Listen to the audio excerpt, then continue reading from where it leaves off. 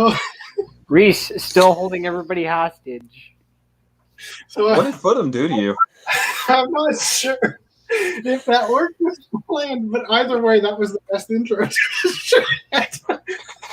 Welcome back to the Open Chess Anime Podcast. I am your host, the Anime Collector. Hardwired edition tonight. I'm trying to get cucked less on my AirPods. Anyway, yes. Oh, are the levels awful? Well, I don't know what to tell you about that. That was something you should take up with Nipple Fiend number 3. I wonder if that version is peaking, but the one I did for the countdown should be peaking. We have okay, so here's the thing, real quick before we go on to Nipple Fiends 1 through 4. we when we did the Brazzers intro, I don't know how, but that podcast went a perfect. The second that video started is exactly when we went live, right? And then when that show ended, the Brazzers thing was hit, and Reese ended the broadcast, and it lines up perfectly with the end of that podcast, right? So I suspect, I don't know if you guys saw that, like half a frame of me yelling and trying to get the video started or not. But I was concerned. I feel like StreamYard notices that you're trying to start playing something, and it like does something. Maybe it delays the rest of the video by an extra margin so that it can line it up to the beginning of the clip or something like that, right? And I was really worried that if we used the version that FDM had with the countdown, which is a 30-second countdown, that it could really throw off the whole episode, because it's going to be like a 30-second, like we wait until it's at 10 seconds left, and we're like, all right, 5 seconds, go live now, right? And then you guys start watching it, and it's at the 30-second, and then you're 30 seconds delayed the whole podcast. Oh, God. Oh, anyway. Joining me also, Nipple Fiend number 1. Dolphins bite the head off the small fish and use their body as a fleshlight to masturbate. Good to know. Random facts I didn't want to know about. And Nipple Fiend number 2. For ducking. Look that up. Also, Green Line 743, aka Nipple Fiend number 4. I don't know why this naming scheme got utilized tonight. What happened to Nipple? It is a classic legacy naming scheme from one of the earlier podcasts. So I'll remind you, fellow Nipple Fiends. I don't know if my quote. I don't know if anybody tried to go to the OCA podcast website after I unveiled it last podcast, but you would have found that it was down because apparently I was being held hostage for the SSL encryption, much like Reed, which I've had to pay for. So now we are up and running again. This week we are the physical manifestation of your last wet dream. Here we've got our lovely topics of discussion tonight. But before we get into that, I want to shame everybody. Wait a minute. There's no copy link button right there. I actually have to open the link first. That sucks. I want to shame everybody who's not watching on YouTube. Random 11, what's the cheapest SSL? Free. The one that you get for free. That's the cheapest one, not the one that I'm paying for right now. The one that you post to every single goddamn destination on the internet. Periscope's filters anything that looks like spam. Oh, so Periscope says, "Nuh-uh, you can't make them watch this on YouTube." Yeah, the cheapest is free, but I'll figure it out another time. We're paying for it temporarily because the site was down and I couldn't work on the dock. So we're paying for it for the foreseeable future, but I will try to get the free version. It's just that web hosting sites, they make their money off of the fact that you have to pay for the SSL encryption if you have more than one website, and they're going to stick it to me. So anyway, joining the show, that's not what I meant to say. What am I talking about now? If you'd like to support us, that's where we're at. There's the Open Chess Anime Podcast Patreon, which you can find in the description of any OCA podcast video. Wait, we Um, Please actually hurry. have patrons? Reese is only holding us hostage for so long.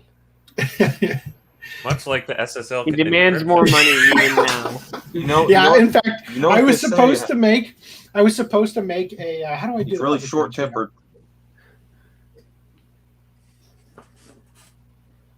Oh yeah, I'll get to that in a minute. So real quick. Okay, well, all right. No, sorry, I was reading effing Anime Addicts. No, it's okay. I only really stretched for that one.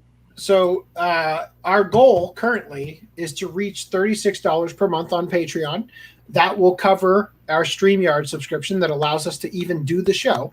That would be great. Reach into your pockets, friends and family, and throw some shekels our way. I already do. But yes, thank you. But I will have to make the next the next tiers are going to be pay for our SSL encryption. So anyway, that'll be fun things for you to look forward to. Us Brad, nickel and diming you. So what you're saying is when our SSL encryption becomes free, you're going to set the goal to $0 a month? Yes. It'll be Well, back down see, to the thing is, you 36. can have multiple goals. So Oh. the current goal is $36 because that's how much we want to start earning. The next goal would be $36 plus SSL encryption, which would be whatever it's going to be, which is probably going to actually be way higher now that I think about it. I think it's like $240 a year for what I've got. So we're gonna definitely want to get that free one going. So that's probably more important than just getting more patronage. If you'd like to support the Anime Collector, you can, like the channel itself, you can do so with the Anime Collector Patreon. Although I'll be real with you, I'd rather you support the podcast Patreon right now because I don't see myself getting any shit done for the actual channel that I would even charge you for. I've in the been charged foreseeable future. once Yeah, for your content. I That was would- the Broly video. That was like 3 years late. Fuck, man. I very much would like to work on stuff, but I literally can't. And in fact, it kills me Hey. the way things That are. Ava video should count. Okay. It doesn't count. It's a podcast clip. I don't charge for it. Yes, it's something we're working on, something I'm very excited about producing, but unfortunately, it's not just going a to. big advertisement for the podcast. Yeah, and it's something that you guys already saw for free, right, on the podcast if you watch the unedited version, right? So I don't want to charge for that stuff. Now, if you guys would like some swag, there is the Stealth Weeb merch store for. Which you all can't buy a things- lot of the stuff anyway because it's, this is the back end of the website. Fuck me, yes it is. Wow. Wait, what? Mistaken for gay? What? All the things I searched for. You can't. I shouldn't have even verbalized that because you can't see the drop down that just came up with all the. Well, we did see that mistaken Yeah. one. So mistaken for gay is something I'm looking for the promo video. Apparently, it's in my thing here, so I'm just gonna log out. All right, now closing this tab. Now back here, I would like to note that there is, you'll notice there's a checkout, a cart, a shop, and for God knows why, documents is in the middle of it, and watch is way over here, even though I want this to be the first one. I don't know what I'm doing, and I should not be allowed within 100 meters of a website. But when you go to the shop, coming soon. Basically, all I did was install the WooCommerce plugin. Whoa. You need to update that to say content. What the fuck Cooming is that? soon. No, I was just gonna say that too. What I need is for there to be a button that says almost "Rape there. Us Now." What? And Remember what does it that take one? us to? Remember that one podcast where we covered that website that got in all that trouble because they put the landing page for the store said "Rape Us Now." Yeah. Yeah, well, I need that exactly. I coded. think we just need one big placeholder image of this guy. Oh, okay. Yeah, Cooming soon with the anal brads. Yes. Like I said, we are. It goes in line with the tagline. Yeah. All right, so jumping in. 3 birds with 1 stone. So, Japan aims for full vaccinations by this fall. Now, I don't know about you guys, but fall starts at like mid to end September. So they got basically a month. Good fucking luck. So he said Pfizer Moderna booster shots will arrive early next year. I'm sorry. How are you going to get it done by this fall? Why is it taking them so long to get them when like the West has like an abundance? It feels like of them. I don't know what's going on. Japan is aiming for 80% vaccination levels. That's not full vaccinations. Whoa, clickbait. This website is all over the place. All right. Multiple news. anime studios have reportedly closed due to COVID-19 infections. I am so sorry. I will finish this article and then I will get to the comments that I already claimed I would get to. I'm so sorry about this. So multiple anime studios reportedly closed due to COVID-19 infections. The studios closed isn't publicly known due to a gag order. Okay, that's weird. Well, that's the end of that article. Last week, multiple anime industry professionals, including Slayers and Shakugan no Shana director Takashi Watanabe and an animator that has worked on multiple seasons of My Hero Academia, have come out on Twitter to report that a few anime studios across Tokyo are shut down due to COVID-19 infections. Watanabe reported that he has, quote, heard of at least one studio that has been closed due to a cluster of COVID infections. Close bracket for some reason. Though the studio in question issued a gag order. Oh, the studio could just issue that, I guess. Requesting whoever knows about the shutdown and infections to not speak publicly about the issue. Watanabe is worried about when he'll become a close contact. Okay. And saying that the anime industry is treading on dangerous waters. Here are the two tweets from the director. I don't understand why you have to be at the studio to make anime. Does anyone?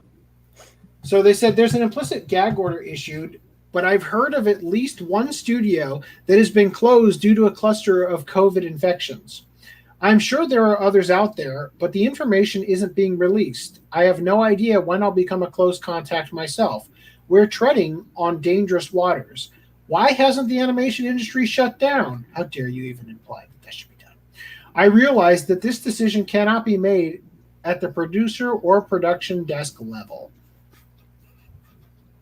You know how we're always like, are they going to pay animators more?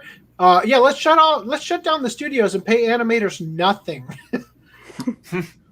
Do we need to lose more animation industry employees to see change? Many of them are sole proprietors. So is it their responsibility? Is the company even relevant? No. Meanwhile, an animator who tweets under the name Yaman 222 Oh my god. reported that they know about 5 different studios that have closed due to infections. Again, not mentioning which ones. They pondered if these closures are due to clusters forming in the industry or not. I don't know if it's a cluster or not, but I've heard stories about some studios here and there that have had either positive COVID tests or have closed due to infections. I'm sure there are more, but at this time, I only know about 5 different studios. A designer who responded to Watanabe's tweet as a quote tweet said that there are 2 companies that he knows of that are doing the same thing, making it less of an anime industry issue and more of a widespread one throughout businesses in Japan. I think the design industry is the same way. There are 2 companies that I know of like this. Wow. All I had to actually read were the tweets, and then it would have been fine. All right. So, do you guys want to say anything about this, or shall I go into the? Carry on. All right, cool. Comments. Hello there, Legendary Anime JP fan 2, and hello there, Random 11, with your secrets to cheap SSL. You can get me on the download, which is free. Oh, he's playing Tsukihime remake for 10 hours tomorrow. Another 10 hours of gameplay. Well, good for you, man. What hosting company do I use? 1&1/Ionos is the one I'm using. The first SSL is free, and it's being used on stealthweeb.com. All right. Effing Anime Addict asks, do you have any idea how in the hell YouTube gave you the thumbs up for the last show? What this is in reference to? The last episode titled Ain't Never Seen a Pair of Titties Before. where we started the show and Lance's name was Cum Servant and FDDNM's name was Fist Dogs During New Moons. That show, which got very weird towards the middle. Which you appealed and then were apologizing for. I appealed that it was seen as non-advertiser friendly, and YouTube, through their own audit, determined that yes, it turns out that Fist Dogs During New Moons comes A-okay with us, and ain't never seen a pair of titties before is A-okay to be advertiser friendly. Can you show that on stream right now? That's demonetized, just so there's some legitimate. It's currently monetized. Yeah, I know, but having it show up on stream, I'm not looking at the stream, would be kind of beautiful. Just like, hey guys, here it is. Nah. I mean, as long as he doesn't dox his channel in the process, yes. Oh well, here it comes. I'm just thinking of future reference of, hey guys, you said this was okay, so get your crap together. As of this moment. Oh, how dare I not also shill during the middle of my videos and also after the video. There you guys have it. It's monetized. Amen. Yes. So God bless the USA. It was because of a cultured reviewer. What the fuck? How did I lose our website? What the fuck? What did I do to our website? Okay, well. Did you click on the link instead of opening a new tab? I didn't. I grabbed it from the other window. All right, I got it under control. Not that I need any of these because I already opened all the tabs, but whatever. Oh, by the way, on this one for the previous podcast, I embedded the video at the bottom here. That's so cool. Oh, and by the way, this like something's wrong with this. It doesn't want to open the page for the that I added for the Street Sharks thing. I'm not sure what's going on with that. Anyway, so we will we'll get back to work here. But yeah, back to articles. So yeah, I don't know.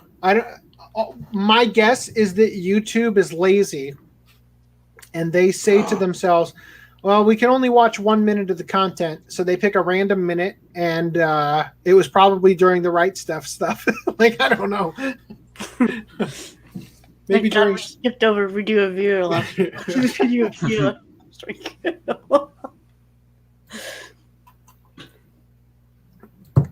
Yeah, Ionos. Ionos was bought by 1&1. No, 1&1 was bought by Ionos. That's why. Yeah, they screw you on free SSL unless you have a virtual private server. Yeah, something like that. So I don't know. I'm not sure the best way to handle it. I can't not have SSL on Stealth Weeb because when people are coming to a merch store and they're like, "Is this a real site? Am I going to get burned here?" They don't need the added like, "Oh, it's not even a secure site. I don't want to give them my credit card info or whatever." You know what I mean? So I have to have it on Stealth Weeb, and so I'm probably going to have to pay for it for the OCA podcast website.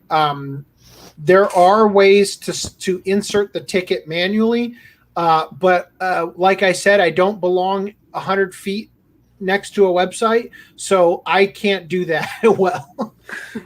So I don't know. Maybe we'll get there someday. But now I'm just going to pay for it because I need to be able to edit these docs on the go because that's the only way we can continue to do the show.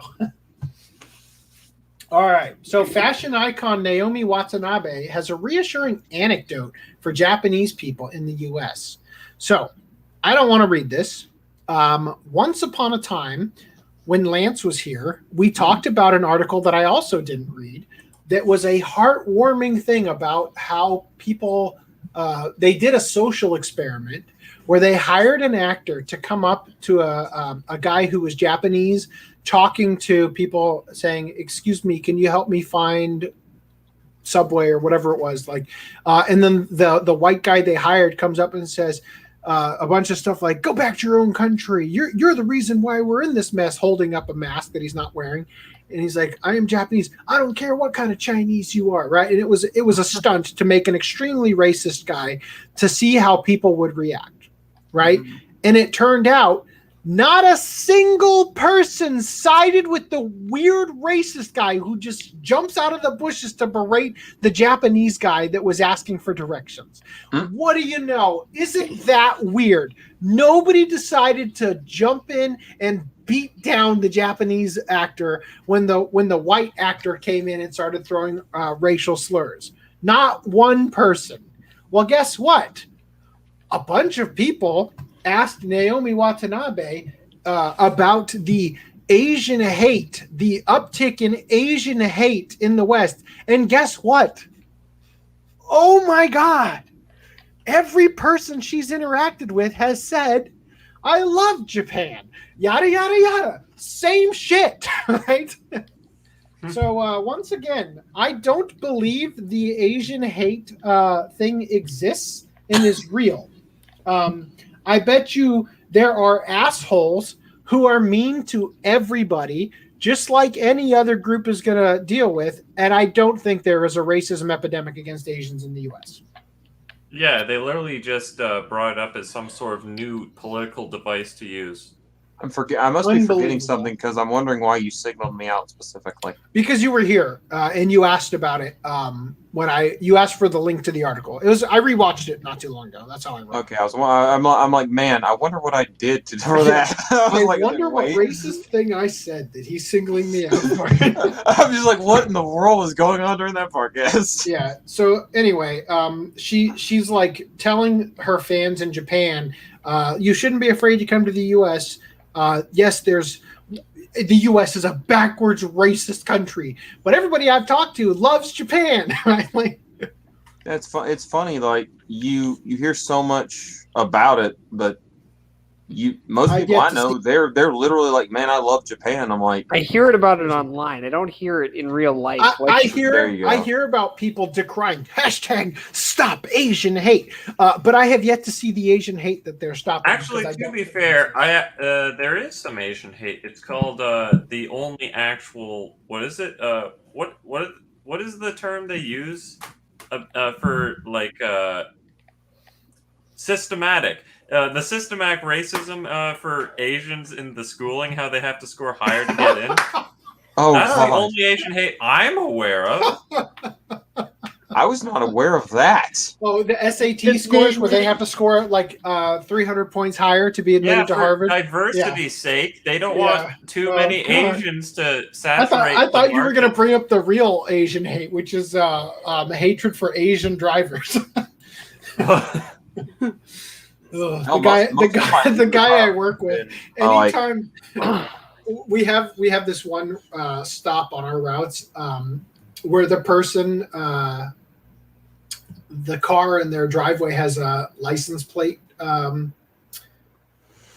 Whatever like the text that's written around the license plate cover, right? It says, "Warning: 50% Asian driver" on their license plate. God, whatever that means. Like the car is driven by a white guy and his Asian wife, so 50% of the time it's an Asian driver. Or maybe the person who's driving it is half Asian, half something else. I don't know. Yeah. Right. Anyway, so in Kickstarter news,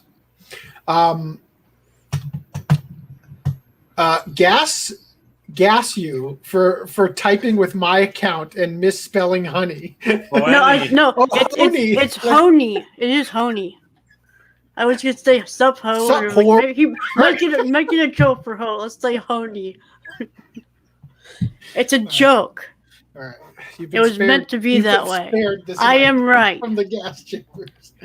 All right. So, so just in quick news regarding the 3rd edition's gaming library for Resident Evil, 14 days left to go. They've tripled their goal, so it's going to happen. By the way, I realize now I skipped pickups. Would you guys like to do pickups? Ooh, yes, I have pickups. I'm already done my pickups. All right. Who would like to go first? Would Findham like to go first? Or you already have... I'm done. I'll go first. It's a good thing that Kickstarter was there, because the only reason I remembered we didn't do pickups yet is because the box I have down here has my JoJo 3rd editions in it. I So you guys remember? Oh, I'm going first. If anybody couldn't figure that out, you guys remember how my Kickstarter or Jesus Christ, how many strokes have I had already tonight? Nice. Do you guys remember how my pre-order got canceled on Right Stuff and I had to buy it on Amazon? Yeah. Take a look at this cuck. Oh. Yeah. No. How's the rest of it look though? Identical? No. Hey, return that only after you've acquired the US edition. Did it not say that on the Amazon listing that you ordered? Well, here's the thing. I panicked because I got the news that first of all, they sent this in a paper envelope. Wow. So it is destroyed up the wazoo. Not right? even a bubble mailer? Yeah, so I picked this up from Dan's house when I was there yesterday. By the way, Dan is at military training camp, so he's not going to be with us for Amazon. And there was one that was addressed to me and one that was addressed to him that looked identical. So if he bought Uzaki-chan from the same place, I really hope he didn't get burned. Otherwise, he might have also bought Cautious Hero because I stupidly, when he was asking about it, I didn't realize he was asking about Uzaki-chan, and I thought he was talking about the thing I was just talking about, so I sent him a link to this. Maybe he bought it.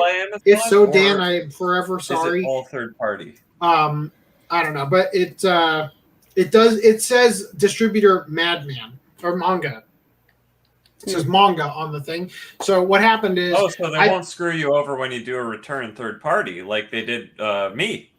I don't know. I'll see if I can return it. I should, but I don't want to pay the return shipping.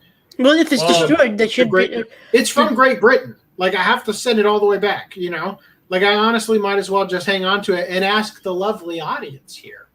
If you're looking for this mint condition, definitely not bent on the side, Cautious Hero box set, you know, I should tell them that it was destroyed. Is it Blu-ray? Is it Blu-ray? I'm not looking at it. So is it is destroyed, pretty bad, but it's pretty bad. I'll see if I can. Are the discs messed up? I might be. No, the discs are fine, but they're region 2. Region B. Yeah. So I will. I'm going to see if I can get them on the fact that they shipped it in a goddamn piece of paper, and maybe they'll give me a discount or they'll pay my return shipping. In which case, I'll be happy. So what you do is you negotiate with them to cover the return shipping because screw you, clickbait, and see how it goes. Now, I've been holding on to some other things because I've been lazy. Yeah. But if you guys would like to see some other pickups I have.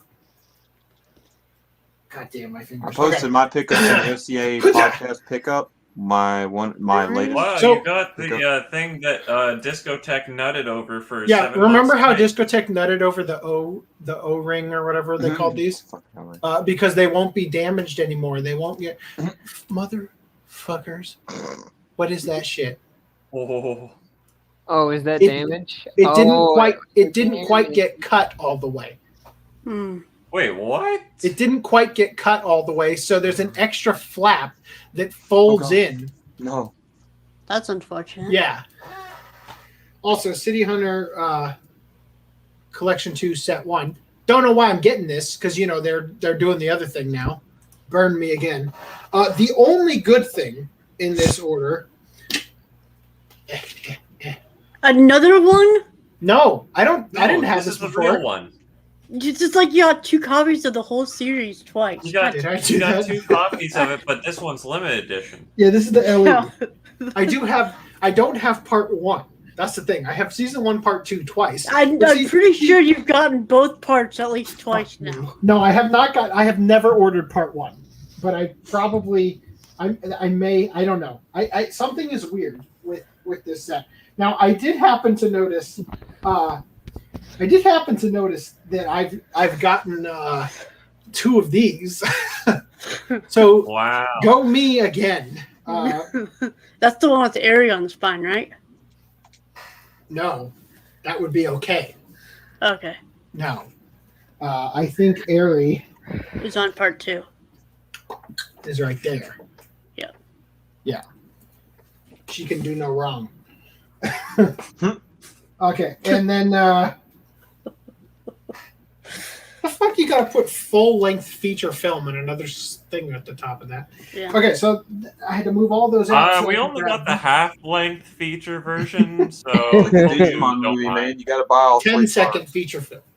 Okay, which is not so the last two things, which I'm so glad I didn't buy these off of Best Buy, because who knew when you don't have a bookcase, you fuck up a lot on rebuying stuff. I got these a while back, and they finally got shipped out. So Ultraman Leo and Ultraman Leo and Ultraman Taro, which are set 6 and 7. Please, dear God, stop making these so I can not buy anymore. Also, the one for set 6, the little tab here on the clear slip cover, there's a hole in the printing right there. I don't know if you guys can see it. That's Kinda. So I'll have to Patreon tip only that fix because I want this to look good ass and not badass. No, I want it to look badass and not good. You want it to look badass, but You not want it to suck look whole ass and not half ass. Thank you. That's what I should have said. Anyway, so those are my pickups. And if you want a reminder on the size of those 3rd editions, there you go. That's how big they are. Oh. There's the What's with Berserk one. that LGBT spine there? You tell me. Show us. I want to see it in. Yeah. Really this is how. That's when really you put it gross. in your collection. That's what it's going to look like. Yeah. This is the Why? Kickstarter exclusive box. God knows. I mean, it doesn't. It's going to go in a bookcase, not in your collection. This thing is enormous. And the Berserk one is written in katakana, Berserku, right? And then the Impact of Akira, a manga revolution, and then the works of Hayao Miyazaki. These are 3 things that belong touching each other in a bookcase for sure. I don't know. I plan on selling this at some point. I don't know. I don't think it's ever going to be worth anything, but I do want to offload it because at one time I wanted to read these back when I was working a job where I had the ability to actually read. I've lost that ability. Now you can't read anymore. Damn, dude, that's no. But back when I worked where I sat in my car and I was burning through all those books I was getting, which was fucking fantastic. By the way, I got the audio book for Rising of the Shield Hero. Now that I'm done with the rewatch of the Wait, give me an audio. Who narrates that? It's a regular actor, not a voice actor. So Ew, disgusting. Yep. They should have and had. They should have had what's his name? Yes, they should have. Vic Mignogna. yeah. There's the Daimajin Z trilogy. I'm doing Augie's trademark spin. He's going to sue me for it. Anyway. Wait, spin to win? The front, the side, ooh, and the back. Right. So I'm gonna adjust these very spicy comments. Jason South says he's blaming y'all for the Lupin the Third collection. Guilty as charged. Random 11 says it was fulfilled by Amazon. You don't have to ship it back to the UK. Exactly. Yeah. I feel like shit watching part 3, being the first one that I watched. Just Brad just guilt tripping me like, it's terrible. But if it was shipped and sold by a third-party seller, the woman called Fujiko Mine. That was the first one that me and Reese watched. That's not. There's one literally called Part 3. Yeah, Lupin Part 3 is the pink jacket Lupin. Oh, excuse me then. Yeah. Whatever part that the woman. There's now 7 series. That's what we call part of the Erd, or just the woman called Fujiko Mine. Yeah, it's the 3rd part of no, they call it the Erd because it's written IIRD. Yeah. Here, in fact, I've got a couple of those in this box. Lupin the turd. Yeah. Yeah. Lupin the Third. Lupin Le Mail. That is going to be merch. Yeah. Brad's rewritten. I think Brittany made that tweet from I think it was Hemingway Papers or something. See? What? Lupin the 3. Why is there this on the title? It's supposed to. I brought this up when we covered this on the podcast. It's supposed to be Gunsmoke. which makes no sense for the Goemon's blood spring. Yeah, it should be blood. It makes on perfect there. sense for Jigen's gravestone, where they didn't use it. Wow. Anyway, also I've got my Hensuki in here, which I still haven't watched. Oh, I've rip. got my but Space Adventure Cobra in here, which I also haven't watched because I don't have a 4K player. Also, Castle Cagliostro 4K, and Island of Giant Insects, which we should eventually watch because I think all of us have it except for Reese. What is it? Island of Giant Insects? Yeah. Oh, I don't know how to Island of Giant Rape. I didn't get it either. That doesn't sound like my cup of tea. I honestly think It doesn't sound like anyone's cup of tea, but we'll watch it anyway. Looking forward to remembering it. So, Jason Stell says he's halfway through part 1. Wow, you're already halfway through part 1, which I hear is one of the worst parts. But still, I'm glad that you're liking it. I haven't watched part 1 yet because I'm holding out that they'll eventually dub it. But, right. You're going to be holding out for quite a long time. Just like I'm holding out. That's not how podcast magic works. It's a year and a half at most. All right. Yeah. So, I have a digital pickup to verbalize. I found an Urza model online for Lance. Nice. Out potentially. Oh boy. That's it. Okay. Nice. I got I'm to going to pick let up. Reese click on the next thing because I'm pouring a G Fuel into this beer. Reese's pickups. Reese, go next. I got pickups now. So Wait. Where does it say? Your G Fuel's your Sponsor Okay. him. Sponsor him, G Fuel. Hashtag not sponsored. Hashtag please sponsor us because it costs too much money to buy this. All right, Reese, what are your pickups? So my pickups are Bakano Novel 17. Episode Comic Sans. There are SH Volume 2. Reese. Yeah. Okay, that's a head. I'm like, why is the world's smallest Tenga up there in the top of the corner?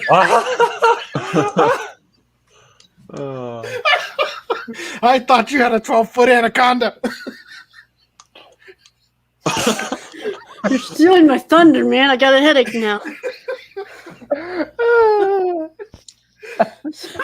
5 hours of that, no one can take it. How is that? What is that? It's so big, but for headphones, but so small for a thing. Case closed, episode 1. Ew.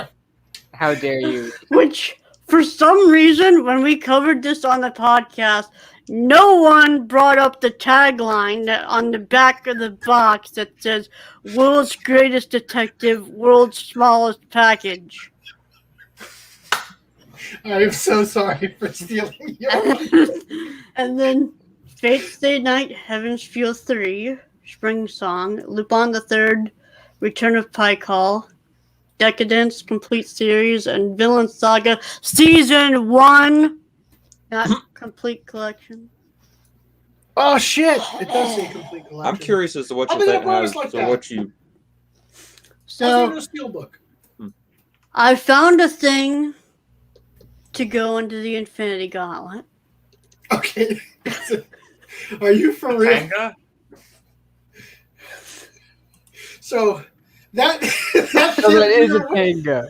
That thing you were waiting on all this time. That you kept sending us the updates on where it was in the country. I said it's kind of small, but it's a good fit. But it was because of that. Look, I don't think anyone wants you to need mock to use. for us. Oh, what? Huh? What? I can't. Oh my god! A Tenga former? That's adorable. I can't believe I was right. Reese, you need to take a green screen pic of it so we can put it in the thumbnail. Oh my god.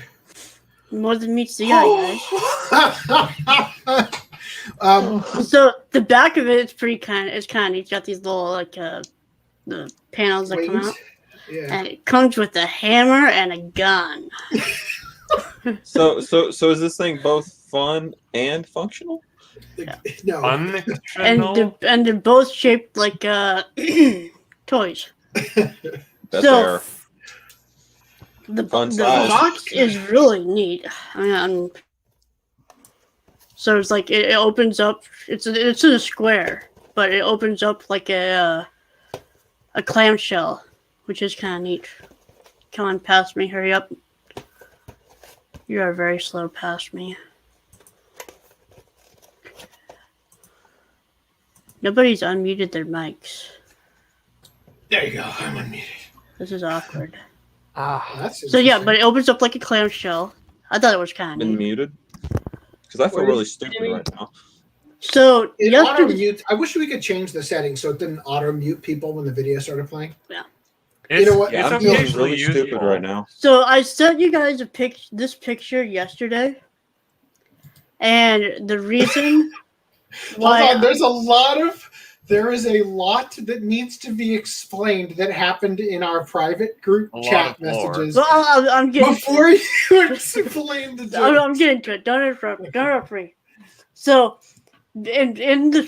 so I went to see the Lupin the Third the First yesterday, and I pre-ordered my ticket like 2 weeks in advance, and pretty much every single day I was looking to see if anybody else bought a ticket, and up until I got to the theater, no one had pre-purchased a ticket.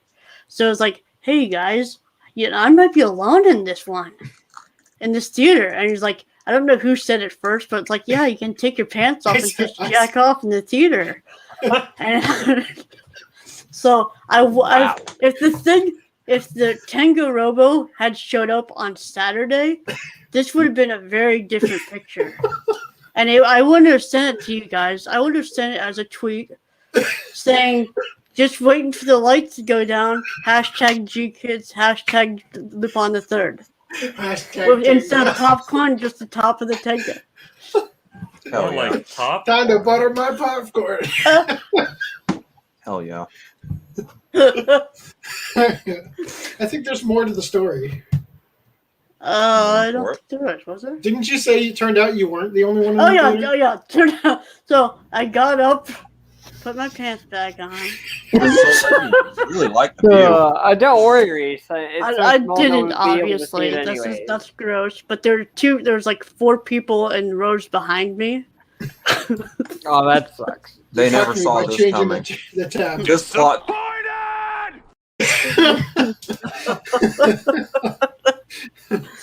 But yeah, that's my story. And it didn't last half an hour, but we were talking. Oh, how do I turn this thing off? So Wow, you lasted half an hour. I said before. I think it was before we started. Like we talked about sex toys for half an hour. All right. Wow. Okay. Oh. I'm glad you noticed my precision placement of the Tengu in my pickup photo. I could not notice it. It was the iconic colors. All right, so we done with pickups? I've got some. Oh yeah. Which you're gonna have to look away, Brad. I've got some used ones, so. Oh no! Yeah. Are they library editions? I got Gintama the movie, the one done by Sentai, so the dub is actually quite good. It's who I imagine like the main characters would be. Yeah, Chris Patton and Lucy Christian are perfectly cast as these characters. I'm not even joking. Dude, I know the Ocean dub is pretty good, but like, I prefer the Sentai cast, to be honest with you. Then I finally completed the DBZ movie collection, so I got. Are those the DVDs or the Blu-rays? The DVDs. DVDs. Okay. So this is collection 1 with Dead Zone, to Cooler's Revenge, and then collection 2, which has Broly in it. Yeah, I hate how the DVDs got these nice little compilation packs, but it's like, nope, Blu-rays you gotta buy separately. So that's why I bought the UK all-in-one edition. Yeah, and then this is the one that Brad's really gonna have to look away on. Look away, close your eyes, Brad. Lost Universe, the light box for Right Stuff. And there's some. Is it saw cut? What's the issue?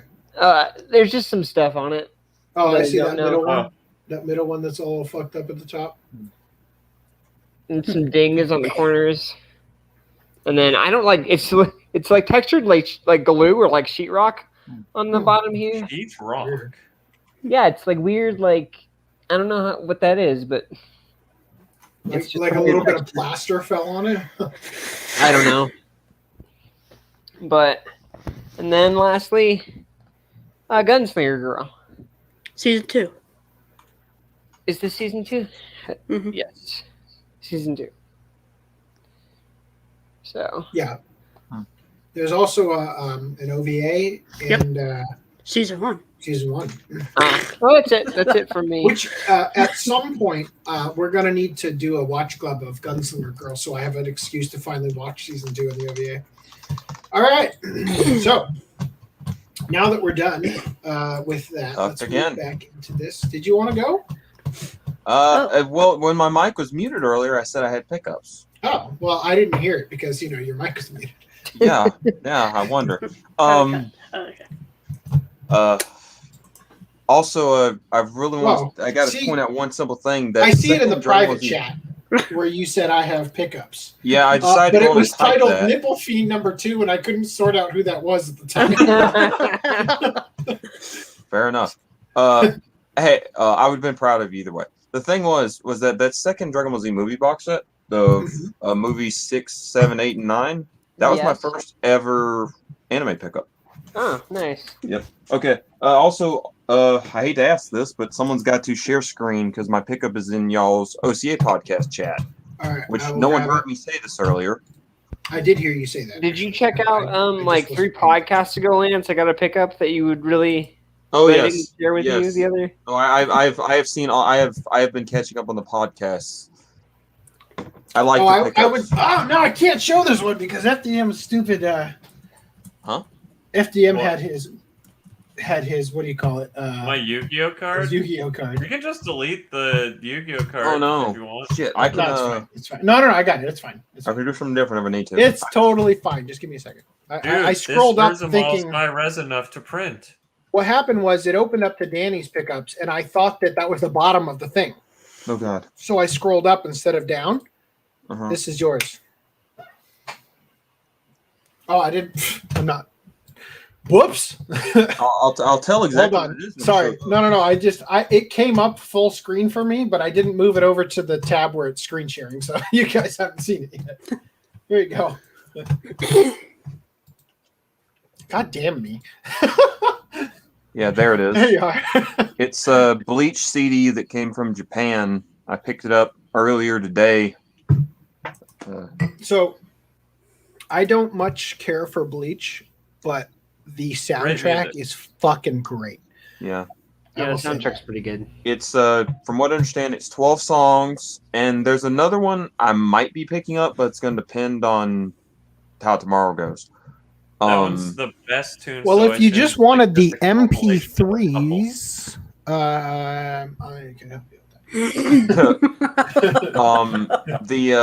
The thing that is interesting about this is the one that I'm looking at is called the Berry Best, which is a joke on the bear, the teddy bear that's from the show.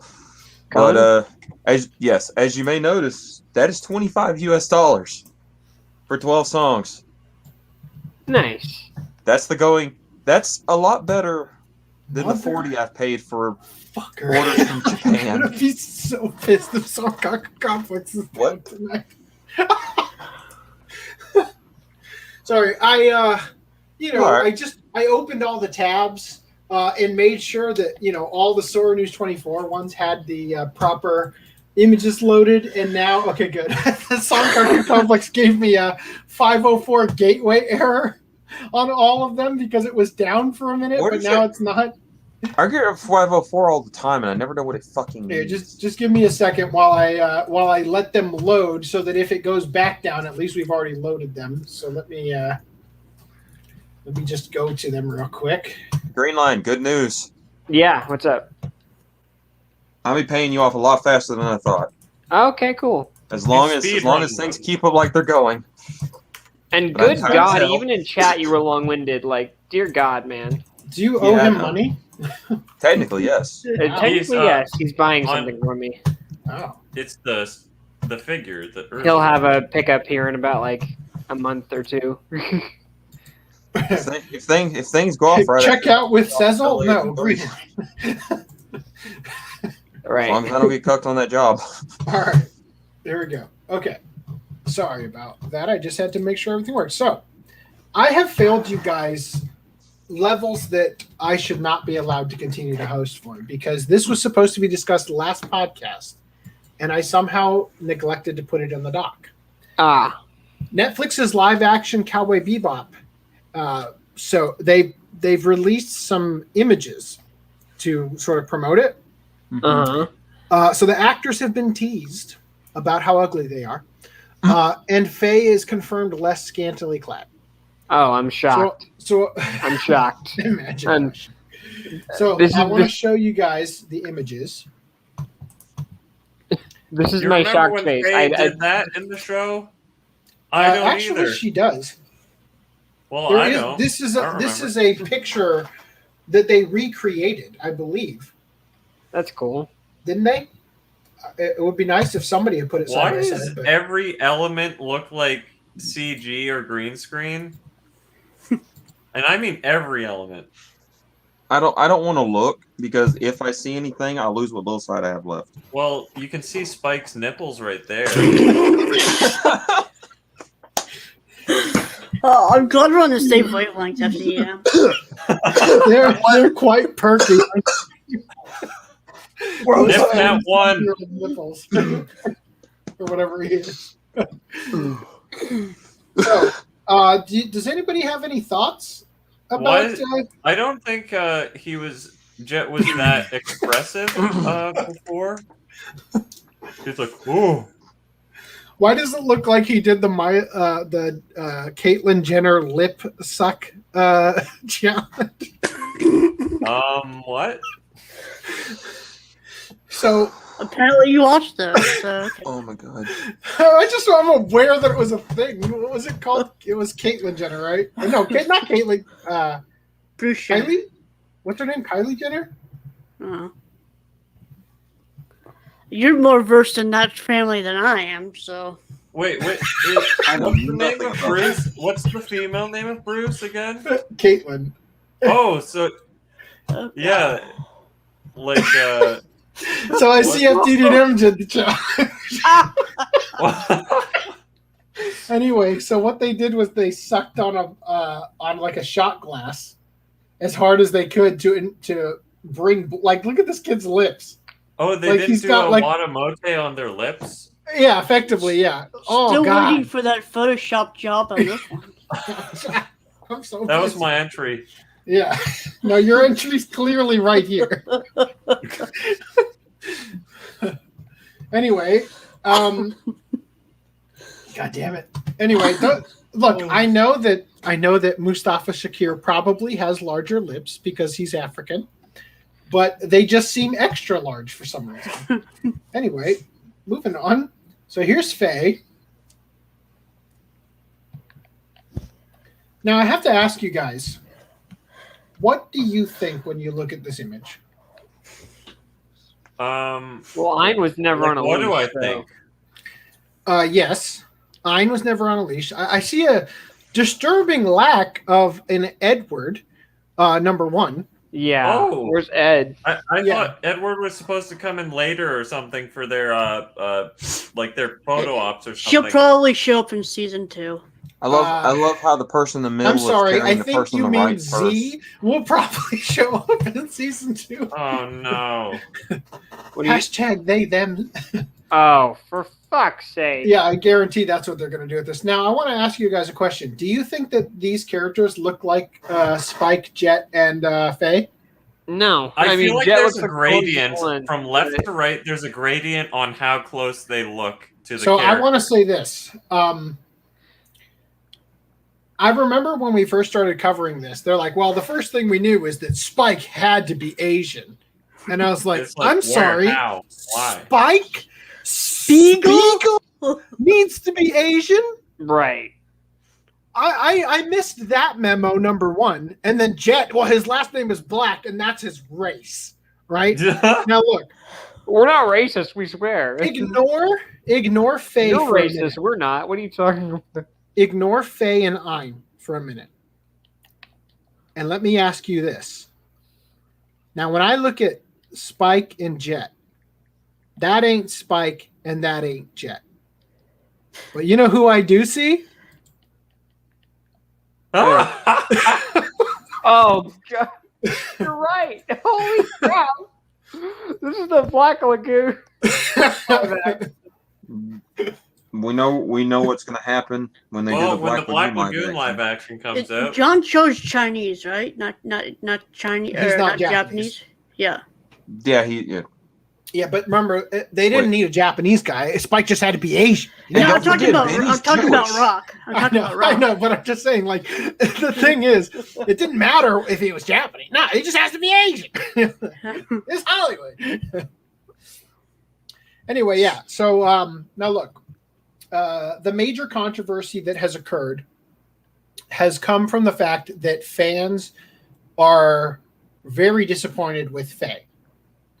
Now, particularly the outfit. And in fact, I'm just going to skip ahead and give you guys the actress. Are we going to kid ourselves and say that the outfit was going to be the actual outfit? No, well, they said months ago, perhaps years ago, somebody's got to actually wear that, right? Despite the fact that cosplayers can wear that just fine. Yeah, but that's in like 80-degree heat, not dark alley and whatever temperature. Well, that's part of being an actor. But hold on. So real quick, this was from like jackets and stuff. Dude, freaking Jack and Rose from Titanic, like we're in the ice water, and What? Just so you know, heaters exist on set. Number one. Right. They're making millions of dollars. Number two. Anyway, yeah. So, Faye, I'll just say, waist up. I like this outfit. Okay, personally, yeah, it's not too bad. I hate what's happening below the waist. A lot. Like I would rather her wearing down to the ankle leather pants or something. I hate these ugly ass thigh high boots are so fucking ugly. That's the whole boot. Yeah. Okay, you're right. Oh, yeah, that does look bad. I thought that. No, I think the boot actually only goes here, and then like her tights or whatever these are. Leggings. Well, as I'm saying, it just looks like her bottom half is in the void. I can barely discern what's there. I will also say her boots are that tall. Jesus Christ. This is such an unfortunate photo because if you isolate Spike, he is in mid stride at a good angle. It's a good shot. If you're going to take a still frame of an animated walk cycle, they picked a good one. Faye as well.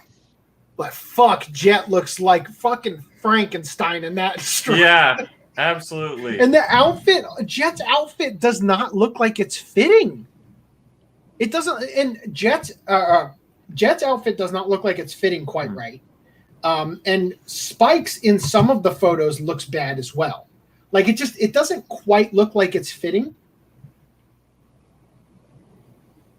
It just something about it looks weird in the mid area, right? Well, you got to consider that they don't have a lot of money. They can't. The bounty hunters can't buy tailored clothes that fit just right. I mean, no. Well, I'm just saying from a costume. Also, are we going to pretend that this isn't the fucking shootout with Vicious? That is clearly the actor they hired for Vicious laying on the ground right here. Am I supposed to expect, Spike doesn't die in our version because we're going to milk it. You know why? You know why we're going to milk it? Guess why we're going to fucking milk it? Netflix's Cowboy Bebop to publish a prequel novel and an art book and a comic book series. Also, dude, look at that illustration. Fucking God, does he look awful in that fucking illustration? Look, she looks about 1,000 times better, and he looks at least 1,000 times worse. Like, well, I'm just considering, like, if you compare that to the original Spike visual, it's like, who is this guy? Old man Spike over here. Oh, I just want to say though that does his I'm expression look forgivable? Wait, what? Is that a 1911 Colt? That is a 1911 Colt. My friends, Spike does not wield a 1911 Colt. He wields a Jericho. All right, fanboy AC coming out now. Oh, Fucking you lay it on, Jude his bud. name.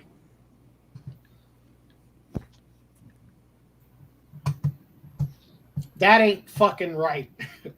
Unforgivable. It's like, Show the promo image again, or the comic book image, or whatever. Photo at the other one.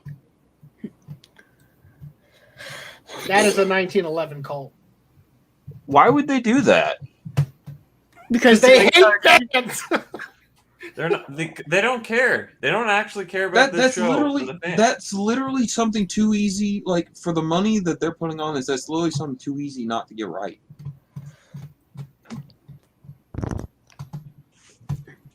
I mean, Yeah. There are gun collectors all over the U.S. who could literally like have a gun rented from them, even if they couldn't like. Not like the find Jericho one is even that hard to get. I'm not saying it is. I'm just giving the most stupid example of this gun is gettable. I know damn good well it's gettable. They probably thought that it's some weird space weapon. Yeah, so we're gonna use the gun invented in 1911. Yeah, in that the cowboy 2071. gun. Motherfuckers. Okay, anyway, now that my hashtag Load trigger has been blown. moment is over. All right, so Jason Stealth shooting from fire at us there. What does it say? Says, personally, I'm disappointed with Ein. He looks like he's just collecting a paycheck. I just want to comment on Spike and Frankenstein's expressions. Like the one, it doesn't look very Spike-ly, in my opinion. Wouldn't he be like cocky, ready to go type expression? He just looks kind of like. You talking about this comic no, cover on the left. or whatever? The live action. Okay. So I like how they've got the lowest possible quality version of this image that they put together with the thing instead of just, like the one we were just looking at. Yeah. I have a Try comment. to hide the details. Yeah. I have a. Real quick, I want to read this real quick. I'm going way out of order here.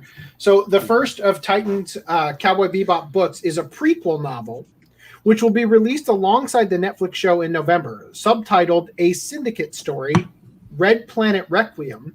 The book will be authored by Sean Cummings, unfortunately, who also served as a staff writer on the new live-action series. The prequel will tell the story of young Spike Spiegel with his friend and future nemesis, Vicious, as they grow up in the slums of Mars and become involved with its powerful crime syndicate. By the way, fun fact, I constantly mix up the names of Spike Spencer and Spike Spiegel. So also toysmatrix.com, easily one of the worst websites I've ever seen. The coding on this is so fucking awful. It actually makes OCApodcast.com look good. Let me turn off ad block for one moment so you can see how goddamn awful this website is. Review here first, guys. These gaps are actually on the site. And then That's down here, it's like, oh, did you need you get dentures and shit? And unbelievably awful site. I think your computer's getting AIDS as we speak. You guys turn that back on. All right, so real quick. So Titan will also publish a 4-issue comic book series, not a manga, featuring an all-new story starring Spike, Jet, and Faye. Oh, no Ed. Cowboy Bebop, the comic series, sees the team of bounty hunters on the trail of a criminal who has a legendary vest that supposedly makes him extremely lucky. The new comic is written by DC veteran Dan Waters of Lucifer and Homesick Pilots and features art by Lamar Mathurin, who wasn't important enough to tell us what he's done before. The series will begin its run in December 2021 with a collected trade paperback due out in May 2022. Finally, Titan will also release an art book detailing the production of Netflix's live-action remake, titled Cowboy Bebop, Making the Netflix Series.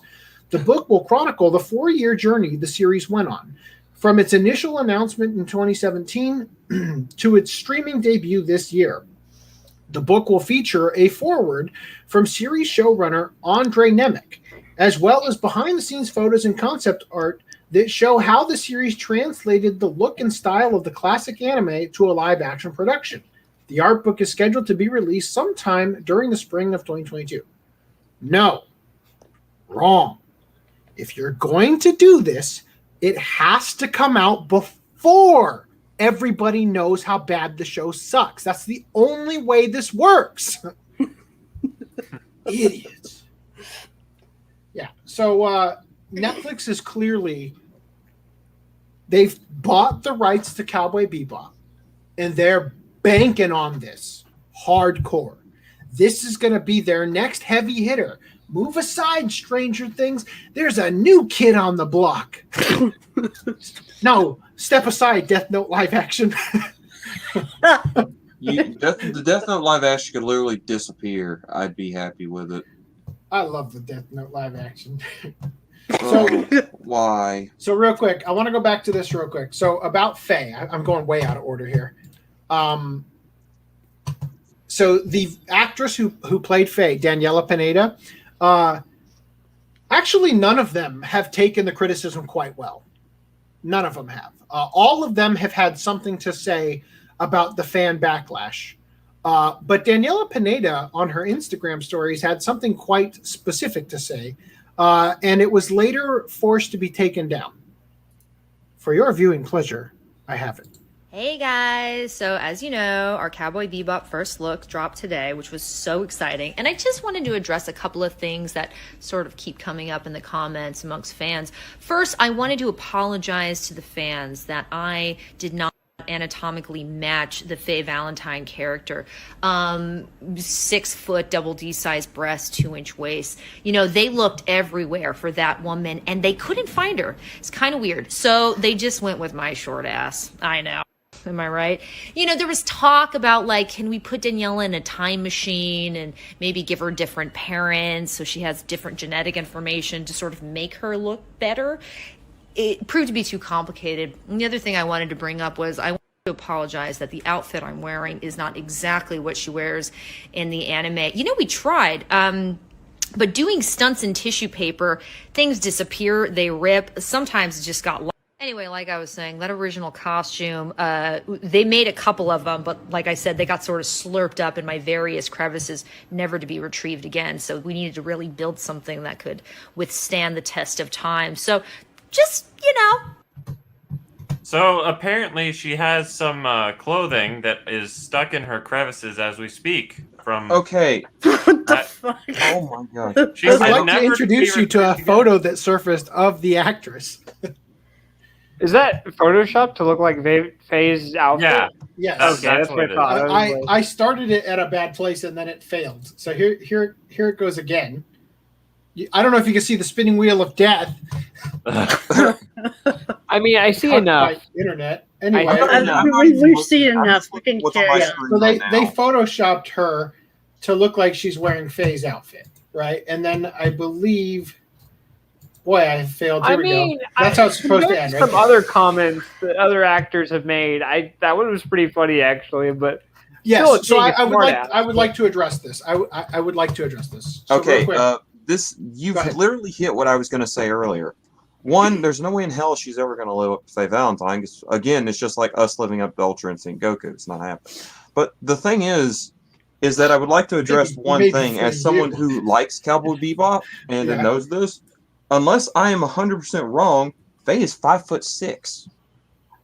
I don't know. She is not. She's like 5'5" or whatever. Not 6 feet tall. Are you telling me hold up. You're telling me she's not 6 foot with double D's and a 2-inch waist? She's not. Are you telling me that was an exaggeration? So I like to think that, you know, because her whole thing is a straw man about what people are complaining about, that she's literally just, you know, apologizing that I'm sorry that I suck. So I would like to say a couple things real quick. Number one, I would like to acknowledge First of all, let's all grasp Revy's ass once again. I will gladly do that. I would like to acknowledge that Final Fantasy, the girl who played Tifa, she pulled off a really good live action. Dude, I'm literally downloading a Tifa model as we speak. Anyway, or sorry, it's Aerith. Never mind. Anyway, so what Google, I was trying to say. Google tells me Faye is 5'5". Yeah. Okay. So the average height of a woman, you don't say.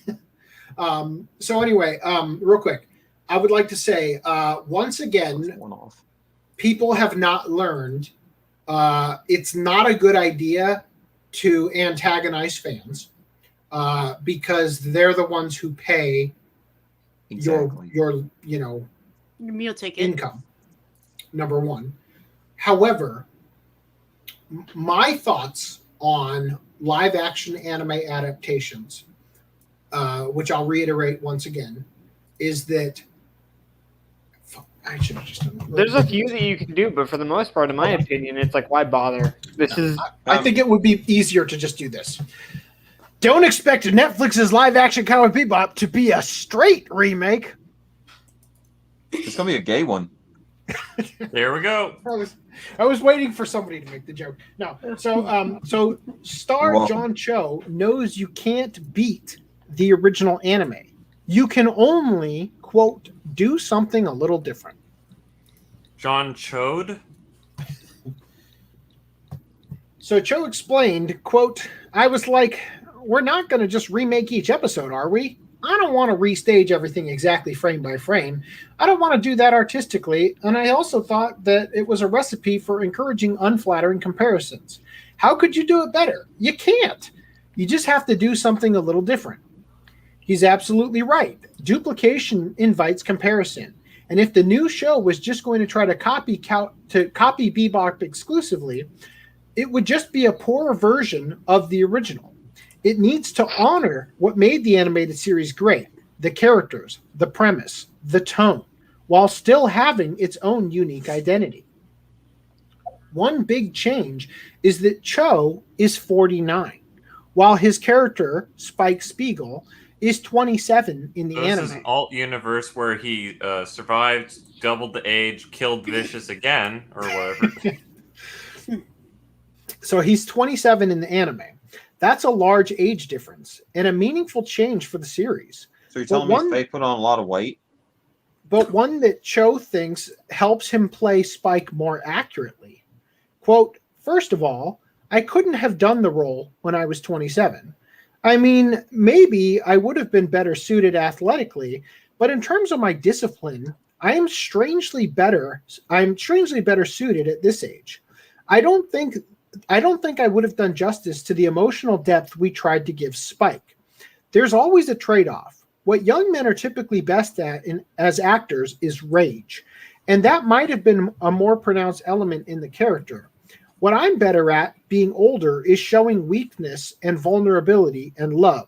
Those things are more accessible to me. Can't wait for him to get Alucarded. So with that said, I just want to say, I liked the live action Death Note. And I would say that the one change I would have made is I would not have named the characters Light and L. Because my belief system surrounding doing a live action anime is to take the premise and tell different stories in that universe. Like Dragon Ball Evolution. You can't have the premise like for instance, Edge of Tomorrow. Edge of Tomorrow takes the premise of all you need is kill. It reskins the characters and does something different. The story changes, but the premise remains the same. Death Note's live action for the Netflix one takes the idea behind the Death Note, what it does, how it changes the person who uses it, and they told a new story with it. And I liked that. I hated Ghost in the Shell live action because we're not just going to remake each episode, are we? I don't want to restage everything exactly frame by frame. That's fucking what Ghost in the Shell did. They had a series of sequences that you remember from the movie, and they told them in a different order, and they took characters from the show that should not have been involved, like Hideo Kuze, and they stuck them all in there and did a very paint-by-number rendition, and then totally cucked the audience over the wait, we didn't whitewash because she's actually Japanese, right? And all that bullshit that was completely unnecessary from the beginning. Now, I am actually thrilled at the concept that if Netflix did what they did with Death Note, the one thing that they failed hardcore at was that they actually tried to name the characters after the characters from the original. But whereas a better premise would have been the anime ends and Ryuk says, well, that was fun, let's try it again in America, and drops the Death Note there. That would have been a much better way of handling it, because then it doesn't have to live up to the original. And it can be its own thing, right? With different characters existing in an American setting. That would have been a great way to go about it. Basically what you're saying is, so I get this, because I agree with what I've heard, is take the show itself, put that as either a history or a parallel, and bring it with different people so they're not being compared to like Faye Valentine with the woman and her issue. I have a completely set to the side story for everyone to enjoy that's not going to be running off the original plot. How do you make a Bebop that doesn't have those characters? No. So real quick, I can establish this. I think that it would have worked with Death Note because Light and L died. Sorry, spoilers. I think it would have worked with Death Note because of how Death Note ends. I don't think it would work with Cowboy Bebop. I think you do have to utilize Spike and Jet and Faye and Ed. But I don't exactly agree, because you could literally set it. Bebop is literally the name of the ship. Yeah, I don't think it would work without. I think if you wanted to tell a story that existed in the same universe, well, we've already got Outlaw Star and Angel Links, right? And if you want to do something else, then it deviates so far from Cowboy Bebop that it ceases to be it, and it just becomes the notoriety of the name, right?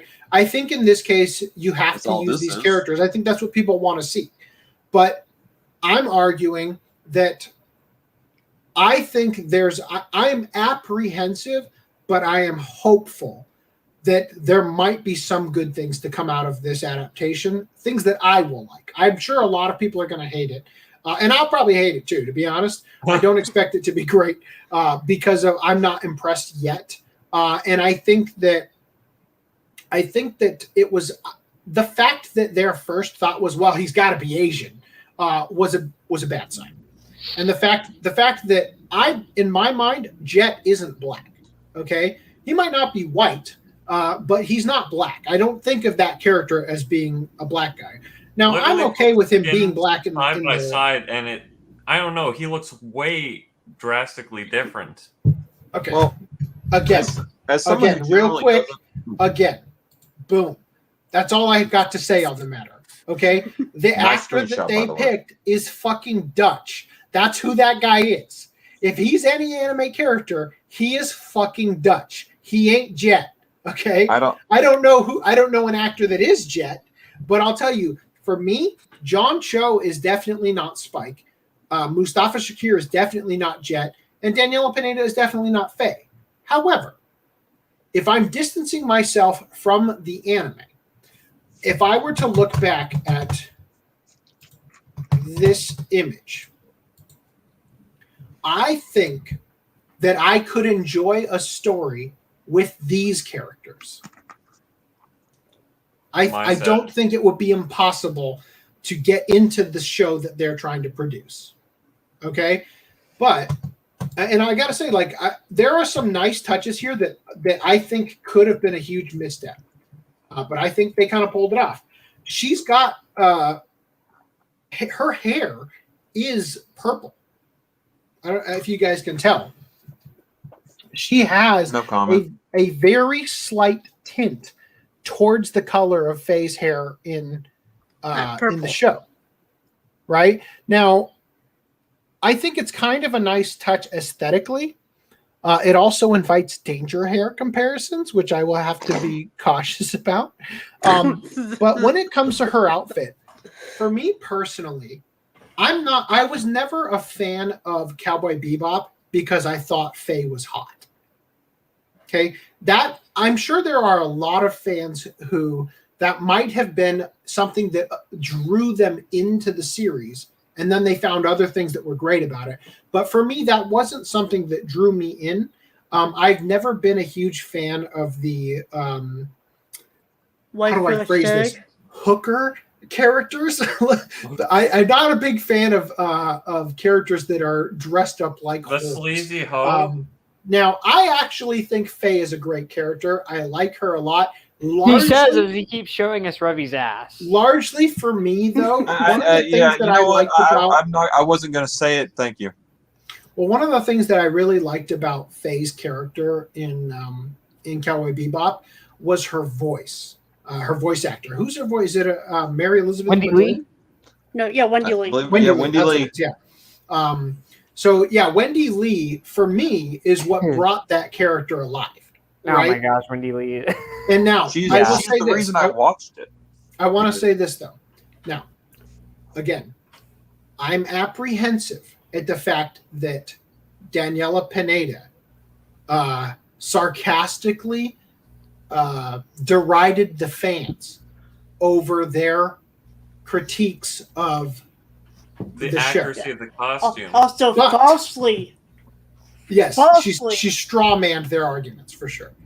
But I kind of feel like that personality might make the character spot on Faye. Wow. Okay. think? First of all, I see where you're coming from with that. And second, I just want to put this out there. I don't agree with them directly comparing her to Faye because she'll never be that. So that's really not a fair thing to judge her. I don't know. Exactly it's not fair when it's the same character. But the thing is, okay, no. Continue. Let me finish. Sorry, this thought. Please go. What you said earlier literally points out the reason I don't like live action movies. They try too much to be the original story in some capacity. If they would literally have this like spin-off in a way, a different setup with the vibe of the series, I could watch it. Yeah, so because I wouldn't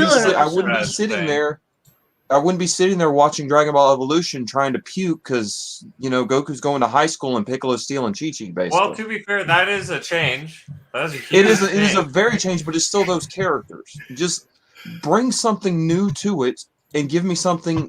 Give me a totally different spin on it. Now, I think the only way it could work, there you have it.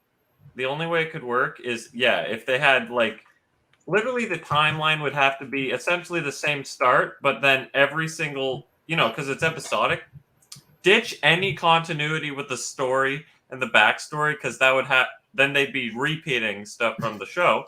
So literally they'd have to get rid of story and just do episodic different things from the show. Literally have an episodic series where they do a different thing every episode, and there you go. That's the only thing they could do. Hell, dude, for the Cowboy Bebop thing, they could have literally followed the life of I just ran a blank on these characters' names. Dude that has the ship that runs it with Spike Jet? Before Faye joins. Thank you. Do his life in the prequel novel coming out follows Jet when he was still a slave. What? He was a cop or whatever, right? I'm talking about the Netflix story hijacking. I literally feel like the world would benefit from being colorblind because they are literally being more racist. Well, then by attempting on and Asians not being because racist. Their eyes look different. Boy, I can't wait till we get to some future things in the podcast for those comments. So real quick, I just want to address real quick. Yes, so this is precisely what I was thinking of when you said that you were halfway through Lupin Part 1. So Jason South says, oh, right, that magic vest sounds like some weak-ass Lupin shit. So, Jason South, I've got some good news for you. Part 2 Lupin gets way more grounded in reality. The weird shit that happens in part 1 that's very out there and it takes a lot to suspend your disbelief, that kind of disappears. And then it comes back full force in part 3. Yeah. So that's why I said before, part 2 is the best. Part 4 is probably next. Then, like 4, 5, and 6 or whatever. In that order. Okay. Because part 1 and part 3 are kind of ape shit. Still fun to watch. Don't get me wrong, but there's some weird stuff in there that it's very unsophisticated.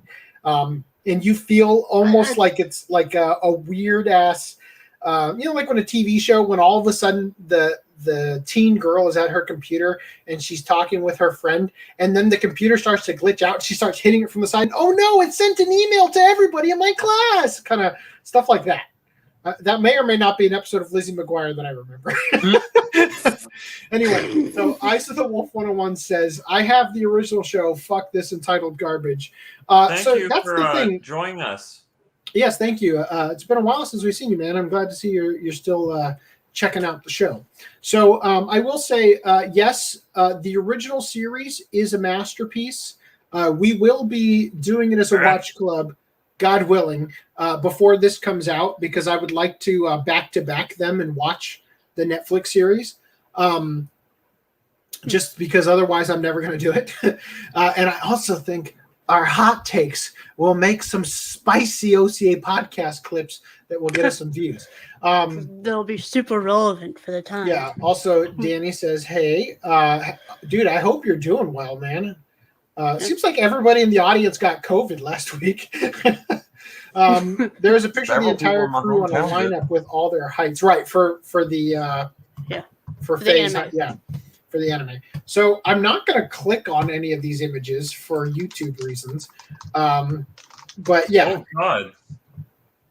So Faye Valentine measurements: bust 81 centimeters or 32 inches, waist 57 centimeters or 23 inches, hips 86 centimeters or 34 inches, bra size 32 C cup in both America and Japan. Ain't no fucking way these are C cups.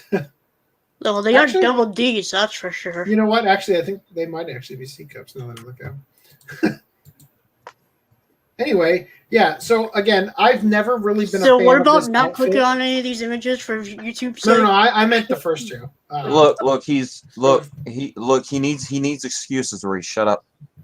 Yeah. So anyway, I've worry, never been a huge Levin's, fan of thing the right outfit. there is covering up her feet, so it's not But graphic. I will say that I am pleased with what they did with her red sweater or whatever that is. I like it as a leather jacket. I think that the coloring on the top underneath is it's not.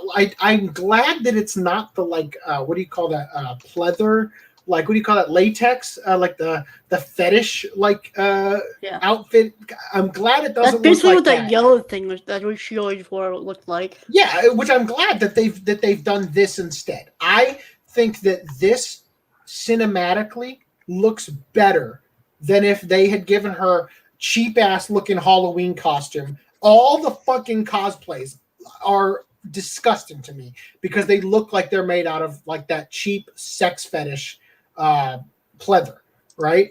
That latex stuff. So anyway, although below the waist, I hate this outfit, so it's going to take some getting used to. So I still think that, obviously, if I like how they're just like fucking leaving a bowling alley. It's got like a bowling ball bag. I think that what is it? Theoretically, if someone who wasn't Netflix was doing this, they'd probably give her the screen accurate outfit, and that would be a lot. I'd like that more. It would feel more like the show instead of whatever this is. I just want to say, the way I kind of look at it is, look at Captain America's outfit in the movies that have come out recently, and compare that to the movie from the 80s, right? Or look at Batman in the Adam West version. Compare that to the Christopher Nolan version. Yeah, I like Adam West Batman. That's kind of how I feel. It's like there's there's a campiness and a sort of a cartoony quality to the Adam West one in both the logic, the scenarios that he finds himself in, all of those sort of things that works. But do you really need to see Robin running around in like the scale, like Speedo? Yeah. Oh my. You know what I mean? Well, sure, but the difference between Batman and Bebop is they're not going to remake Bebop every year, right? So yeah, but I'm just saying that personally, you're trying to go for more realism. If you're going to go for realism, I appreciate the effort to make the outfits look like a person in real life would have gone to a store and said, yes, I'm going to look good in this. Whereas if I had to see Robin running around with Batman with his like fucking Daisy Duke level, weird scaly underwear, that would be really weird. I still think that they just didn't put any effort into her costume, though. They're just like, oh, that looks vaguely like her top, and it's similar color. Then let's throw a jacket on and then give her all that. In universe, it matches with what Spike and Jet are wearing. The thing about Jet is that he's wearing like a mechanic's overalls with the sleeves cut off, which I can get and I like, but God, does it feel weird to see him standing right next to fucking Fabio tailored suit and fetish hooker without the sex gear. Is Spike wearing blue suede shoes or not? I don't think so.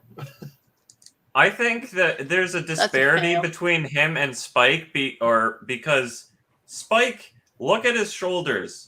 They look like what Jet's shoulders should look like from what I remember in the anime. He looks like he has the unconfident semi-shrug in the middle. What I said is this is a very unfortunate still because both Spike and Faye are in mid-stride in a way that is giving their body a nice silhouette, whereas he's in the weird walk where he looks like fucking Frankenstein. Let me pull up a picture of Jet. The Open Closet Anime Clothes Podcast. I'm just going to put up the... I'm just saying, Jet ain't fucking black.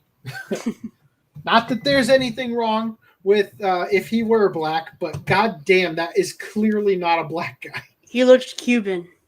I remember I could see him as Cuban, for sure. Making a bunch of white jokes towards him. His outfit does not match in a way. Like, where's the collar? Checkmate. Oh wow. Where's the scar? He's kind of got the scar. I guess Spike's outfit is the only one that resembles it. Yeah. Go to the other one where he's in with the fiery background.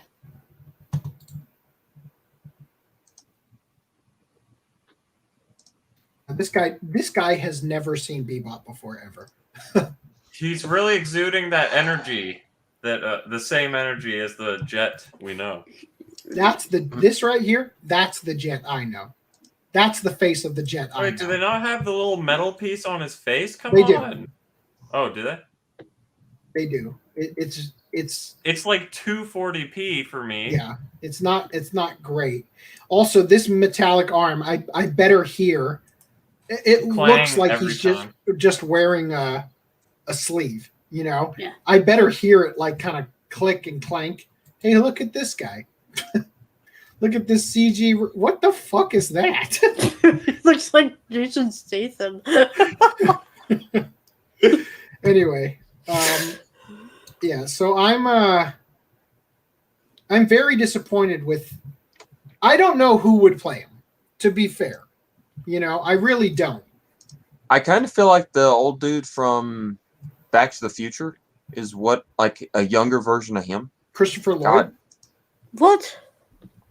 I don't know why, but that's what I kind of thought would make no, losing his hair. Look, all I'm saying is I'm betrayed because Mustafa Shakir's beard doesn't go all the way underneath his eyes. And it doesn't have the 4 points. And therefore is no good. and his eyebrows are not coming off of his face. Does this guy even have a beard? You can barely see it. You can see it better in the other image. Oh well, I digress on that. Yeah. I don't know. Like I said, stepping away from the comparison to the anime, I'll just say again, I look at this scene and I think I could enjoy this show. I'm stepping away from the anime, but I think that I could still get into the stories they're going to tell in this universe, assuming they do a good job, right? And what that's going to mean is not paint by numbers recreations of the exact sequences that you remember from the show. They can't recreate the exact sequences if there's no Ed. Right. Well, that's going to be part of it. Ed doesn't show up till like episode 10. So they can only do 10 episodes shot for shot. Then after that, they have to come up with something That's why I said Ed's got to show up in season 2, if there's a season 2. Also, Jason Sal says, "Speak for yourself. I live up to Ultra Instinct Goku," referring to you, Lance. All right. There was a live-action Bebop. It was canceled after one season by Fox. What? One season? Canceled after one season, or canceled before the season even got distributed? I think you're talking. No offense, Jason South, but I think you're talking out of your ass. Because we would have known about this. I'm going to reiterate that, but say full offense. Which edition of Evangelion are you guys picking up? We'll get to that later on in the podcast. I would argue that Faye's costume was an integral part of her character. People greatly underestimated her because of it, and she could get the drop on them. It's an integral part of her character design. I will say this is what I would like to articulate regarding strong female characters. Oh, Firefly, gotcha. Okay. That was on Sci-Fi, wasn't it? Not Fox? Yeah, I don't know. I didn't watch it. Nathan Fillion is the only thing I know about that show because everybody wanted him to play Nathan Drake in the live-action Uncharted. Wait, what the hell did Firefly have to do with Cowboy Bebop? I don't think Firefly wasn't a live-action Cowboy Bebop. It was what didn't people call it? Basically, Bounty Hunters in Space. I thought it was considered the live-action Outlaw Star. I didn't watch it, so anyway. Real quick, so regarding this comment here, one of the things that anime, specifically Cowboy Bebop, really had going for it is that they didn't make Faye what they did with Tila in the remake of He-Man Masters of the Universe, right? In that Faye isn't just as buff and as strong as Jet and Spike. She's a woman. Right? And women have different assets than men do. Men are strong. Men are brave and able to, go into certain circumstances one way. A woman has to be a little bit more sly, right? She utilized her assets well in the show, like you said, to get that people underestimated her because she came across as a helpless woman, right, who was very sexy and could use her sex appeal to disarm her opponents, so to speak. And I think that from what I see in these images, I feel like it's going to go a different way. Also, I think that's a Jericho. I think she is using Spike's gun. I am going to die. Wow. Anyway, she stole it, and that's why he has to use the 9/11. The 1911. The 9/11, yes. Fuck my life. Anyway, so I feel like they're going to go a different way with this. She has a very weird head. I'm noticing, kind of a weird shape. But now her video is valid because of people like you. Well, again, though, I don't think she has to be perfectly Faye Valentine from the show to be a good character. She will never be perfectly Faye Valentine from the show, and I really don't think anyone should care that she's not. But I still think this live action thing could burn in hell, and I would. Wow, Danielle Pineda is actually 5'5". Oh, yeah, she's 5'5". Does she have C-cup breasts and a 2-inch waist? 6'1". Bio height with breast size. Let me see. Anyway, so old man also said Faye used her looks to compensate for her small size and strength. She has much in common with Black Widow in that way. Well, definitely not the Scarlett Johansson Black Widow. 34B. Why Faye so thick? I will say, though, I love the execution episode, though, for Firefly. What are we talking about now?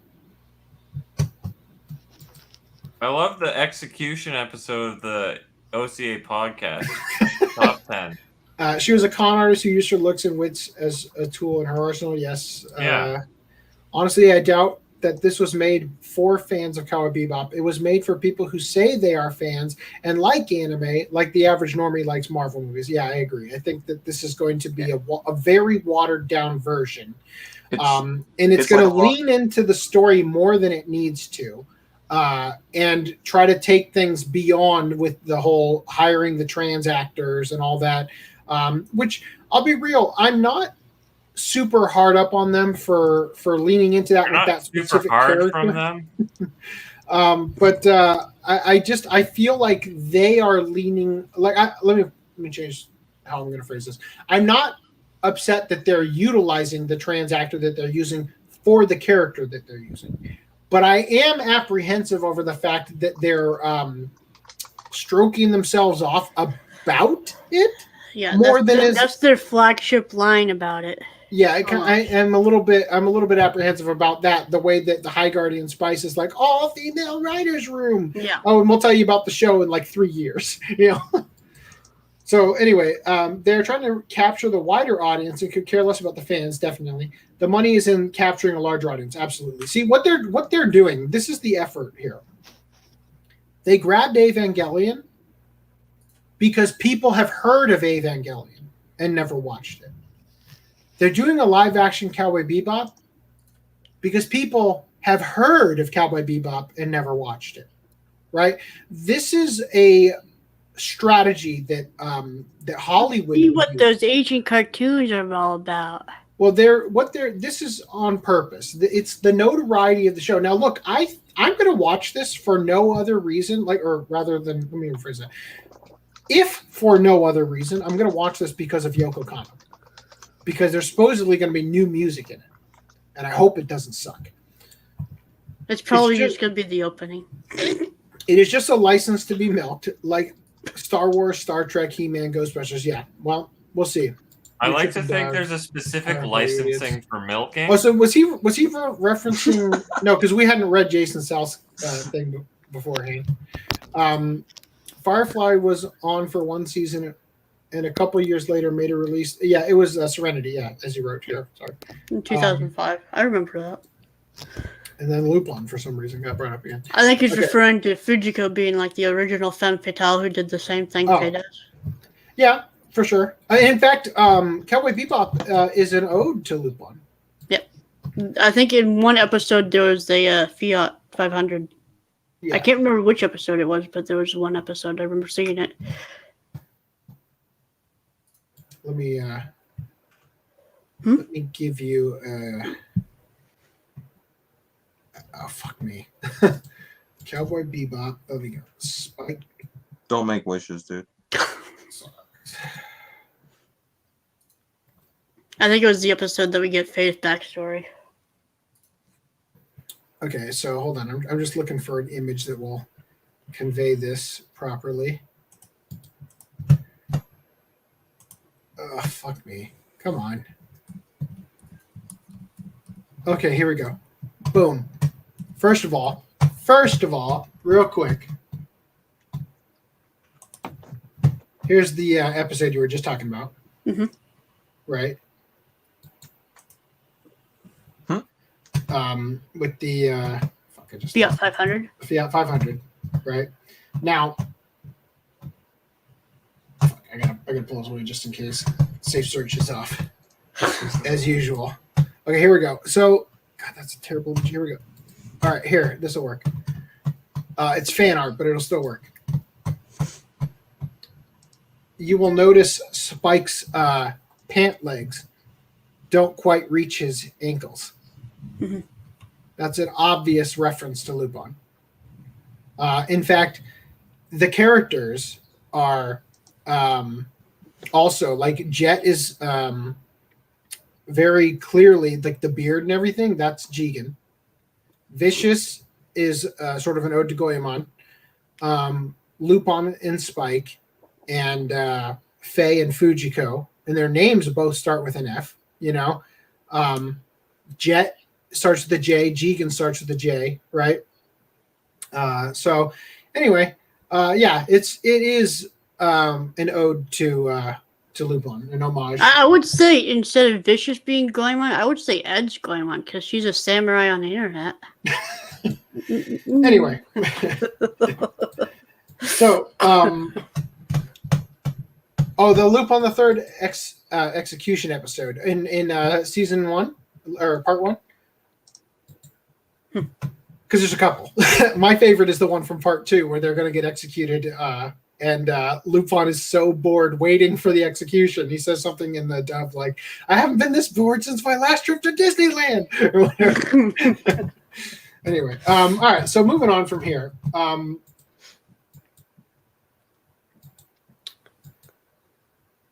Also, Resident Evil live action movie teased. The director, quote, rejected actors who perfectly recreated the characters. Now, you guys, fuck you, director. Let me quickly.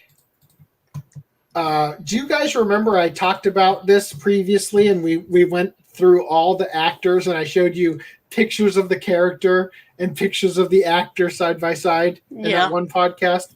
And we had that picture of the guy who's playing Leon. I put in the highlights for this podcast, Señor Leon Kennedy. So, yeah. That's why. That's Leon and Claire Redfield. I know you didn't recognize them. So this is a character from the games that at least looks pretty good, right? Chris Redfield looks pretty damn good over here. I think this is Jill. Yikes. There's that again and that again for some reason. We need a costume for Leon. Quick, check Walmart. Anyway, so a couple screenshots from the Resident Evil Welcome to Raccoon City movie, not to be confused with the Netflix one allegedly containing Black Albert Wesker, have at least been released, allowing hardcore Resident Evil addicts to ravenously criticize the inevitable disconnect between the director and the actual fans who played the games.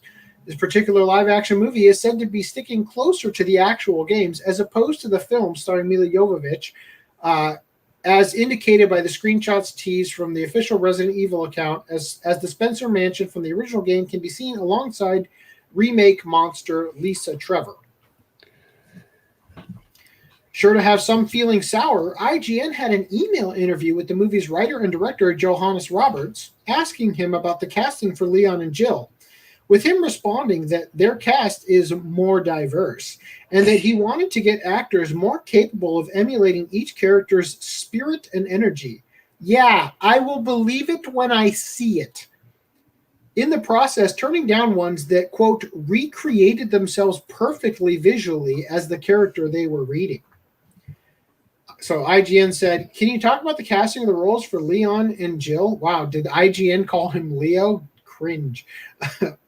And what you wanted to achieve with that, Johannes Roberts says, it was hugely important to the whole casting process to find people who embodied the spirit and energy of the characters I wanted to portray. I think often in game adaptations, one of the big flaws can be just casting someone to look visually like the characters, giving them the identical haircut and clothes, but not really trying to give the audience the thing that a movie does better than a game, which is to create a three-dimensional character that you can really connect with and believe in. I think, as I said before, one of the traps of falling into game adaptations is to make it feel like a giant cosplay version of the game. Our cast is obviously much more diverse than the original games, but I wanted to resist the trap of just casting because someone just happened to look like their character identically. No, I want to cast somebody just who happened to be black instead. we actually had a lot of actors who came in and recreated themselves perfectly visually as the character they were reading. It was uncanny at times. Ha! But it was not what I felt was somebody clip that. but it was not what I felt this story needed. With Jill, I knew Hannah from Ready Player One, and this show she was in at the time called The Stranger, and I just knew she'd be perfect. Oh, so you didn't even have her read, you just already guessed, oh, we're gonna get her. Leon was much harder because all the white guys were so good, but we needed a Mexican in there, right? Now, we must have seen so many people. It was really quite a tricky role because of the balance of humor and weariness. Then Avon read, and I was like, he's the one, he gets it. Yeah, so online reception to the screenshots are rather mixed. So people were saying, Chris looks great. Everyone else, ooh, Claire is all right. No. My friend, no. No. Ruh-roh, Raggy. No. Claire is not all right. Claire looks like the midwife in a haunted village that is possessed by witches. Is that supposed to be Leon on the left? Yes. Yes. So again, what they're saying is the only one who looks all right is Chris. That's Chris. That's Jill. This might be Wesker. And this is Barry? I don't fucking know. I don't understand this at all. Anyway, Hashtag not my Resident Evil. Yeah, so find the difference. Spot the fake.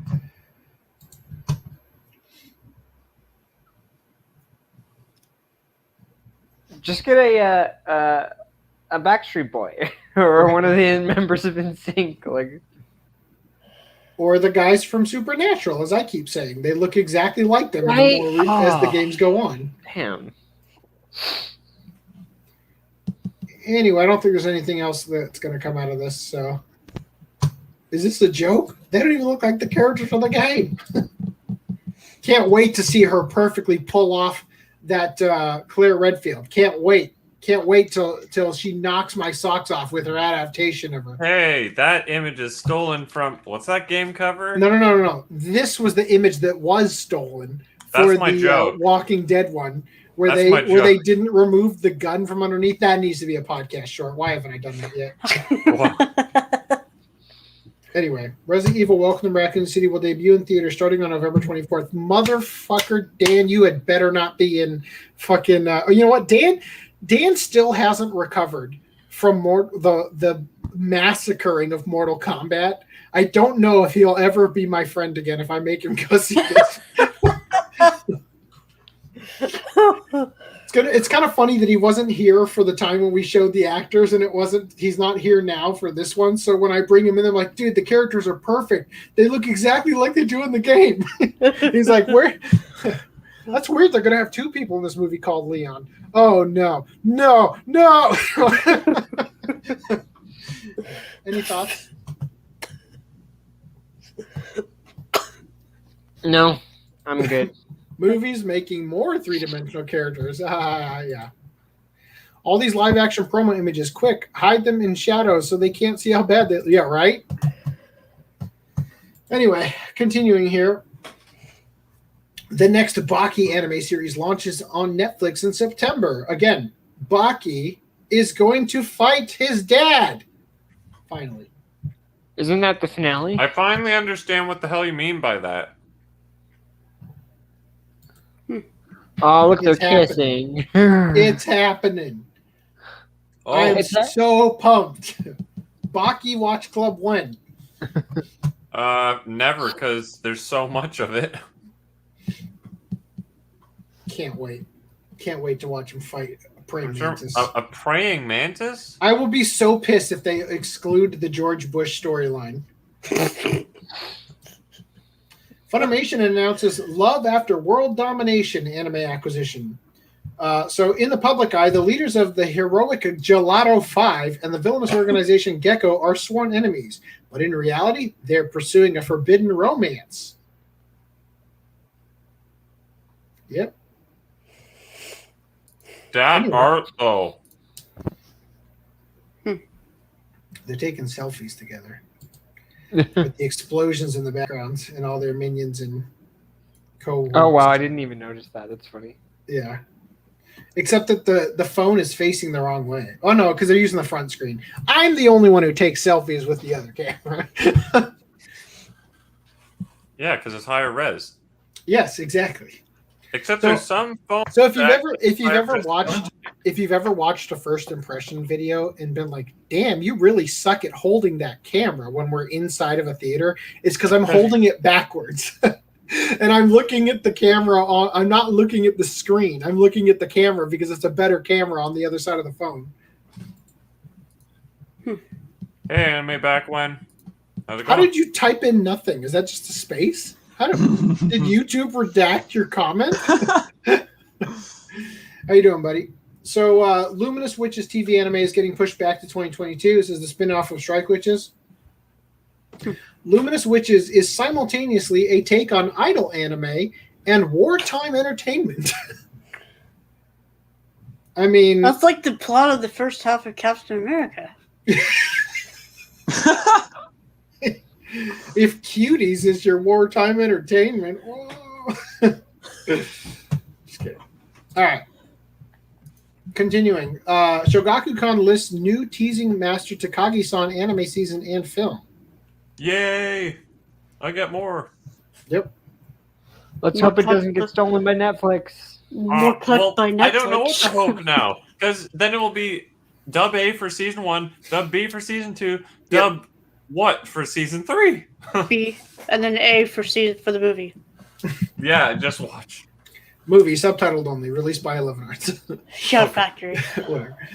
Fitness Boxing punches up a short anime adaptation in October of 2021. So, is this the Wii Fit Something thing? like that, yeah, I guess. They will make an anime about anything.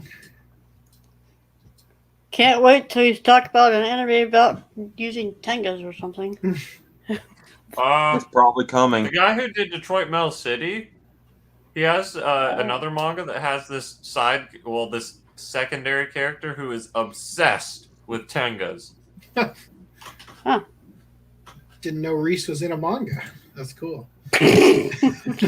Yeah. So Inigimura's This Art Club Has a Problem comedy manga reaches 1 million copies. So that's neat, I guess. I haven't watched it. I know there's an anime adaptation I haven't watched. The anime goes nowhere fast. Wow. I hope You got it a reaches mouthful 1 there, million bro. copies too. Anyway, so continuing. Mhm. Okay, so in-game news. Last podcast, or maybe the podcast before, I don't remember, we talked about how the Pokemon Go COVID measures were rescinded. Pokemon Go Niantic declared the end of COVID. They reduced the interaction distance radius back to 40 meters, which is what it was originally. Right. Before they added the 80-meter social distancing addition. social distancing bonus, and Right. Everybody was pissed because that was a quality of life improvement. Yeah, because to you the didn't have to game. work as hard to play the game. Like, you didn't have to cross the street to get something. You didn't have to, it was great. Everybody loved it. Yeah. When they took it away, everybody didn't like that. So once they took it away, the pitchforks and torches came out, and then Yep. Niantic said, "Whoa, trainers! We're looking forward to sharing our plans as a result of the task force on September 1st. But one thing, They Does not pulled have in to wait. OnlyFans. from now on, 80 meters will be the base interaction radius for Pokestops and gyms globally. Thank you to everyone who made your voices heard. Thank Which you, is awesome. thank you for threatening to kill us." Right? I love the fact that 80 meters still means the nearest Pokestop to me is 4 miles. I mean, I can't wait till I can reach doubling your the radius. Pokestops from here, Reese. I mean, it's over doubling the area of interaction. It's definitely an improvement. It's just I'm just like, man, anyone who can't drive is so screwed. Hi, I'm Reese. I can't drive. Do you have a Pokestop within? Are you living in the city? Small town, 7,000 people. Yeah, So I live way out in the country. When I first started playing Pokemon Go, as you level up really fast at the beginning, right? Because it takes almost no experience points whatsoever it's like to level up. 1,000 and then 5,000 and then 10,000. So but I was how you go, it takes forever. So the interaction thing is like a like, you know, on a like a radar for a submarine, how it like whoop, and it radiates outward, right? Yeah. I was convinced that as I was upping my level, that it was getting slightly bigger, right? And I was like, it was so subtle. I'm like, I can't tell, I can't figure it out. And then when I got to like level 15, I'm like, this fucking shit ain't working. I was so pissed. I thought that for sure they were going to make it so that my interaction level was going to increase, and that was part of the incentive of playing the game.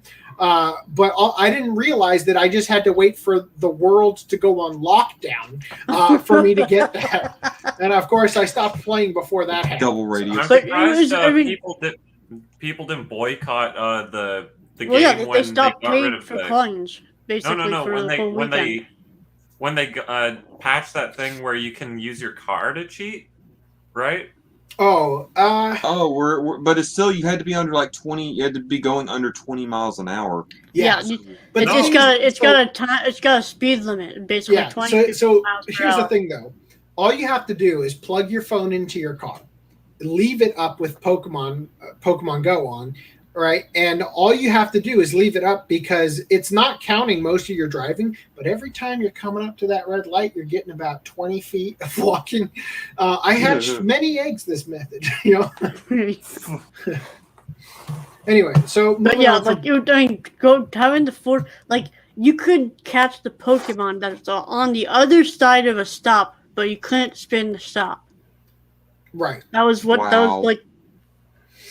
Yeah. Well, but let's be real though. In Pokemon's world, you could throw a Pokeball across the street. But still. Anyway, Master Ball never misses. So, Rainbow Six Siege's OSA isn't trans enough, claims Twitter. Is your name OSA trans? Oh, so trans. Is there going to be a food bulge there? Is that see, I can't tell. I'll be real with you guys. If you want to see a picture of the character, I cannot tell if this is male to female or female to male. Does it matter? I mean, it kind of does. For complaints. I zoomed in on this, and I feel like I'm looking at a half-assed Soul Eater smile. So I read through this, and I laughed because this person is so butthurt that this person is in a trans, yet they keep saying she. Wow. Are they transitioning non-binary to non-binary? So once again, I can't tell if it's male to male or male to female. So reading the article here, in another stunning and brave example of a loud minority finding something new to complain about, despite getting the diversity and representation they demanded, a Twitter user criticized Rainbow Six Siege's upcoming transgender agent, OSA, saying she isn't a proper representation of a trans person, causing one of the character's creators to respond in a huff. This isn't the first instance where so-called allies have whined about representation, such as the time an artist who sketched Pokemon's Nessa, blah, blah, blah, attacked her for making her slightly less dark. Twitter user Mia Uwu, cringe, had harsh words regarding the trans representation the, quote, community demanded, insisting it wasn't good enough. So, every single fucking time, Watchdog probes Ubisoft Singapore over alleged sexual harassment and workplace discrimination. Emergency gay backstory. Ubisoft confirms OSA in Rainbow Six Siege's is the first transgender operator. I am all for representation, but this feels dishonest and calculated. If you want true LGBTQ plus and BIPOC or Black, Indigenous, people of color representation, then support them as artists. That's how I imagine this Avatar talks. Fuck corpos for using minorities as a shield. So how do they know which artists are working on it? You know? Well, I hate her design. She looks like a Grand Theft Auto 5 character, a parody, a caricature. This is probably how billion-dollar companies see us trans folks. I love that. This blew up. Yeah, don't Well follow done. me if you expect more banger political tweets. I'm mostly just shit posts, draw weird shits, and post thigh pics. Me reading some of y'all's bios. Anyway, I don't know why that was included. Moving on. It's proving to be quite the pattern, says the goddamn Gojira. Quote, wait, we did something bad or unpopular? Quick, slap a minority identity label on a character and run with it. Media blitz. If it didn't work, they wouldn't do it, they said. I always feel like BIPOC is really redundant. I see nothing but facts. It can only get worse. The corpos will only further commodity them. I think you mean commodify. This on top of the other shady shit they do. People will forget, then eat it up. Then same shit will happen over and over again. One day it will end. Anyway, Bird Tickler. Hold on. I think there's some text here. Actually, I was supposed to read. Such people who constantly demand diversity and inclusion agreed. This is the stuff I should have read beforehand. Again, indicating such individuals are seemingly unable to be satisfied no matter how hard developers try to cater to them. Bird Tickler, a transgender person who helped make the character, penned an essay on the situation, telling critics what they can do with their opinions. Or they said, slamming the shut the fuck up, she looks like me and I worked on her button. Well, that's mildly cringe because she looks like me. Getting a little sick of this one, lads. Have you people ever seen a woman? No. Is everything okay with you? Have you been outside, hung around with queer people? This hairstyle and dress sense is not uncommon. I mean, if Milo Yiannopoulos is an operator in Rainbow Six Siege. Also, what do you mean every time? Can you point me to the triple AAA game, great job there, that has ever put a trans woman in before?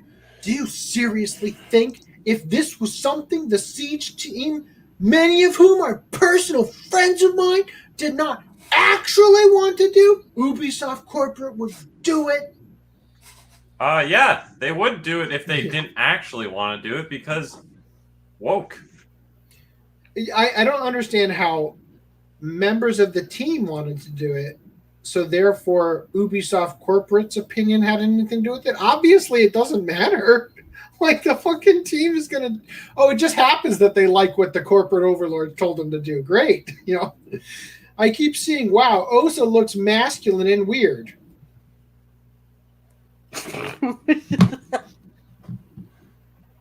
If you say so. See, the thing is, I'll save that.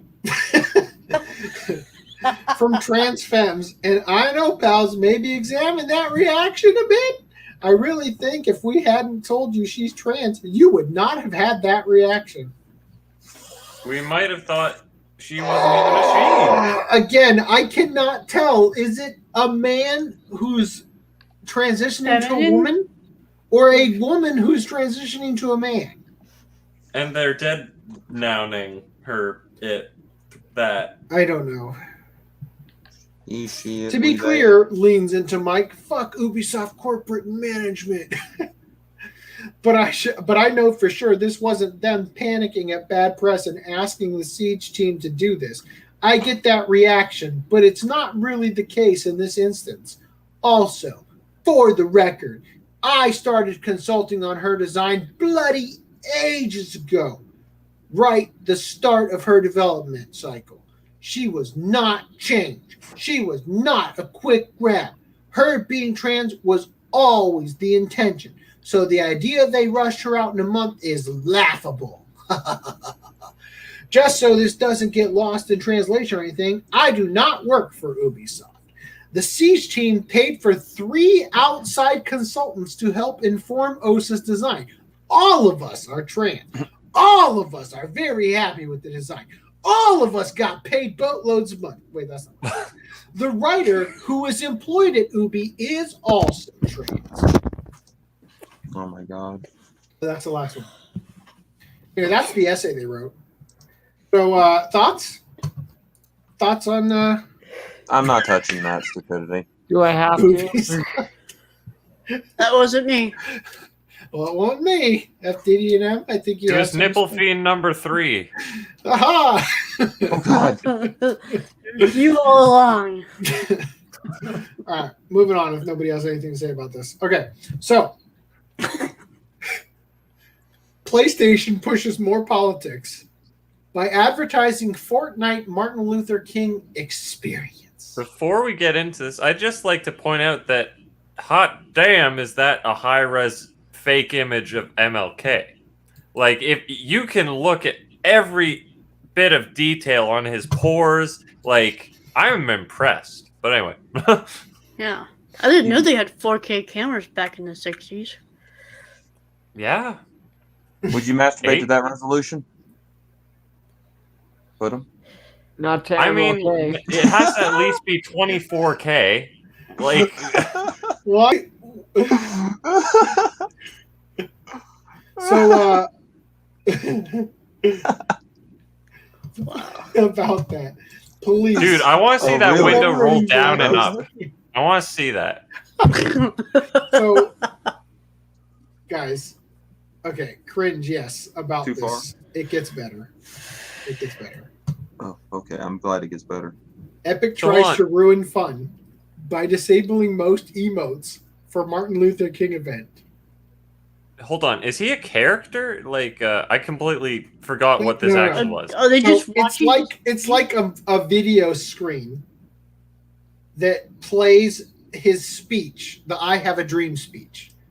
Because God knows 12-year-olds haven't gotten that speech yet in school at all. And they probably won't, and they probably will never know that Martin Luther King was Republican.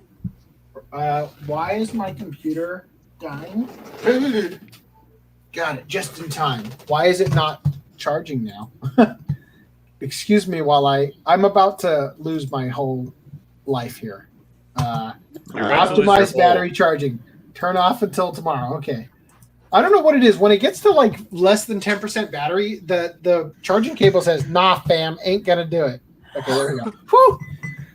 Oh, that scared me for a second. You have to like disable the optimized charging because optimized charging is supposed to stop it from charging once it gets close to 100%, right? So that it doesn't actually overcharge the battery. Anyway, all right, back to this. Why? What? I don't know. I thought you were going to keep going. Huh? No. That'd be more interesting so than here we watch go. you talk. Epic Games have not learned from their past political stunts, as they recently had to disable certain emotes from their completely unneeded Martin Luther King event.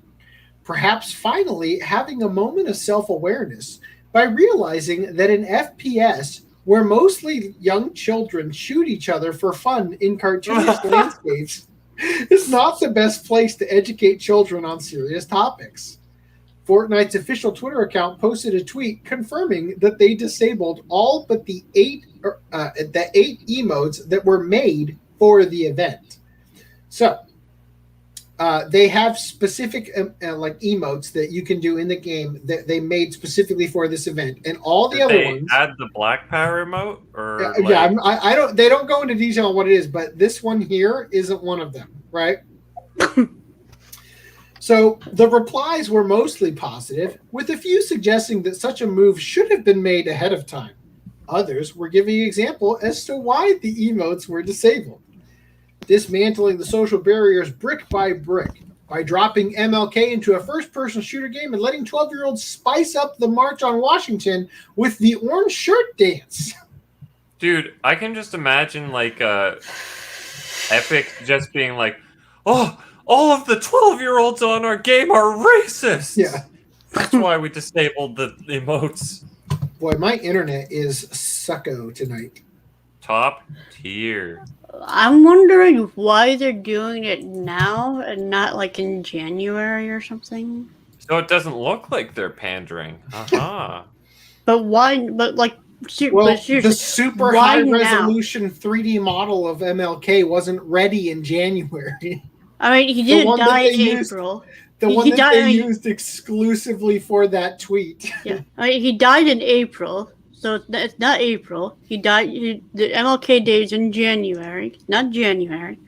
I when thought was it he was born? February. It was Black History Month or whatever. No, June is Black History Month, isn't it? Yeah, but isn't Martin Luther King Day on a different day than... Oh, no, it is February. They gave him the shortest month. That's what it was.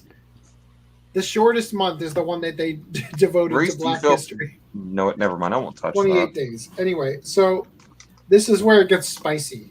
Okay, be honest. Who was doing the whip cracking emote at the MLK Fortnite event? That was me. Well. Well, So if you're wondering why they had to disable the emotes, it was this Otaku Zone? No, it was a person named Fart at Sharkpill. Oh my god. Oh god. Yeah. The XEV skin made this event even more messed up and funnier. I don't know what XEV is. But the 8 emotes made for the event were kept active, perhaps as a way to make sure kids playing the game have something fun to do. Developers, face in hands. I have no idea how we're going to keep the players from flossing in front of I Have a Dream. Manager, lean in. Dance remix of I Have a Dream. Make it work. Developers, shakily pours the rest of their whiskey into their plastic sippy cup. Players can still respectively raise the roof as Superman and Rick Sanchez. I can still hear it, but I can't. God damn it. Anyway, it's Superman and Rick from Rick and Morty raising the roof right by this thing.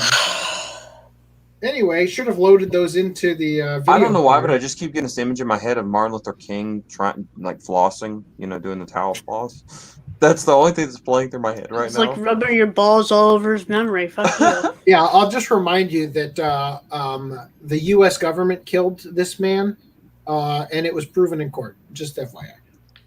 Well, I wasn't making fun of that.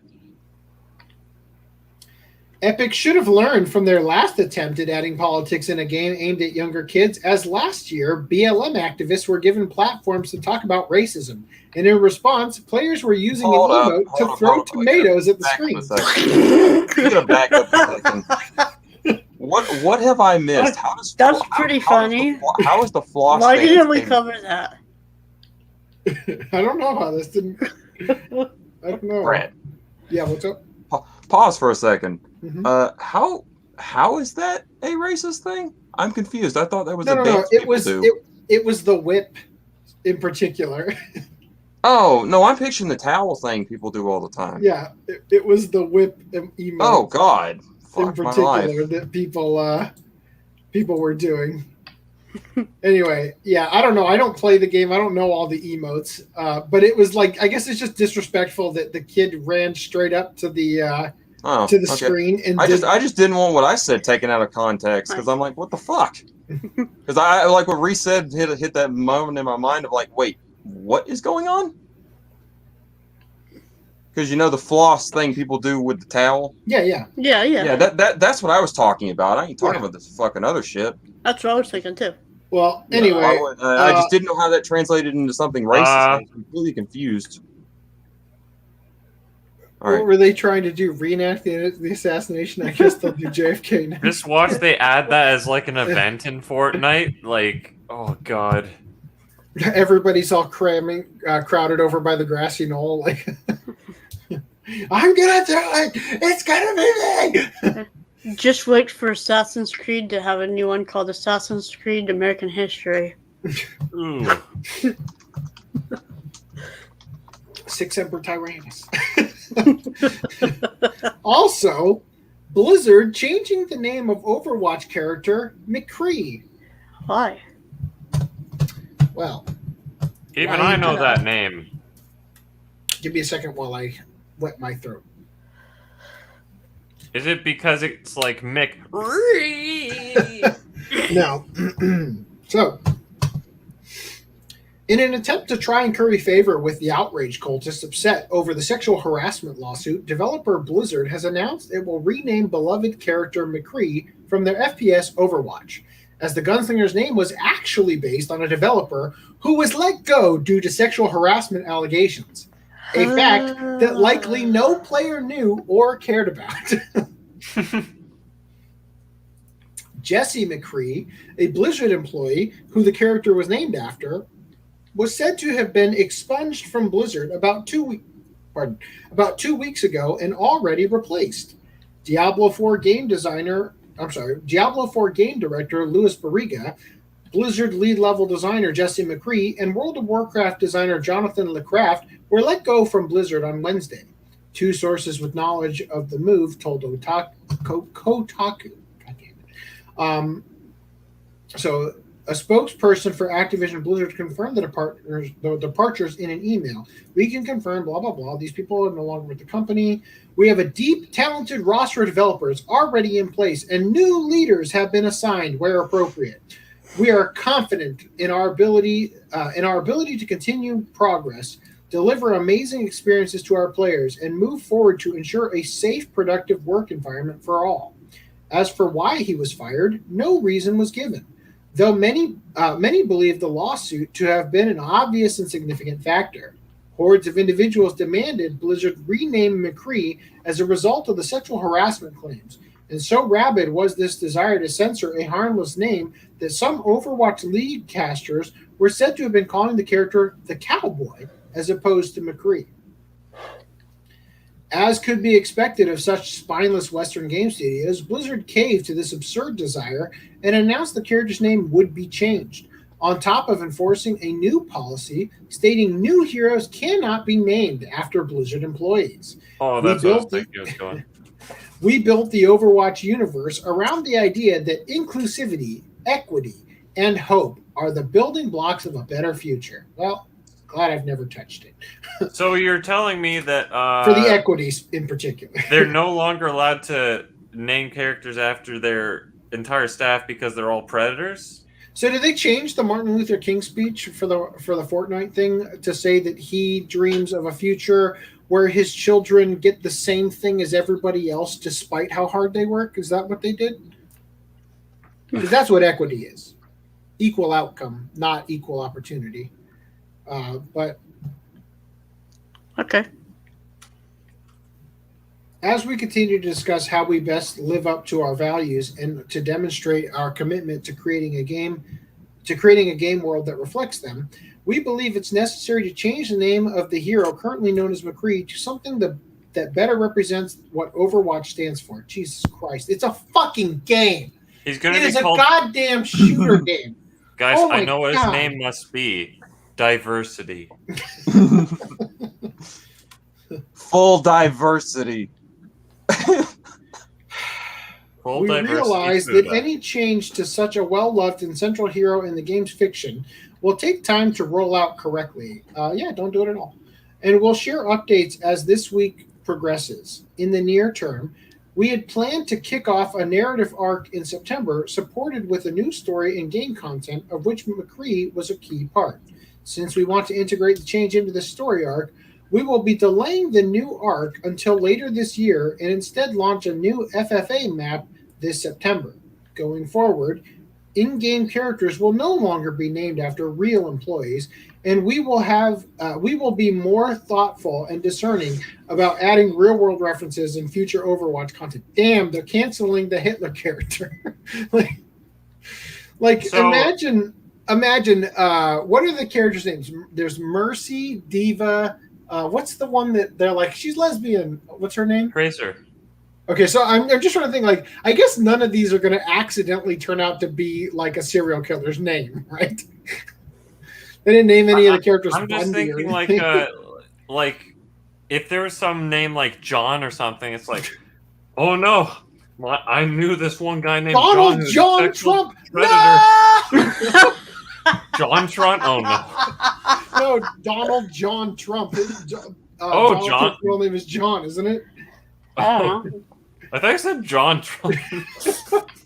But yeah, like literally, all I'm saying is literally anyone who has a name can be a terrible person. What does it matter? Yeah. Good God.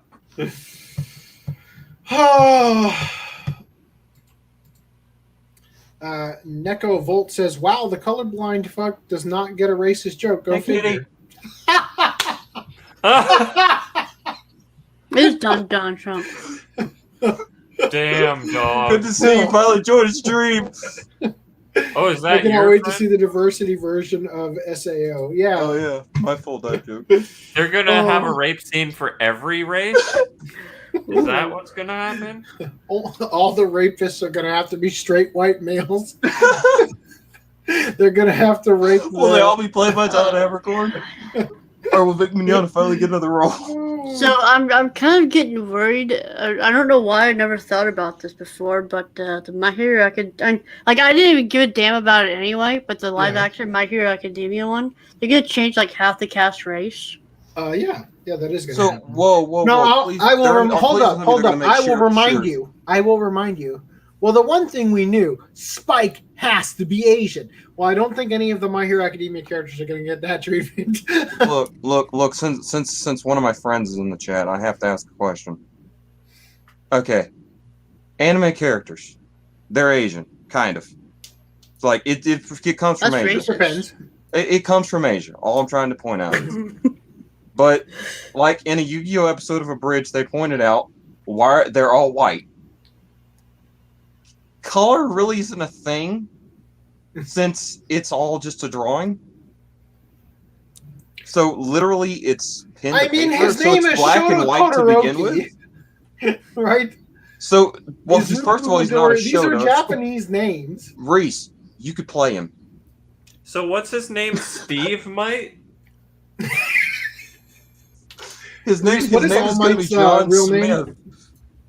But all I'm trying to point out is just like people make this whole like people should be black or white. Well, it's kind of weird that in a lot of anime they look either white or they're incredibly some other color, like blue, purple, green. I'm pretty sure I know why this is. It's because back in the day, like Astro Boy and all that crap, they were heavily inspired by like Disney and all that crap. So they made their animations in that style. So they replicated Western animation to the degree where every character looked white.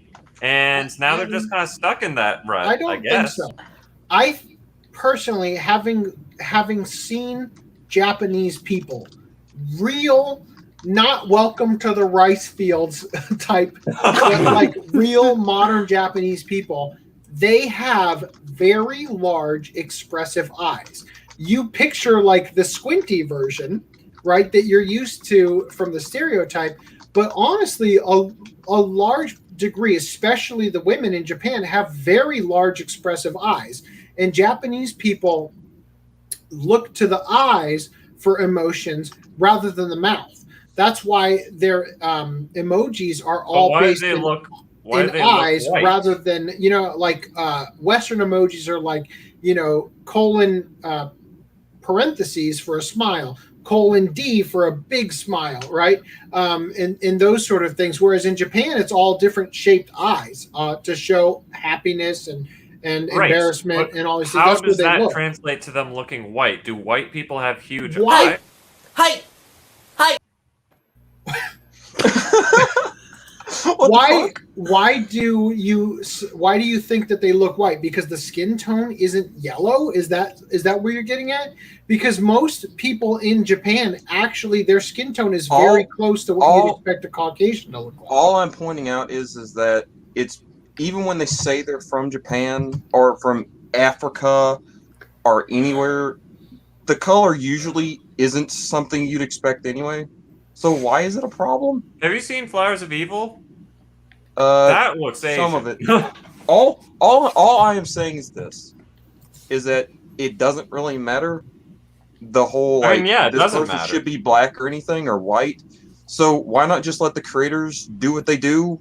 Quite literally, that's commonly. I mean, some guy had this breakdown of like these characters, unless stated explicitly, they don't have a race. They're just a fictional character or whatever. It's all fiction. The thing is like I'm having flashbacks of when someone unloaded on me over on Fortress Words. Why did you laugh? I tried so hard. About the Clearly show you did Miss if you Nagatoro. unloaded. Yeah, they probably felt better about Miss Nagatoro because of how she was black. And when I looked at the character, I was like, sure as hell I don't know. Well, I was like, no, I wouldn't have it's said not so. that she was black. It's that she had dark skin, as in she was doing like black face. All I'm trying to say is that when they laid into me on this, I was so fucking confused. I sent that screenshot from the show that they had sent me to about 12 people, and with the tagline, "Is she black?" And most of them said, "No, yes." And then one of them said, "I don't fucking care. I'm at work." I'm at work. So, I always thought the characters in Mushishi had a look that I felt came across as Japanese. I don't know if you guys agree. Yeah. I'm at this point. I'm gonna shut up. I'm not sure. I don't know. That's these are great images. I mean, these are all just anime characters to me. Yeah. I wouldn't say they're black, white, Asian, Caucasian. Anyway, stepping away from this conversation because I feel like we've had it too many times. So people are saying that they're going to continue to use the character's name. They're still going to call him McCree. It's almost like the average person can separate video games from real life, says old man here. And where was I in this? Yes, okay, right here. So this will help reinforce that we're building a fictional universe that is unmistakably different from the real world and better illustrates that the creation of Overwatch is truly a team effort. Work on these updates is underway, and they are just a part of our ongoing commitment to honest reflections and making whatever changes are necessary to build a future worth fighting for. We know that actions speak louder than words, and we hope to show you our commitment to making Overwatch a better experience in game and continue to make our team the best it can be, the Overwatch team. So the remark regarding a new narrative arc, which McCree would be a part of, will have some wondering if Blizzard will make the character transition into a woman, as it seems Blizzard enjoys pulling out the diversity card whenever they become targeted by heavy scrutiny. You mean doing that thing that the Rainbow Six Siege? Yeah, the Ubisoft button. The new storyline is just her transitional phase, and then No, that'd be so fucking funny. That don't dead name me. My name's not McCree anymore. It's McAmy, right? Oh God! So references to McCree and senior creative director Alex Afrasiabi, okay, who was also accused in the lawsuit, also exist in World of Warcraft. And since the references to Afrasiabi, Jesus Christ, that name, were removed, that is the most diverse name I've ever heard of somebody who works at fucking Blizzard. Many assume McCree's will be eradicated as well. Comments from the internet on this snap decision to censor a name that many likely didn't even know was a reference to a Blizzard employee. Nobody says nothing. Blizzard. McCree, that character you've known for years. Oh yeah, by the way, his name is after one of the guys we fired, so we're going to change his name now. Honestly, I can't guarantee the vast majority of Overwatch players had no idea who the real world McCree even was or cared. Or I can guarantee is what I mean to say. A lot of people did not know his namesake. I don't think we need to read any of this. What do you think? I think the name him Shredder, the hardest working employee at the company. Oh God. Oh, it would be really funny if he gets exonerated and like, fuck. Damn, he countersued us and now he won. That'd be funny. Anyway. McRib. All right, moving on from here. A man was arrested for killing the Brazilian Overwatch voice actress. What? Yes. So, Cristiane Luis, a well-known figure in the gaming community who provided the Brazilian voice of many famous video game characters, such as Overwatch's Mercy and Halo's Cortana, had her voice silenced when the report of her murder was made on August 5th, 2021, via an Instagram post made by a coworker. The reason for this senseless tragedy is likely to leave some people infuriated and saddened. So basically, a guy with an extremely long, multi-Spanish, impossible to pronounce name, Pedro Paulo Goncalves Vasconcelos de Costa, admitted to the crime, claiming self-defense. And his mother, Elaine, lots of Spanish names I will butcher next time again too. What? Oh, those are the prime suspects. I shouldn't have read it that way. Okay, so he confessed to using a broken chalice first to cut her leg, then to cut her neck. Many can argue that the self-defense claims falls apart when it's confirmed that they lived with the body in the house for 2 days while making plans to steal all of Cristiane Luis's belongings and inheritance before hiding her body in a vegetated area of Praia de Grumari, wrapped in plastic bags and sheets. Wow. Yep. Brazil is a hell of a place. That's seriously fucked up. So probably a good idea to hire outside actors, like maybe Brazilians who immigrated to the United States where it's a little safer. Jesus Christ, let's live in Sao Paulo? Oh my God. Anyway, yeah, so may she rest in peace. I realize now this should have gone at the beginning of the podcast where we normally cover deaths that I can't quite properly grieve or whatever. How I always fail at this. Moving on. So Resident Evil 3 fan spites the remake by recreating the removed area of the clock tower. So, I don't know if you guys just wanted to see it. This is what they did. It looks okay.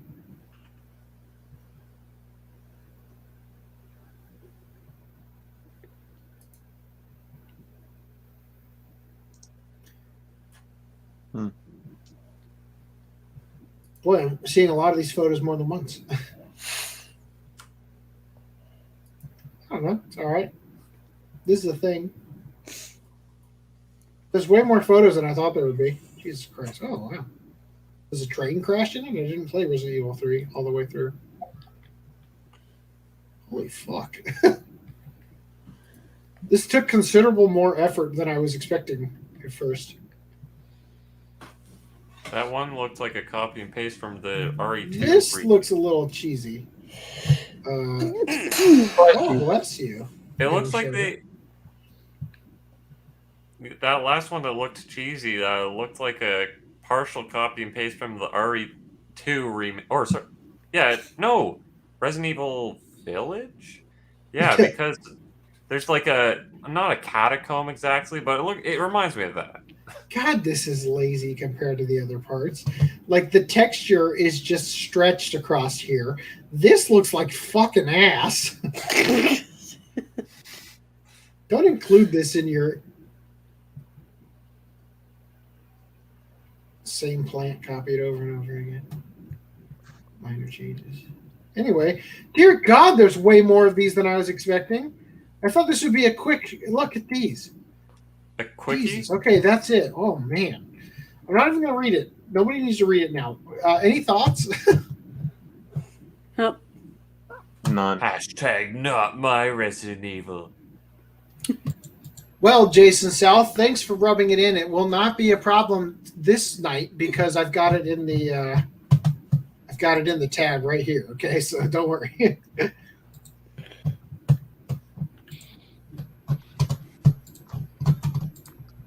Okay. So the product designer behind the North American NES and SNES designs formally retires from Nintendo. So that's the news. Moving on. Moving on. All right. 3 hours a week. Playtime's over for China's young video gamers. I'll be right back. Oh, that's a shame. Yeah, you had us share this. I figured it was newsworthy and the headline would be enough. I think it's newsworthy in the sense that this isn't a good thing. Goodbye, Fortnite revenue. Well, first of all, I think it's interesting because gaming is going to change if the Chinese can only play for 3 hours a week. Week. That's not even a half hour a day. What's terrifying is that their life and the stupid bullshit their government tends to force on their people some fucking how translates over here. Right. Well, my statement was, look forward to this coming to a country near you. Right? So, yeah, I'm not going to read it. It is worth noting. Now, you remember that when this happened in Japan, there was no enforcement or punishment for not abiding by the ordinance. I don't think it's going to work that way in China. I think they will, because they'll freaking kill someone if they don't listen because it's communism. Well, because the Chinese are authoritarian and the government there is authoritarian and will institute this on a state level to actually enforce it. Right, like there's going to be an emergency shut off. Oh, you've reached 3 hours. Oh, I hope you saved. Yeah. Anyway, moving on. Like, this is why we have autosave. So, last gasp to publish 2 books by Keiji Nakazawa in 2022. So they're publishing. It's from the author of Barefoot Gen. I Saw It: The Atomic Bombing of Hiroshima, A Survivor's True Story. And what was the other one called? Hadashi no Gen wa Pikadon o Wasuranai, which is Wasuranai is to not forget. I don't know. Anyway, Barefoot Gen Can't Forget is the name of it, apparently, what they're calling it. Don't know why they're publishing it in straight up Japanese, where this one is clearly English.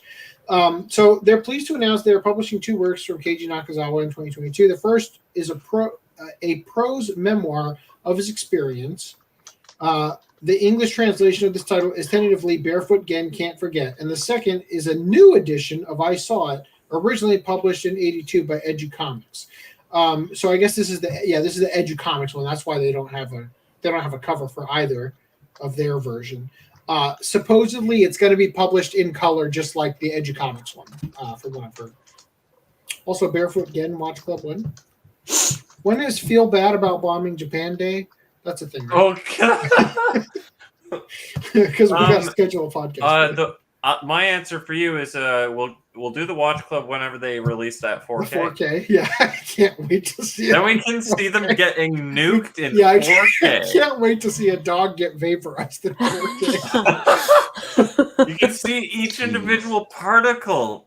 Yeah, each individual atom dematerializes. You can see the corn in his shit after you get that piece of pizza. Yeah. Speaking of that, I think last podcast we discussed the Evangelion Ultimate Edition. Question: was it supposed to be earlier, or is this like after the release news? The OnlyFans thing? After. Okay, I'm just making sure you didn't miss it. Because we know how you are. Yeah, no, I got it. See, it's going to be... is it this one? No. It's this one. Okay. It's this one right here. You see it? That's the OnlyFans one. The one before the DeviantArt link. Yes. Okay, good. Anyway. Like I was saying, so last podcast we covered the Evangelion Ultimate Edition. And we made a couple predictions regarding the standard edition. And I would like to point out that we were correct on all accounts. So, Reese, would you like to regale us again with your predictions? Because the old dub is on separate discs, And they also will be labeled. yeeted out of the standard edition. And also because they were labeled bonus dub. And labeled as bonus. So, yeah. So that is what happened here. Now, unforeseen by us was the collector's edition, which I must say is kind of a big deal. Now, yeah, looks decently good, has an end label, doesn't weigh 11 pounds. End label is pointed the right direction. Yes. Credit there. Allow me to we gave credit for, but yes. Let me bring up an image that G Kids themselves shared, because you needed to know that what you were buying was bigger than your garage, maybe. I think what they're doing here, by posting this, they are retroactively saying, yeah, the giant oversized garbage one, who wants that? Get the collector's edition. I want to see how many people canceled their pre-orders. Right. In the group chat, when you sent the link to all the anime edition one, it popped up. I'm like, oh my god, it's not out of stock. Because I thought it was the US one at first. Then I was like, yeah, I sent the links like the UK one, the Italian one, the German one, the Australian one, all look the same almost. Yeah. So here's the problem. Now, look, I'll just say, I have pre-ordered this because, on principle, I need them to know that people will buy the collector's edition that looks like that one in the middle. And will buy it if there's both dubs on it, right? Right. Over the garbage, which is the only reason I'm buying it, by the way. Is because both dubs are on there. However, wait, I am still salty as fuck over this line here. Fly Me to the Moon. The international re-release of Justice Evangelion does not contain Fly Me to the Moon in any of its own video editions. Why are you salty over that line? If they didn't say that, I'd be more pissed that they're not transparent. No, well, I'm pissed because it's not going to be there. Because it's still a sticking point for me. If they had it on every edition but the Super AIDS edition. That would be I would be so goddamn mad if the standard edition had it. but only with the Netflix dub. Yeah. So I'll say I've watched I listened to the Netflix dub over basically a whole day while I was working. I just had it playing in my AirPods. And the dub isn't nearly as bad as I thought it was going to be, except that like some of the characters are okay, right?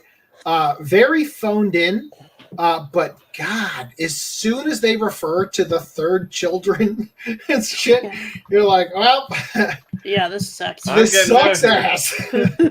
All I remember was what's Misato? Her voice actress had like a lisp or something, and that really drove me half insane. In which one? The original dub? No, in the new one. The new dub? Yeah, I wasn't thrilled with him. I kind of like the Asuka voice actor, but not specifically as Asuka. Because Tiffany Grant had a way of yelling all of her lines at you that I kind of miss. Because Asuka's character is so fucking pompous about like being the best Ava pilot and shit, and just always showing off, and just like the fact that she's practically screaming at you how great she is something that I don't think the new dub captures nostalgically. But I liked the voice actor who voiced her, and I feel like I kind of would like to hear her in other things. The only problem is I still think she's got a ways to go in terms of delivering a line that feels like a delivery versus it feels a little phoned in. Like I feel like her actual voice, I feel like the diamond is there in the rough, and it could be a good character. Are we talking about the Evangelion dub? Yeah, the Netflix one. I watched like half of an episode of it. Well, because they're all competent actors. They're all people who worked in aren't they Bang Zoom? People from LA at least. Yeah. So Jason South says saw platinum on eBay for $700 Dude, I already have. I already bought my DVD collection. Platinum prices are up because of Fly Me to the Moon. Yeah, I'm glad I got mine. I'm glad I have platinum. I don't have every platinum. single, what is it, platinum edition? For whatever dumb reason, I have each platinum, and I'm like, I guess I'm holding on to them now. So do you think G Kids is going to release a collector's edition of the rebuilds that looks like this? I kind of think so, and it'll be okay. Podcast. I'm so fucking mad. I would be so fucking mad if they released the rebuild and they called the Funimation dub the bonus dub in it. Podcast prediction. The ultimate edition or collector's edition of the rebuild movies. They'll have a collection of all 4 movies and bonus discs of the 3 Funimation dubs for 1, 2, and 3. Hold on. It's going to be as big as the original Ultimate Edition, but it'll be as thin as a vinyl. So, look, I'm going to say this right now. The one thing that will undo my saltiness over Fly Me to the Moon, and this will never fucking happen, because Studio Kara has fucking G Kids on a short leash here. But the one thing that would completely make me forgive and forget all the transgressions done to me over this series is if G Kids released a collector's edition of the rebuilds that came with the dub that Funimation did for movie 3 that was only aired at that one convention at Otakon, I think it was. And then the Studio Kara exec called the office and said, "Oh, something has gone horribly wrong. Everybody in the audience was laughing instead of crying."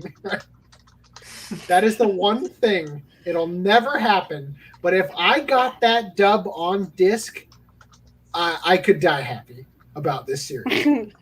Okay? I'll just say that. So, Eyes of the Wolf 101 says, how many releases of Evangelion has there been? Okay. VHS Perfect Edition, A lot. Platinum 1, Platinum 2, Platinum 3. There's the individual DVDs released by ADV. There's the 2 final volumes director's cuts, individual DVDs released by ADV. There's the Platinum Edition, which is the remastering with the 5.1 audio. The other Platinum. There's the thin Platinum. pack. There's the thin pack version of it. There's the holiday version of it. And there's Death and Rebirth released separately, I think, and also in the slim art box that was released by Manga. There's an art box that held the 2 regular sized DVDs. I remember seeing it on eBay. I have it. Yeah. Okay. Then there's the rebuilds, which have been released at least 3 times for just the first one because Funimation fucked up the release. Yeah, 1.01, 1.0 as 1.11. 1.11 on Blu-ray. Then there's the DVD and the Blu-rays of those. There's also Rebuild 2 and 3, and then there's soon to be Rebuild 4, and now there's the Ultimate Edition of the original series here. In both the Ultimate Collectors and Standard Editions for Blu-ray. For the series and movies together. And they have the director's cuts of the episodes. And there may actually be laser discs as well. Yeah. In Japan. In Japan. That was the thing with the art boards for the Ultimate Edition. Oh, the covers for the Japanese laser discs. Yeah. Neko Volt says, Asuka Langley Soryu was best girl. I loved the original Evangelion dub. Tiffany Grant gave Asuka that salty attitude, and I am sad to not get it on the standard Blu-ray. Really don't want to pay $150 plus. You know, I am tempted to buy more than one of these sets because I think the value of this set is going to go up when the 50th anniversary comes around and Studio Kara neuters the dub even further.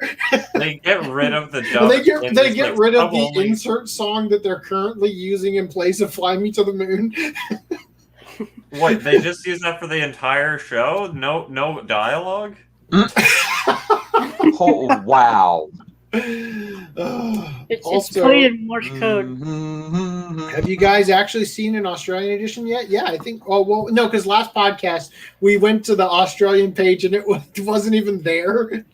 But one is coming, so I sent you a link for the Australian one. Yeah, you want to send it to me again and I'll pull it up? Oh wait. All right, and a revival of Evangelion. Also 200 characters exactly. Do what now? We're going to what? Are you saying this? Oh, this is was 200. That's just in the comment, the character limit for the comment. I'm hold on. We're emailing back and forth. UK, EU, AU. So I would like to say, UK, although I AU. did say that G Kids bent over backwards last podcast to suck Studio Kara's dick, I gotta say this is a pretty nice looking set, and I haven't even shown you guys the. Look, I would not have used red for this. I would have used the orange color that I associate mentally. I'd rather it have the platinum artwork or whatever. I hate the artwork that they use of. I think you're just super exposed to it. Yeah, so no, I think it's gross. It's too overused, and I'm the thing that I like about this new set's artwork is the fact that it is something new. Yeah. You know, I think that it looks really good on the side with the title. I'm curious what's on the back. Just all black, that would be funny. It's probably the Sailor, like sound only or whatever. I feel like that's wishful thinking because they're probably not going to even be that creative. Do you think that this is the disc that's going to hold the bonus features? No. Because it's really annoying that it goes 010200. No. I would kind of. The reason we know the dub is here, other than it also saying it here, is that it's got all 11 discs. Whereas exactly. I counted them manually. I'm like, are they cucking you out of the Ultimate Fan Edition discs? They're cucking you on 2 hours of special features also with this one. Because there's Which is probably going to be the 2 hours worth of trailers. With the standard edition, because it lists on for the Ultimate Edition, it lists 7 hours of special features. Oh, thank God! I got the PlayStation 2 commercial. I got the Ava butt plug commercial. I got the Ava shit conflict commercial. Oh yes, I get all of them with the collector's edition. The Ava Tenga. The Gendo Gillette commercial. No, you Shinji and Asuka. An Ava butt plug. Sex ed. AC the private chat for the Australian. Thank you. So here, this is for you, Jason South. Every site is Coming the same. soon. So here's the Ultimate Edition. Pre-order September 1st, 2021 is when the Australian edition is going to be available. But do you actually want the Ultimate Edition? Let's be real. Customer pricing is $519.95, presumably Australian dollars, which is virtually identical to Canadian dollars. I'd KMS. This is the lowest. This is the smallest this image has ever been. Let's see if I can get a tweet.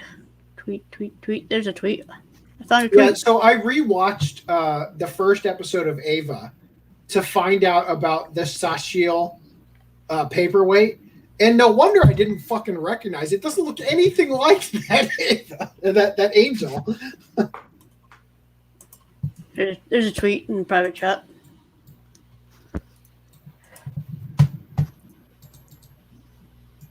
It says, we're sorry that we bent over backwards and spread them wide for Studio Kara.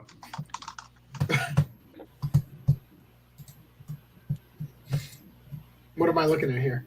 Other than just showing it. Same thing. Just bigger image. Yeah, so I'm going to bring up... so isn't this the character that they did the paperweight of?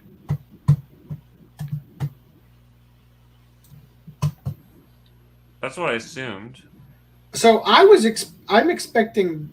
Oh, maybe it's this one. Oh, because of the other head, I guess. I don't know. I only briefly looked at it in the episode, so I guess they did this one. That's the paperweight face.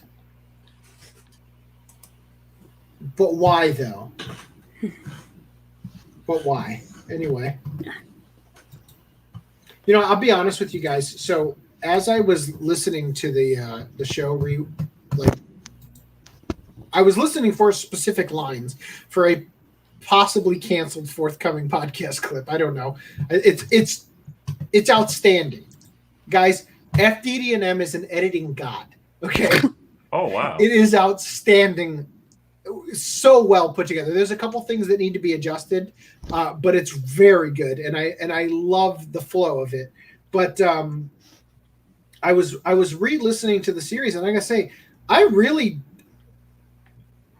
looking forward to actually watching the rebuilds because the pacing in this show sucks ass. First of all, I have to wait goddamn forever for OCA to even show up. Crimes against humanity #1. but like seriously, Shinji can't carry a show to save his life. Shinji is probably my least favorite part. I think he's the worst part of the show. Yeah. Yeah, but everyone says he's #relatable because he's a wimp. Yeah, he's #relatable because all the people who watch the show and love it are beta males. Apparently. Like the creep that's like Asuka's trying to date at a certain point in it left more of a the one that's all the one that likes Misato. God, what's her name? Misato. Misato, yes. Yeah, thank you. It's been a minute. Like he left more an impression on me than Shinji did, and he's the fucking main character. Should I show the thumbnail we're working on? So are we talking about the original Go Ava? for it. Or the rebuild? I don't know which one we're talking about. I'm just here right We're now. talking about both. Okay. Let me since my computer reset on me recently, I may have lost the work on it. Not found it. Well, that was dramatic. That was good. It's opening. Hold on. Rip. The title is so goddamn good. So, some work that needs to be done on this.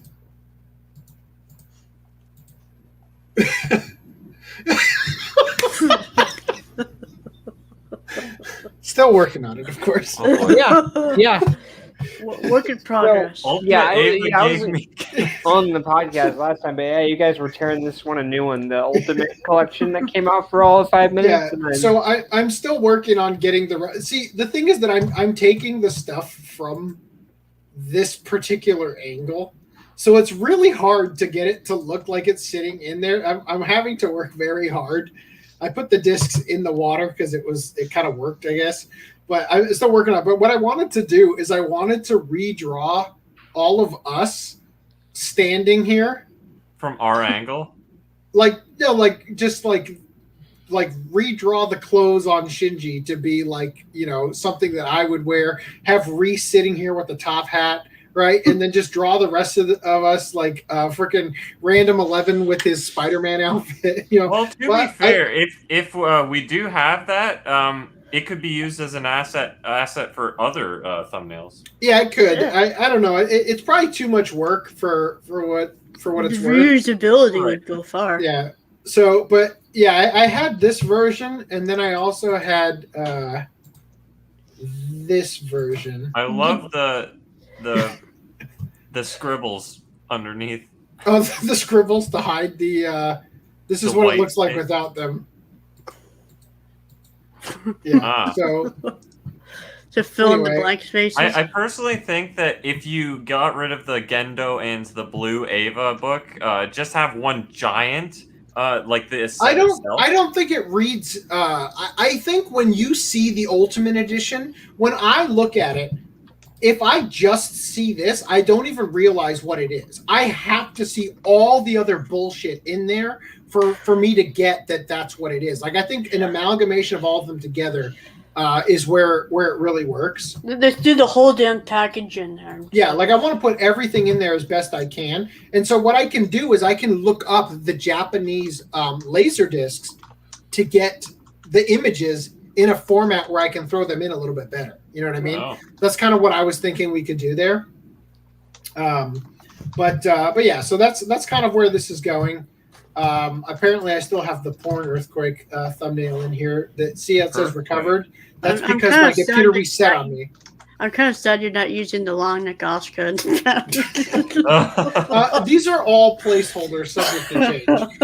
I had to extend Misato's arm because of the fact that the image is actually not like it's right up against the edge of the screen. But I was planning to put more of the set over here to kind of cover up part of it. And of course, the whole thing's going to be on fire, right? So yeah, anyway, there's not enough fire when you frame it this way. Yeah, I'm still working on it. I haven't gotten to work on this at all. I have been updating the podcast spreadsheet like you wouldn't fucking believe, and I'm very pleased with the direction it's going. In terms of making things very automated, which is going to be fantastic. Anyway, back to this. So, any more we want to say about Ava and the? So I got home on Wednesday. So we did the podcast on Monday, right? So I saw this was before Tuesday night last week. Say again? I think we did it Tuesday night last week. Or okay, whatever. Because I went to work on Wednesday and it was not a good day. Okay. So I after seeing all the crap about like flying to the moon being missing, the fear that this is probably the only place I'm gonna get the classic dub. I'm just gonna wipe my hands of this franchise. So I got home, I took a picture of my 3 rebuild movies. Posted it on the usual places, seller groups on Facebook. Went outside for like maybe 20 minutes. Came back inside. I had, basically had it already sold. How much did you get for it? $30 plus shipping. For all 3 of them? I didn't fucking care. I was fun to get rid of it. Dude. That's not even going to pay. That's not even going to pay for the G Kids re-release. The first 2 are still, or 2 and 3 are still easily found. These are DVD. These were DVDs. Hold on a second. I got to think about something for a minute. Hold on. Wait. So, Evangelion? Yeah, for the rebuild movies. Dude, I wish you'd let me know because I'd have picked them up from you. Shit. Dude, I freaking posted it in the. I can't keep up with y'all's Discord. There's too many people. Not trying to be a dick. What do you mean there's too many people? We get like periodic activity. I posted the sell your shit thing and not almost immediately after the news dropped. Fair enough. So what I was gonna say for closing statements and stuff is it's great to see that there's this alt edition, but as I angrily tweeted at G Kids, it's very nice of these guys to withhold this information until after they sold out of their Cancer AIDS edition to give people FOMO. You can still cancel your pre-order of the Cancer edition. I mean, you can, but it's still manipulative to generate this hype and demand for a product no one actually wants, and then they'll I'm actually shocked that it still says out of stock on the site. Well, I don't think they're going to change it after it's already been. Does this link me back to the? Probably not to the US one.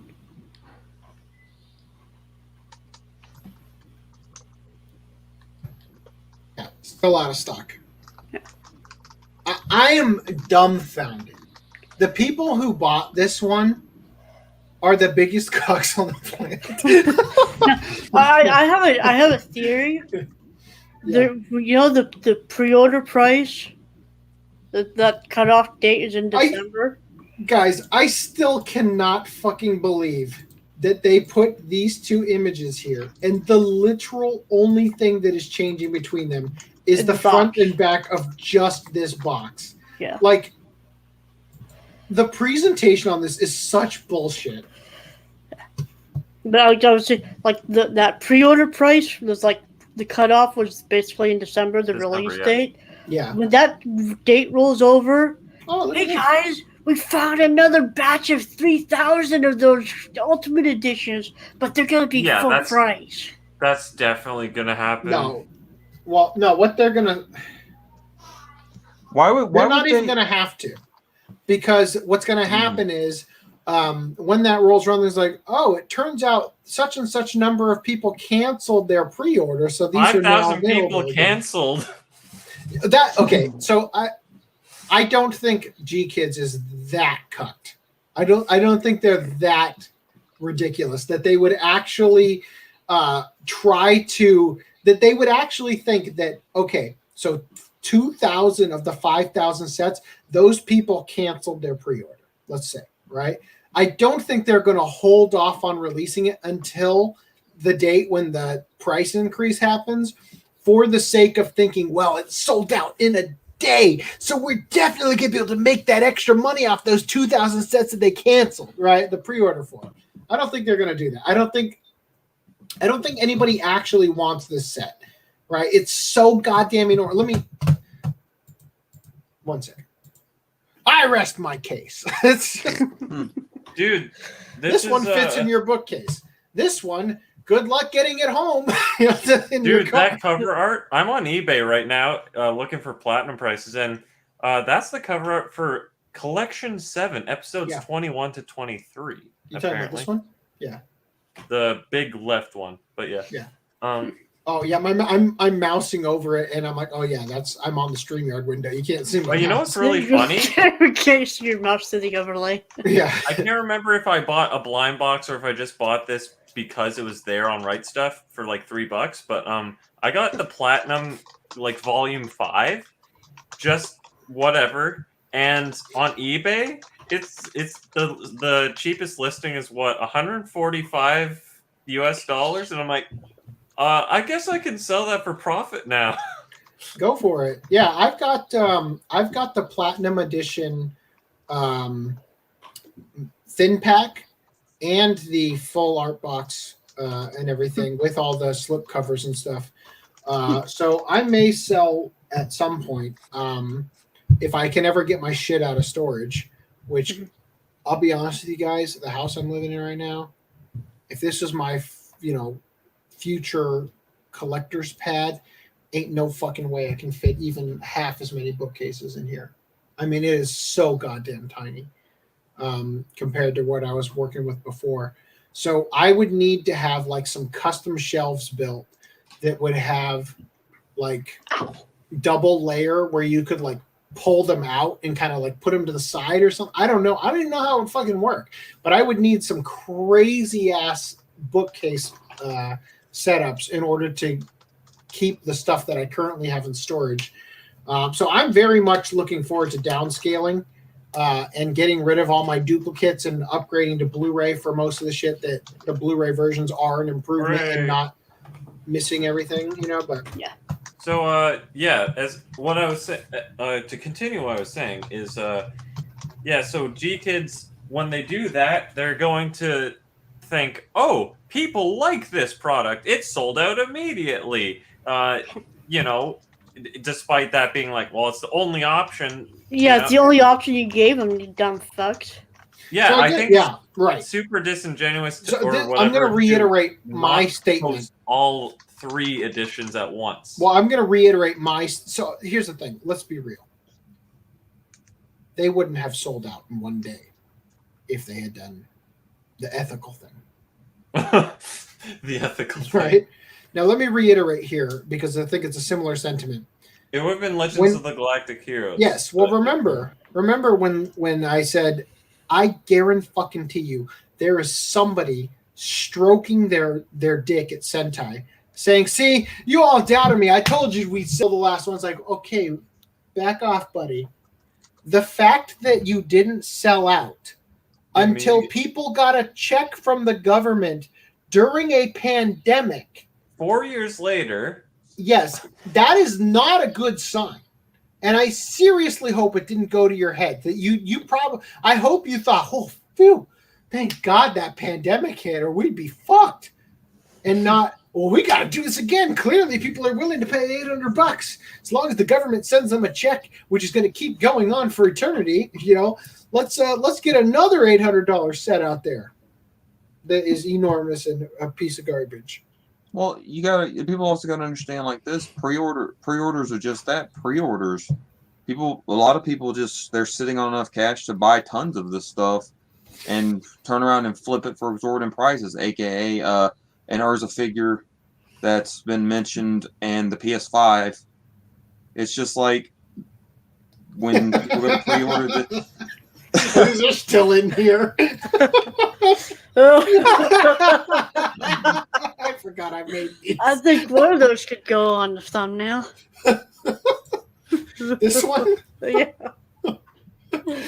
Oh my God! No! Oh. We need to swap out the dumpster for an oven. No. Oh. This doesn't need to go in the thumbnail. Anyway. But yeah, so the silver lining though is that the dub is not on the standard edition, and that is an incredibly huge misstep, and it just shows the character of G-Kids, and that's awful. So I'm gonna step away for just a second, guys. Keep going. I want to say don't get the standard edition to just show that no one wants it if it doesn't have the ADV dub. It's fine. I think it's fine if you get the collector's edition, despite it saying we're okay getting our ass bent over and railed to buy this $175 set just to get the dub. But I can't say I blame you for getting it though. 'Cause, like, I want to get it.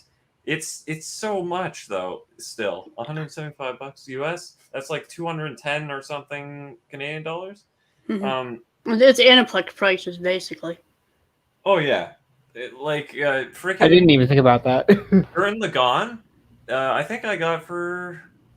I don't know if it was on sale for like 140, but the idea was like I got for 100 and something, and it gave me the full 26 episodes plus is it 2 movies? No comment, apparently. 26 episodes. Yeah, 26 episodes and 2 movies. In 2 movies or so. So that's literally Ava right there. I guess those 2 director's cut version episodes makes but there's only going to be one version on the director's cut on the G-Kids set. They have confirmed that. Only one version? Released on the G-Kids set. It's not gonna have multiple versions. I hate to flex on you, but I think Gurren Lagann is 27 episodes. Oh, you're right. So I remember it being plus ultra. Yeah. So that means you're paying 25 extra USD for I don't know, for that. For the one fewer episodes. I want to ask a quick question.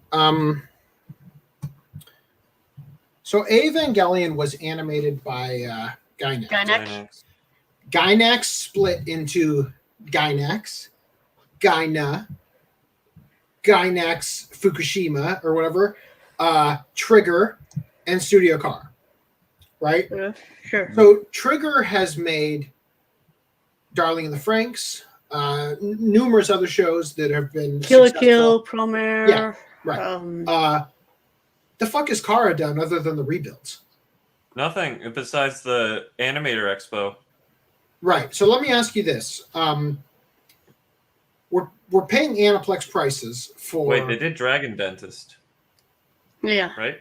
But that stemmed off of. It stems off of the Animator Expo. Yeah. So Evangelion, we're paying Aniplex prices for. What the fuck are they going to do with all of the money that they get off of the international re-release of the show? They're going to do the prequel, whatever series. To be fair, an anime I would look forward to is the Shinji Ikari Rising project getting an anime. Also, now, there's one thing missing out of this set that would make it an ultimate edition for me, and that's the Re-Petite series. Oh, remember we talked about the voice actor who's the singer who sang Cruel Angel's Thesis did a version of it where all the syllables of the original song were replaced by nya, and it was they redid it with the cats, and you said this better be on the Blu-ray re-release. Yeah. To be completely fair, I bought the Fate Apocrypha Blu-ray and the Fate Zero Blu-rays from Aniplex. Those each ran me roughly $300 a piece, and I didn't get near the amount of stuff that they're getting in this. So I was lucky to get art cards. All I'm saying is, like, they haven't reached the Aniplex terrible assholery, you know. Well, I'll say this. Fly Me to the Moon is still a sticking point for me, and I don't understand how Fly Me to the Moon is harder for them to license than the unbelievably popular, top of the charts since it was released, karaoke parlors out the wazoo, Cruel Angel's Thesis. Now, surely, great, I know it's a song written by Frank Sinatra. I get that. But this song was clearly made for the series. It's not a song that existed in popular Japanese culture that they just took and said, yeah, we're going to use it for the anime we're releasing this season. Okay? It's a cover version of the song. It's not the actual song. Right. And people also ask, who sang Fly Me to the Moon for Evangelion? So here's the names here, right? So I open these up. Yuko Miyamura voiced Asuka Langley Soryu in Neon Genesis Evangelion. Oh, you don't say. Also, it's also been sung by Kotono Mitsushi. I didn't look this one up. I don't know what else she's done.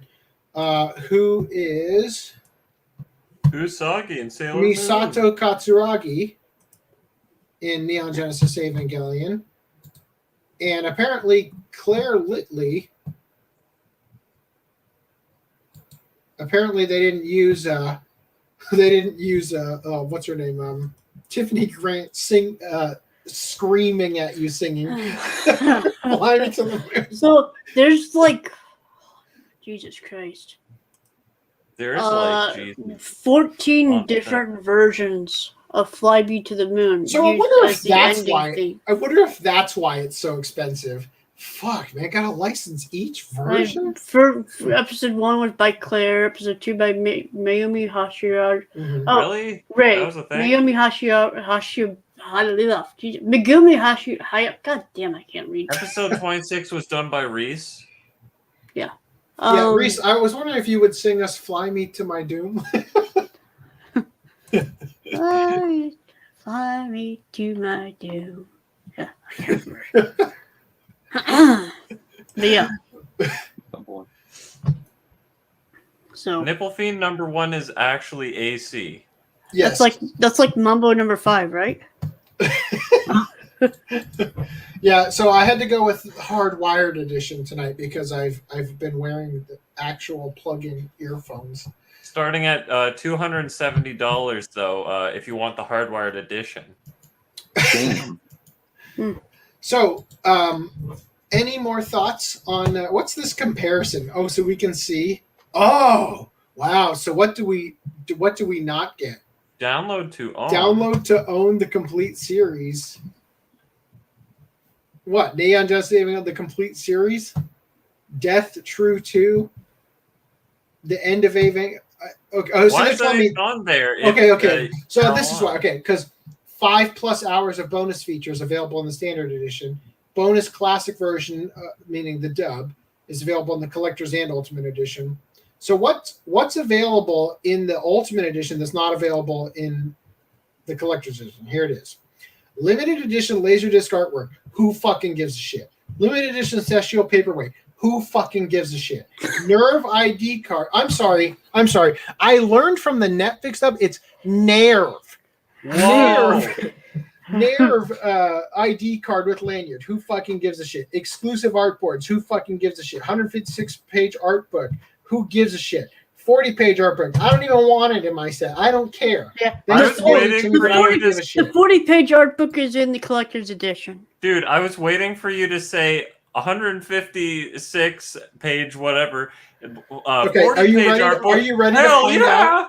Are you ready to find out what's the only not one that's on the collector's edition? What the fuck is this? The End of Evangelion video format version, episode 25. Love is destructive. One more final. I need you. The fuck is that? Okay. I said the Ultimate Edition gave me cancer. It's because that's included on it. That's it. That's what gave me cancer. Reading that title. That's the only thing that's not in the standard edition. That's the 2-hour thing. Wow. What is that? What the fuck is this? Why would I even give a shit? I'll reiterate that I like how Gonzo releases their stuff. It's always exactly like 12 or 13 or 26 episodes. No OVAs, no bullcrap, cut and dry. Okay. The End of Evangelion is the second film in the Neon Genesis Evangelion franchise and the last anime release for the series until Rebuild of Evangelion tetralogy. The film is an alternate ending to the TV series, taking place after episode 24. The film was released, blah, blah, blah. The film is divided into approximately 45-minute episodes, each given a secondary English title by Gainax, just as with the original series. Episode 25, Air, and episode 26, Sincerely Yours. They are regarded by the producers as an alternate ending to the television series, or a more detailed real-world account of the series' original ending in episodes 25 and 26, which takes place almost completely in the minds of the main characters. The story being largely shaped by time and budget restraints. Gainax originally proposed to title it Evangelion Rebirth 2. So what's this? Okay, here we go. Episode 25, Love is Destructive. Nerve headquarters is invaded by JSSDF as Seal, or however that's supposed to be pronounced, makes its final move. Asuka awakens from her despair and battles the mass production Eva series. How is it different? And also, why is it called episode 25, Love is Destructive, when you just said it was called episode 25, Air, and episode 26, Sincerely Yours?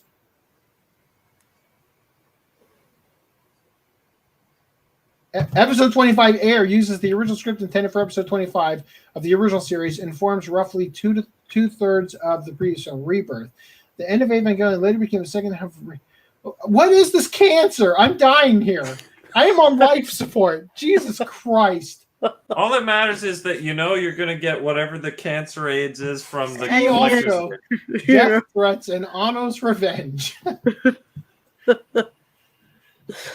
Well, I can't wait to not open my box set and find out what it is.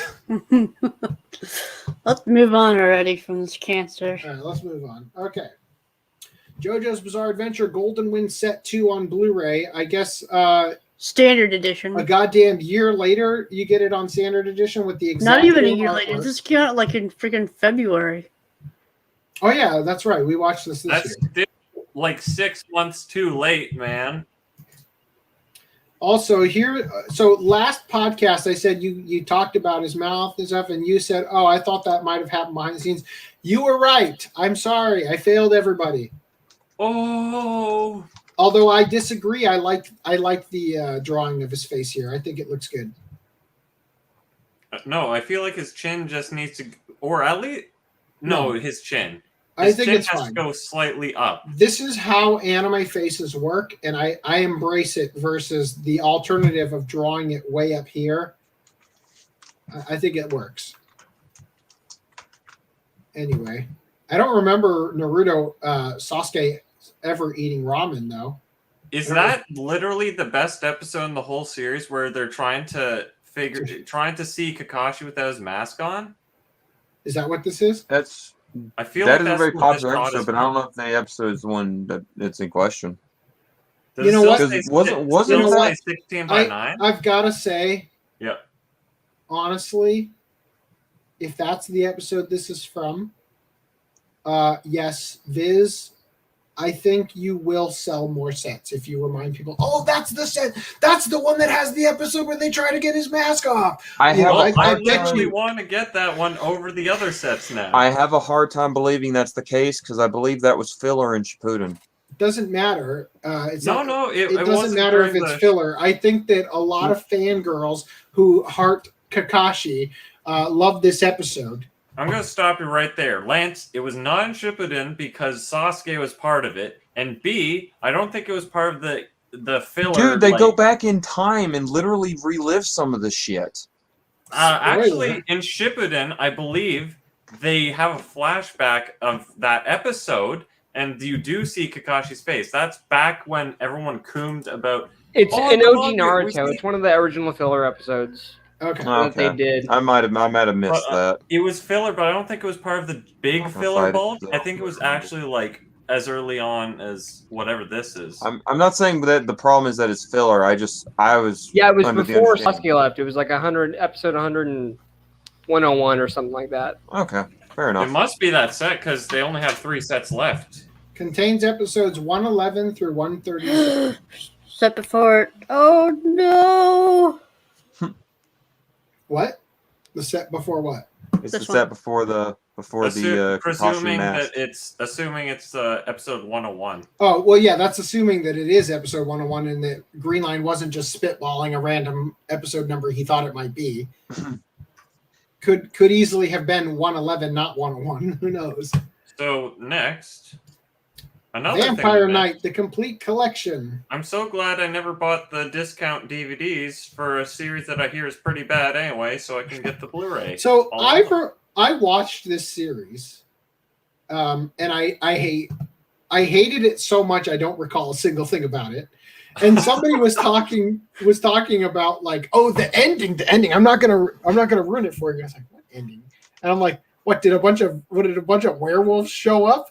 And they like kept like leading me on, and I'm like, you're not actually getting me to go back and rewatch it, or maybe it was from Vampire Knight Guilty that I didn't actually. I don't fucking know, but it's very forgettable, and it's obviously like, look at the hot guy and the other hot guy, the brooding guys. It's clearly a Fujoshi bait.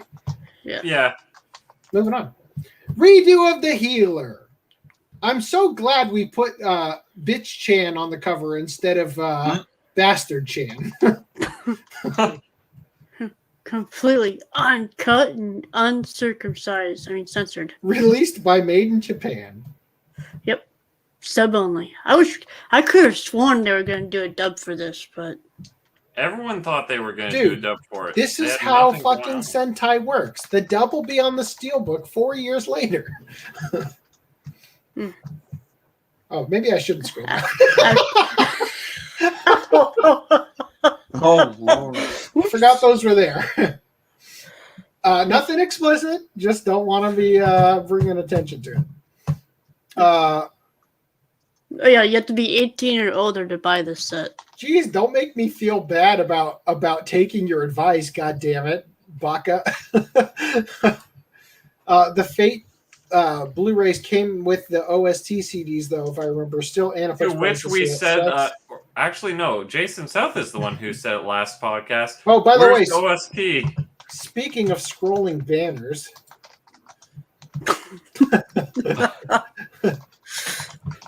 Nekovolt says, it makes me sick to think that one day anime and movies may have DLC like video games. Example, the original dub of Ava would be a pre-order bonus. Hate to put this idea out there, but just calling it. Fuck, I hate that you said that because it's probably true. Yeah. Oh, God, that's awful. Oh, fuck. Oh, Sasuke looking like Buzz Lightyear. I don't understand this, but yes. Totally called High Dive would not actually release the uncensored version on their platform. Oh, really? I thought they did. Yeah, remember, if you go back to the episode where we talk about this for a second about High Dive, I'm like, I have someone I basically mentioned someone to mention it. She called it. Because I remember messaging Reese and being like, "No, it's not uncensored." They had the claimed it was super gonna be uncensored and then the redo version, which was still censored. Which was still censored, But the completely uncensored one was out there on the internet. It should anyway. Oh yeah. Should be on. Well, here's a question then: advertise it. do you think the Blu-ray is actually going to be uncut and uncensored? Well, if you saw her comment earlier, she said she's getting it. Absolutely, completely uncensored to the extent that it was when it was airing. Well, I'm going to leave it up to one of you guys to get it for my birthday since it comes out right around then.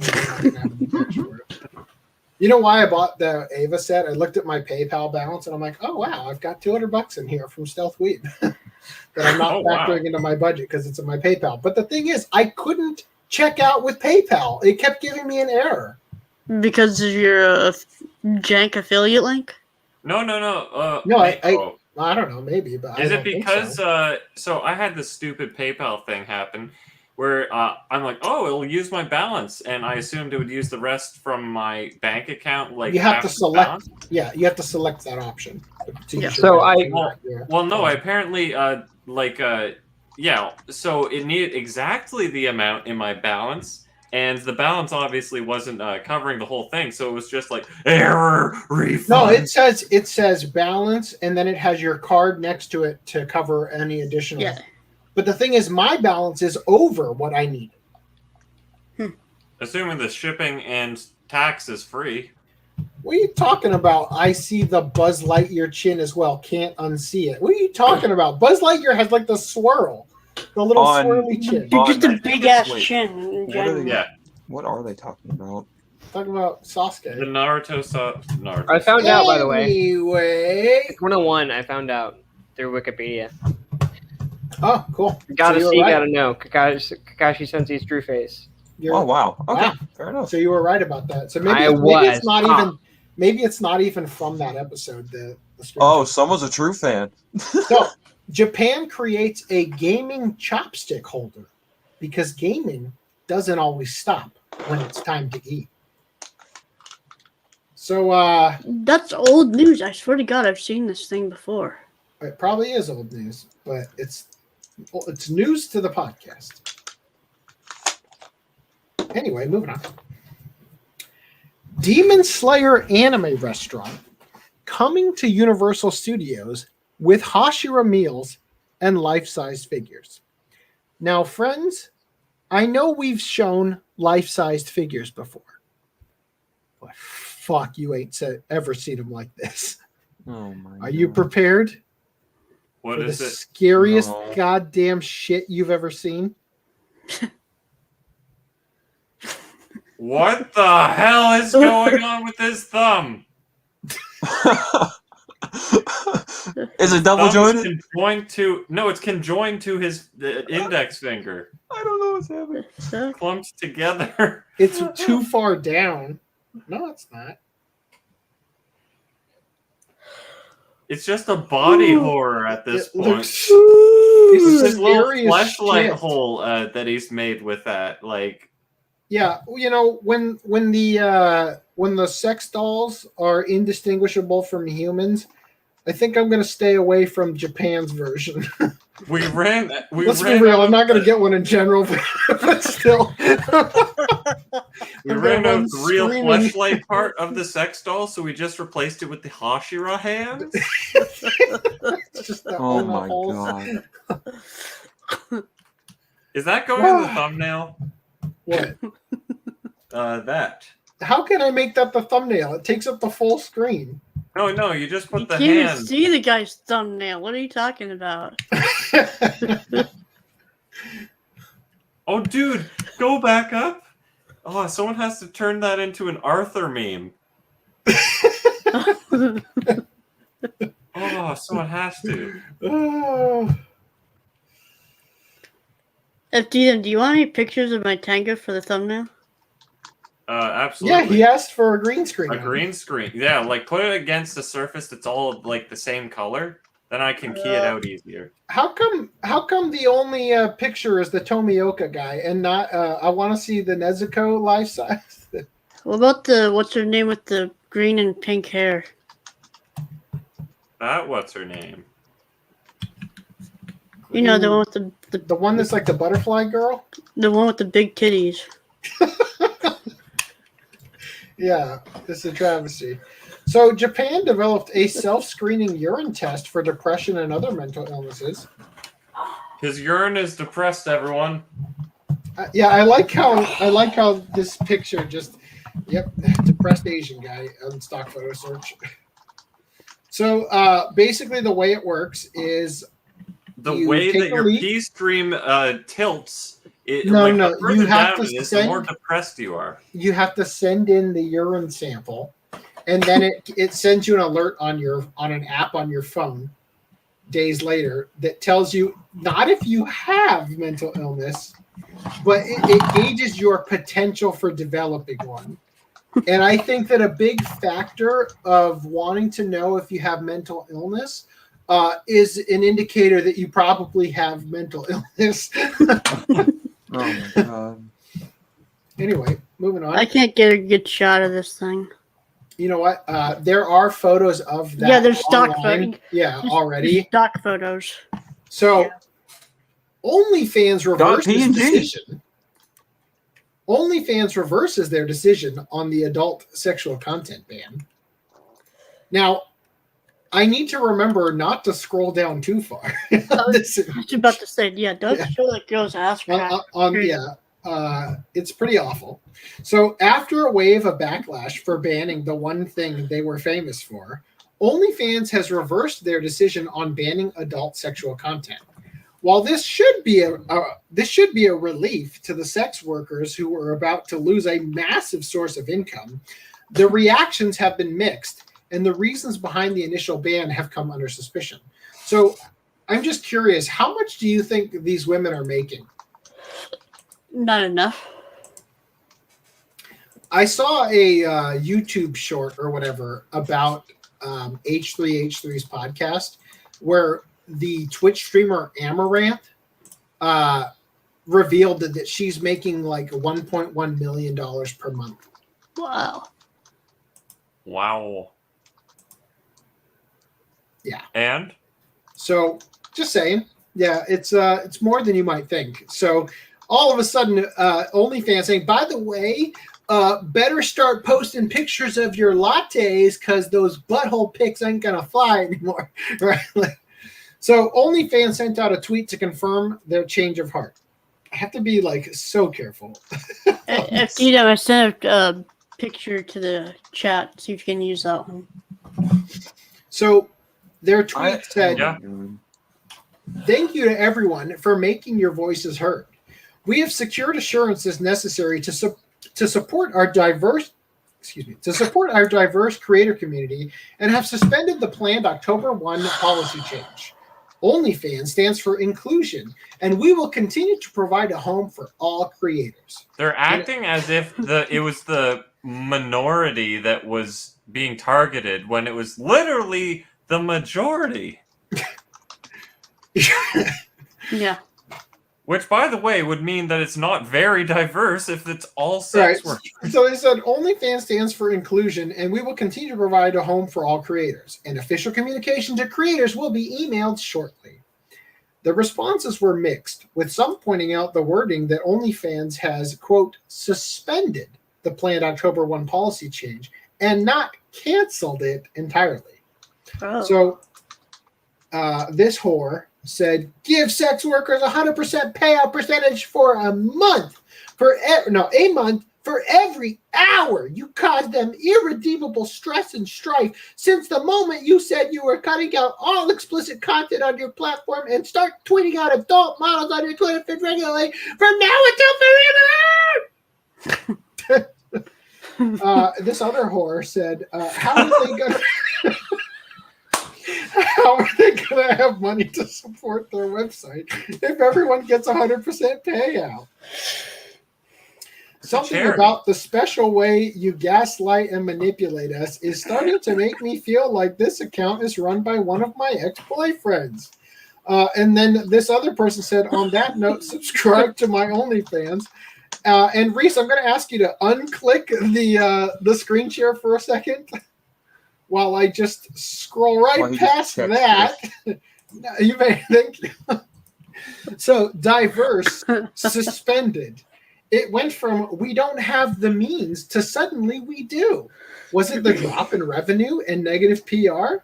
You still choose to only promote safer work presenting creators on Twitter. Grossly transparent. Wanting to reap the benefits but don't want to put in the work. Interesting. Okay, that girl's got a teddy bear in front of her. Okay. For real. The one time that whore has got a teddy bear.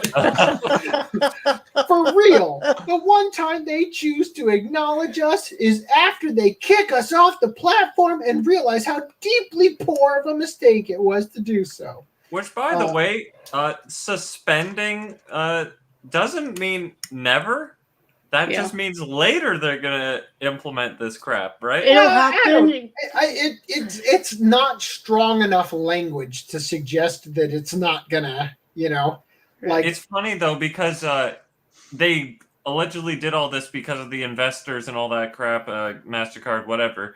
Why the fuck do you need investors when you have made $1 billion? Exactly, and clearly they lost more money. They lost more money than the money they gained from the investors, clearly. I would have yeeted the investors and for just real. done... Honestly, do you fucking think that there aren't horny billionaires ready to give you money? Come on now. Not me personally, no. Hey, horny billionaires, feel free to tip me. I can't believe it, guys.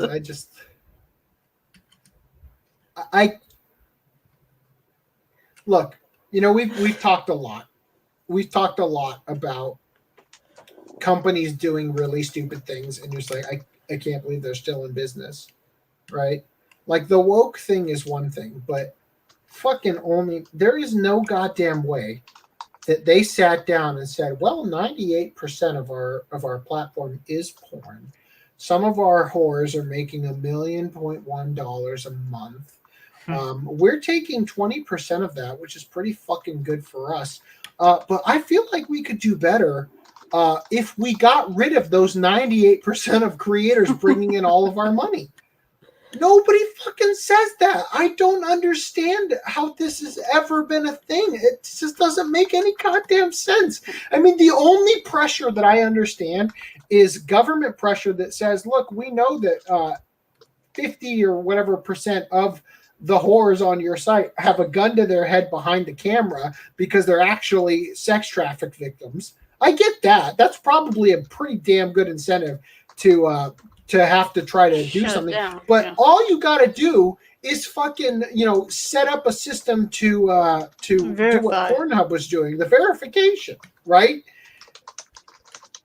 My question is, how do you verify that? Look at me. You probably still have a gun to your head. Cameraman doesn't have a gun. I guarantee that there's plenty of ways for the verification to be skirted around or whatever. Because even Pornhub doesn't have a verification system in place for new creators, right? Only the existing. Firsthand, right? Yeah, because I can't get the OCA podcast Pornhub account posting content. Take it easy, old man. Oh, good night. No. I'm sorry. That was Neko Volt saying they got work soon. Been fun. And bye, kitty. I don't know. Got work soon. They were watching the podcast. They're going to work, right? You're not going to bed. I don't understand. FDM, I like your music. Can't wait for that album. Yeah, I feel like I've know you heard it, but thank you very much. I feel like I've not given it. Well, I hope that FDDNM will tease your tickle your eardrum, Chuck. Yeah, it's like what? Oh God! I hope that FDDNM will shove his massive erection down your eardrums. Oh my on the God! podcast. I hope that FDM will fist your eardrums with this. I no longer think they'll be waiting for that album. I'm saying I hope we just I hope hit we the can right audible on G the spot on the podcast for our audience Hey, to guys. promote your work. Well, you already heard a bit of what I could do with that intro, with right? the intro, yeah. So, I'm hoping that we can promote some of it here, so that the people that know you will be able to rush out to your SoundCloud and purchase that album. Well, that would be great. I've done footing them like I do just about anyone. I wonder if we could sell it. Actually, we could probably sell it on the OCA podcast merch store. Yeah, because there's a way to sell digital files.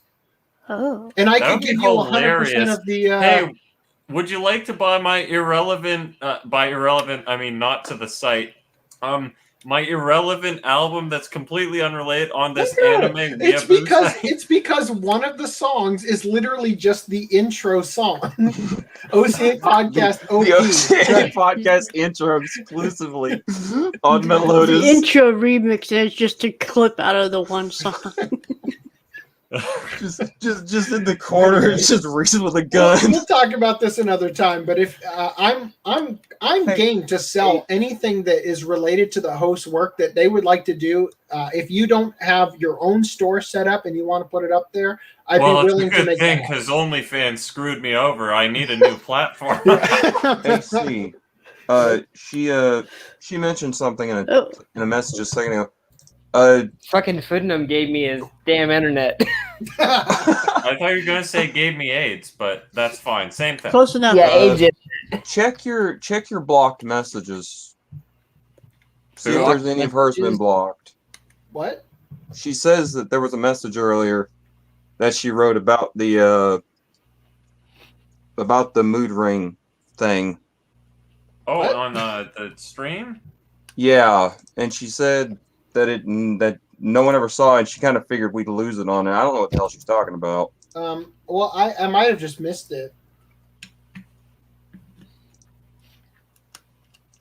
The mood ring. Evangelion had a lot of life lessons, like thermal expansion. That was the only funny part of the show I can remember. Yeah, I was gonna utilize that episode for the thermal expansion thing and have the Ava sets from smallest to biggest start to change into the Ultimate Edition. The Ultimate Edition's going to be like orange from the thermal energy. The big Oscar. Look, Ava 2023 live action will have 3 female leads since the main male is such a little bitch. Yeah, people watching platinum prices like stocks. I don't see the mood ring thing. Yeah, I'm waiting. Mood ring. Yeah, so I can't unblock it or whatever because I don't see. I don't have I shouldn't have to have an option to do that on StreamYard. On StreamYard, I can check. I can't do anything about it on YouTube. Let me see if I can just open the YouTube thing and. I messaged her back. I on the back end. Text me what it said. Let me see if I can do it on the front end. God damn it. Let me see if I can do it here. God damn it! YouTube's doing that. YouTube. My AIDS has spread to my friends. What do we want to promote? Fuck. I guess I can't believe I've never ever taken advantage of this. So real quick.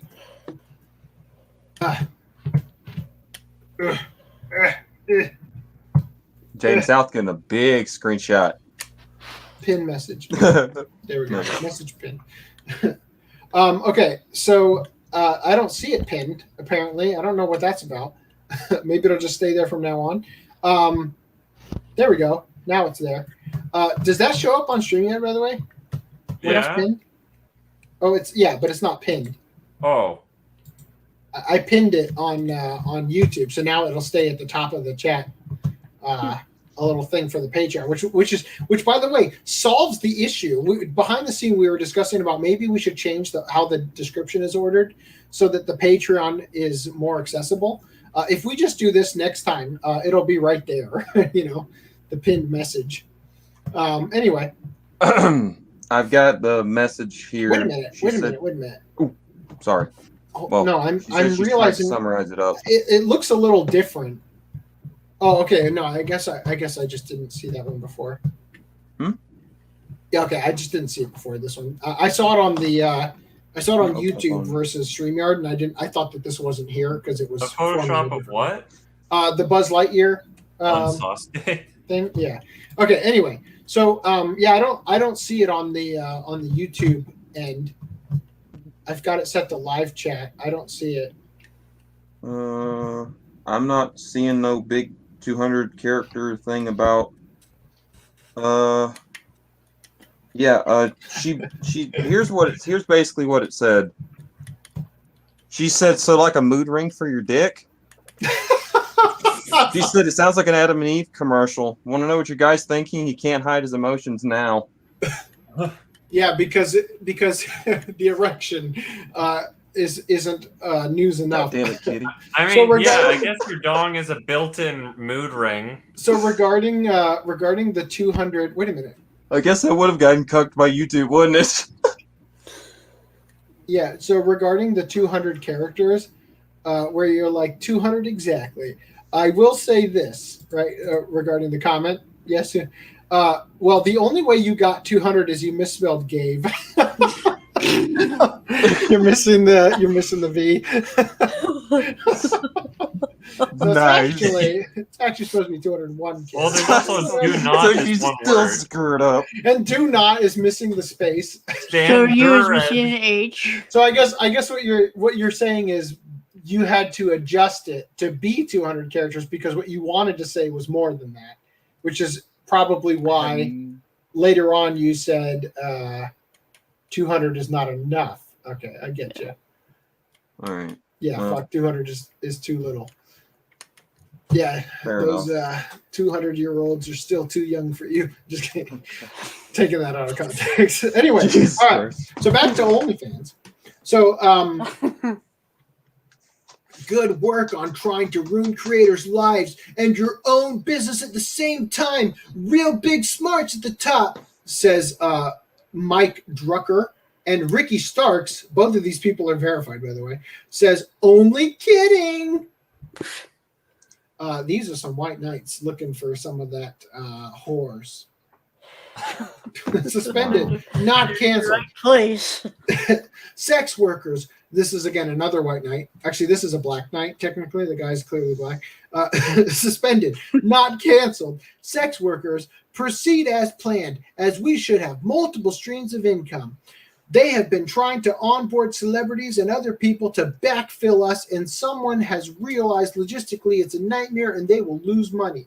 Is this you, OnlyFans? A core part of business is trust and honesty. Our fans trust us because we deliver on what we say, and we sexy as hell and smart entrepreneurs. I guess he's a man whore. Yeah, apparently. You tried to get celebrities and verified users on board, thinking it would be like Bella Thorne. Do you honestly think that this is going to bring everyone back? Because you're wrong. If you're thinking about returning to OnlyFans, think hard about that. They took our hard work, built their notoriety, and then threw us to the curb. No thank you. That's hilarious. They'll be back. The money is too easy.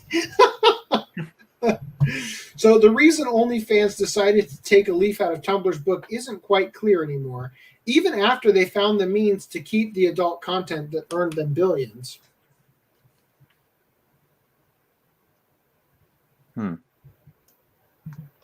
Got screwed by YouTube about the piss into the Sybil cup and pee hue check. That was a regard. Okay. Didn't know OnlyFans had an equines section with all these whores. All right, so Stretch. questions arose over the actual reason behind the ban, and it was speculated the adult sexual content ban was a move made for OnlyFans to find external investment, and that having such content would turn away potential investors. OnlyFans founder and CEO Tim Stokely Strokely, am I right? Shut that idea down. Insisting that they didn't make this policy change to make it easier to find investors. Stokely put the blame squarely on banks, saying that they made life difficult for sex workers and that the change in policy, we had no choice. The short answer is banks.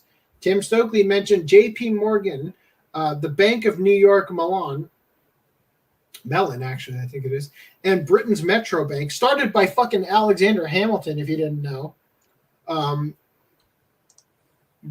He mentioned J.P. Morgan, the Bank of New York Mellon, and Britain's Metro Bank by name as obstacles to the continued sex work on OnlyFans, and suggested that MasterCard's new rules regarding adult merchandise were also to blame, as those rules go into effect October 1st, the same day OnlyFans bans would start. It's going to be interesting. I wonder if they're not going to ban it. God, that would be so fucking funny. They don't ban it, but everybody's no longer advertiser friendly. They demonetize them. You can still post it, but you're demonetized. You know, it amazes me how much that the U.S. makes, what, over 50%, almost 70% of the porn in the world, and yet banks try to deny that, hey, yeah, that is a huge Sorry, what was that industry. thing you just said? What, the OnlyFans US make 70? I didn't say OnlyFans. He said the U.S., America. Oh, okay. Yeah, makes 50%. my bad. Yeah. It's my bad. I only tuned in part way. I'm like, OnlyFans? How the hell did they make 70% of the porn? There's been since Pornhub banned non-verified users. Rip that me on a 4-wheeler video. Okay. No, I've mentioned this before. Yeah, so real quick, the reason to answer your question about the banks, porn has a greater chargeback percentage than any other industry when it comes to credit. So the MasterCard and all them, they don't like to do business with porn companies or porn in general because people will buy the adult movie at the hotel and then say, I didn't buy that movie, and try to charge back the thing, right? So cam girl stuff, people steal credit card information and use it to indulge in adult content. Okay. And then the person who owns the card, who realizes their card's been stolen, right? So the chargeback rate is extremely high. I'm going to especially because kids steal their parents' credit card and start using it and then deny it. I don't know, Dad. I've never been on what's the site called? OnlyFans? I have had several of my old bandmates, and I say old not to be a jerk, but they're now in their 60s, who have had their card stolen not for someone on porn, but because someone just was an asshole and decided to spend X amount at GameStop or at some movie store or at Walmart. It sounds like those scammers from India who want Steam cards for. All I'm trying to say is that argument really isn't valid, because then that's just then what are they going to do? Like start banning anyone from shopping at a game store? It's media and something purchased. You can't plan for people to do stuff like that when you run a card company. Well, it's just the nature of prawn that it's like no one wants to be like the person who's like, oh, you bought prawn on my card? Oh no, I didn't buy 17 BBCs in 5. You know what would be the craziest? You know what would be the craziest end to this story? Mm-hmm. What if October rolls around and OnlyFans switches to Bitcoin for their payments? Wouldn't that would be a thing. Dude, I'm dead serious. Look, the crypto market is volatile. Are you saying it will go way up? When tweets from Elon Musk get Bitcoin in particular to reach $60,000 per Bitcoin. fucking imagine if all of a sudden all the normies who are wanking it on OnlyFans had to get a Coinbase account and buy Bitcoin to spend on whores. Fuck, man. Bitcoin would reach a million overnight, right? God damn. I want this. I am podcast magicking this into the future. You can tell he's taking this seriously. Invoking the podcast magic. I will add a third floor to this house that will just be one giant collection room. That's how fucking rich I would be in a week after that. You'd sell that house and buy a mansion. Turn OCApodcast.com into that. Like, offer Bitcoin as transactions for prawn. I mean, if Random 11, if you have the technical know-how to turn OCApodcast.com into OnlyFans but with Bitcoin, please contact me privately and we will set this up. Maybe we could call it, I mean, it is the Open Chest Anime Podcast after all. This will have a velvet room in the back. It'll be called the Chest is Out Podcast. That kind of means that at least 2 of the 3 hosts will have to have their chesticles out for the entire podcast. The Open Ass Podcast.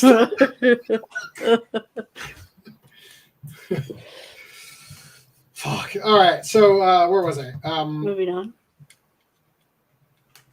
Banks, right. So JP Morgan, Bank of New York, and Mellon, and Metro Bank didn't comment on the remark, but MasterCard did. A spokesperson said MasterCard never spoke to OnlyFans about their move to ban adult content and that, quote, they made this decision by themselves. Whether or not the ban was made in response to the demands of banks and other payment processors, or if the higher-ups at OnlyFans wanted outside investments, the move to ban the content that made them popular to begin with has been suspended. So the whores are safe for another night. They will not have to sleep with the incels. Just entertain them on the internet. So congratulations on your newfound safety. And I hope that I don't know. I hope you start accepting Bitcoin. I don't know how to end this segment. All right. Anyway, don't move on yet. Okay. But no. I'm waiting. Okay. I'm waiting for the cue. Tangentially related. So I was looking up some Digimon 3D models to potentially turn into printable models, right? So on DeviantArt, this guy had a lot of them available, but he also had this. An Agumon with a Pornhub shirt on. I don't know why or how. He has a lot of other really weird stuff. You see that Agumon in a Doom guy suit? Click on that. That goes. He makes this stuff for whatever reason between all of the good model rips. So everyone has a fetish for them. It's just this guy's. So what I did is I downloaded that Pornhub Agumon. That's a real Digimon. That's a real one. The Pornhub Agumon's a real Digimon? No. The Boobs McGee Kazuhamon. Kazuhamon. Kazuhamon. That's her actual name. I played the game. And so I downloaded the Pornhub Agumon. And I took some liberties and rendered this out, learned Maya real quickly. What does it say? I can't read it. It says OnlyFans. Nice. And that's going on the thumbnail. Okay. I like how you used the blue from our own logo. Did I? No, it's the OnlyFans. That was a joke. I think it's the OnlyFans blue. So I guess. Yeah, I guess so. Okay, this is quite awkward. I was hoping you were going to put the OCA podcast on the shirt and just use. I was considering making a render using the Stealth Weeb tease, but I couldn't be bothered. I'll be honest. I have not yet gotten to talk to Kenichi Sonoda regarding the logo, and I'm getting kind of antsy that the opportunity is getting away from me, because I am now in a position where I can't afford additional expenses. So I guess I have to find out what, because I'm worried about what the price will be. If it's $300, it's $300. That's nothing. If it's $1,000, then it's like, okay, that's another discussion. I don't think it will be $1,000, just to be clear. But I want to know from you guys, if we did a fundraiser, let's say it was $300, and we just had a night where we're like, okay, so we want to, I don't know, we start a fucking GoFundMe or something. We're trying to figure out what the cheapest way to not have, like, because if it's $300 and we do it through YouTube, through Super Chats, then we have to get more than that because we're only going to get the 70% of that, right? So we'll figure something out. I want to know from you guys, because I feel like we should move forward on this because it's part of the podcast lore, and it's been very difficult to actually make it happen, even though we've got all the things in place that we need, other than the fact that now my living situation basically has a lock and key over my my wallet or whatever, So anyway, that's something I just wanted to verbalize because it's been on my mind. I would hate for fucking Kenichi Snow to die of COVID, and I never actually move forward after putting all the effort and creating all the hype or whatever for it, So anyway, that's just something I've been thinking about. Also, I like how you smooth the character, and the vertice at the bottom isn't connected on the shirt, so it kind of looks like he's wearing like a button up underneath underneath the blue, actually, no. I don't know if that's the smoothing, but there was a lot of weird glitches. So like the green screen key was like clipping through tiny little parts, like underneath his lip, his upper lip and stuff. It's because backface culling is turned on, and your mesh isn't actually connected. What you have to do is select the whole mesh for the vertices, merge the vertices at a threshold that is infinitesimally small. So only the vertices that are actually overlapping the point of another vertice are going to get merged, because for some reason the model looks to be split in half, and in terms of the vertices aren't connected at that shirt in the middle. And the other things, like the mouth is separated. That's why it's giving you those problems that you're describing. Okay, because I literally speed ran learning how to even render it. But so is the model rigged? Already? Yeah. Because I think it's funnier to just use the Pornhub shirt Agumon in the background, but whatever. The T pose. Yeah, well, no. I meant we use the model. We don't have to use the T pose. Because it's already rigged. We can pose it, but we'll render it out. Anyway. So just use the regular model without the OnlyFans, is what you're saying? Yes, the Pornhub one I think is funnier because I don't think the OnlyFans one is going to read well.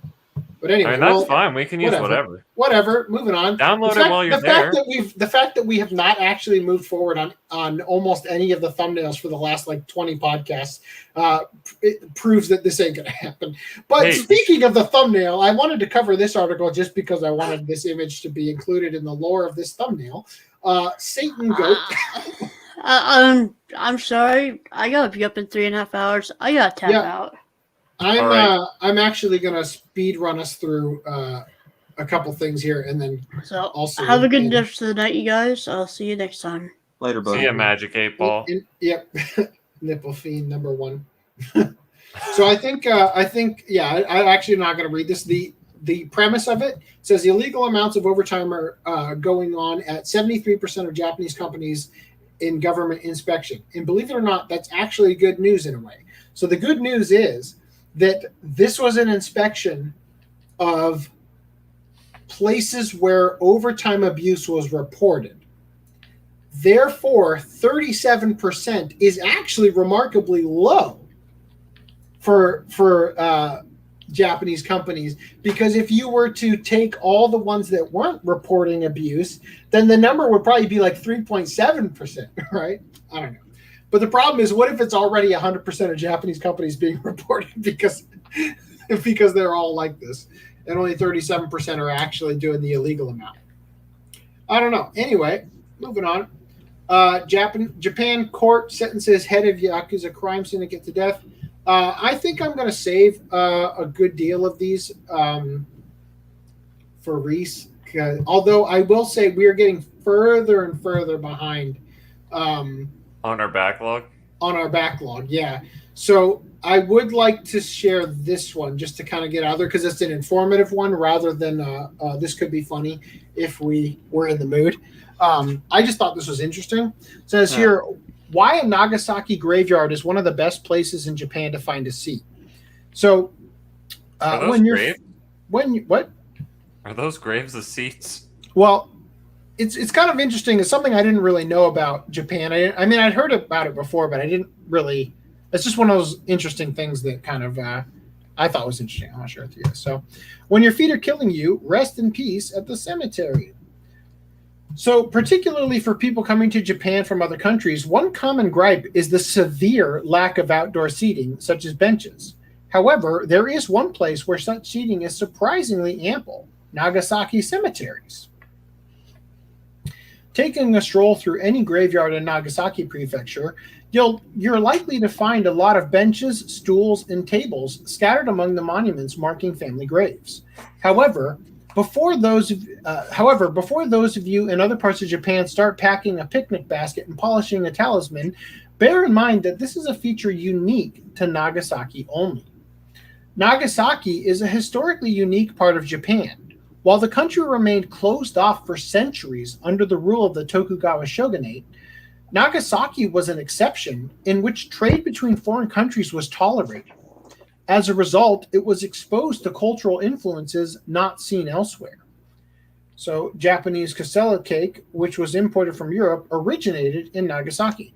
Don't fucking understand how it was imported in Europe, but originated in Nagasaki. One Nagasaki custom that likely came from China was the act of setting off fireworks in cemeteries. Oh, that's weird. Wow. Wake the dead! This combined with the Japanese holiday season of Obon in August, when the spirits of deceased ancestors are said to return to the realm of the living. It was fortunate for Nagasaki people. I just love how the fireworks thing and the cemeteries is in Nagasaki, where we dropped one of the nukes. So Nagasaki people who didn't need to worry about waking the dead with their festive explosives because they were already okay. Well, that's ironic for what you just brought up, but continue. So Obon customs vary from region to region in Japan, but for the most part, families gather at graves, wash them, pray, and give offerings such as a 1 cup of sake. In Nagasaki, however, families also shoot off some bottle rockets and have a meal while among the dead. So it's very practical to have some seating there as well. It's such a common habit in the southern prefecture that you'll probably find most graveyards are located on hillsides for the ideal fireworks shooting views. Boy, that seems weird. Never really thought about having, because whenever you think of a graveyard, it's always like really flat, you know? I disagree. Most ones I've ever been to have been really hilly. Well, they're kind of hilly, but they're not like on the side of a mountain. Okay, right? Like, that's fair. Like digging a grave and burying a casket on a side of it, it's like you got to dig way deeper to make sure the body doesn't come up. They're usually flat chested and not double D's. No, well, what I feel like is like, think about it this way. Are you saying all these people died and flat as justice? What? Dear God. What I'm saying is, imagine you're trying to build a cemetery in a mountain. If you're digging down and putting foreign objects under the ground and burying them, don't you think that doing that with a row system of one here, one here, one here, one here, that you're actually going to create slippage on the mountain? A compromise situation for the ground to move. Yes, I completely follow what you're saying. It's just I will after podcast tell you the name of the cemetery I'm talking about because it's hilly as shit. All right. Well, it's just I follow you though. So it says here, our Japanese writer Mariko Ohanabatake, who hails from Nagasaki, was surprised to find that her annual custom was unheard of elsewhere in Japan, even in her neighboring prefectures. Since visiting graves are solely family affairs that involve returning to hometowns, people rarely see the customs of other areas, keeping them relatively insulated to their respective regions. That's not the only thing unique to Nagasaki cemeteries either. Unlike other parts of Japan, graves here are usually engraved with gold lettering. Nagasaki family graves also tend to have smaller monuments honoring the Earth God next to the main monument. Both of these features are believed to have come from Chinese culture as well. You're likely to find unique touches to Obon anywhere you go in Japan, but in general, if you want to see a slightly different side of Japanese culture, there's a whole lot to discover in Nagasaki. Anyway, so I don't know. I thought that was kind of interesting, more specifically about the fact that Nagasaki was one of the few places, or the only place in Japan, that wasn't isolated and opened itself to trade. So anyway, we've got more if you want to discuss any of them, but I figured they're in the save this for later column. I mean, we could talk about the penis fencing that I hinted at last podcast, just for the sake of getting it off the plate before we end. I promise you it will disappoint. I haven't read it, but I know it's about the the sea slug or something. Yeah, this isn't super hilly, what you sent me. Yeah, I used to literally slide down some of the hills in that thing though, and just roll down them. Yeah, but the thing is that it's not. It's that's why I agreed with you. Yeah. All right. So let's power through this one, and hopefully it doesn't suck. Hopefully the puns are phallic. So reactions come hard and fast following stimulating segment by a Japanese public broadcaster. Japan is not a country that's particularly shy about fetishes and sexual desires. And with the veil of anonymity that online interactions provide, there are even fewer inhibitions when it comes to discussing such matters on social media. But even with all that said, many Japanese Twitter users were still shocked when the platform was suddenly and overwhelmingly taken over by penis fencing. The term started trending on Thursday night, and its stimulating nature produced a wad of comments such as, quote, "Why is penis fencing showing up in my recommended tweets? I've been sitting here laughing at penis fencing trending for 10 minutes straight. I'm at work now, but I can't get penis fencing out of my head. I feel like all I've been talking about for the past 12 hours is penis fencing." Your first instinct may be to assume that penis fencing is a genre of historical era boys' love manga or some other dynamic kink from a subset of the otaku/fujoshi community, one that's just now leaking out into the mainstream, perhaps as a result of the long drought of Comiket doujinshi events not giving such oriented enthusiasts an outlet for their passion. The truth, though, is that penis fencing isn't an anime/manga thing at all, but a science/marine biology one. On Thursday evening,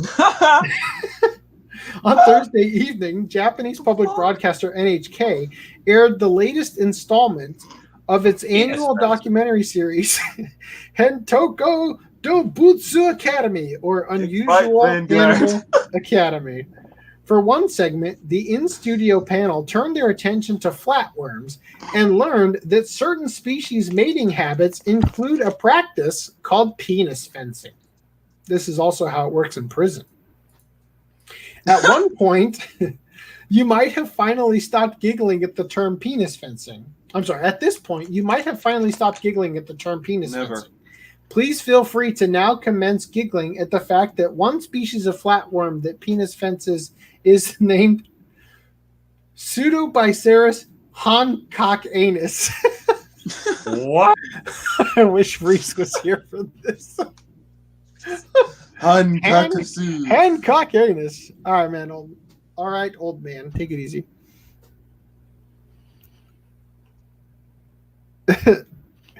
So melons are getting in the way of sex work. That's not usually how it works.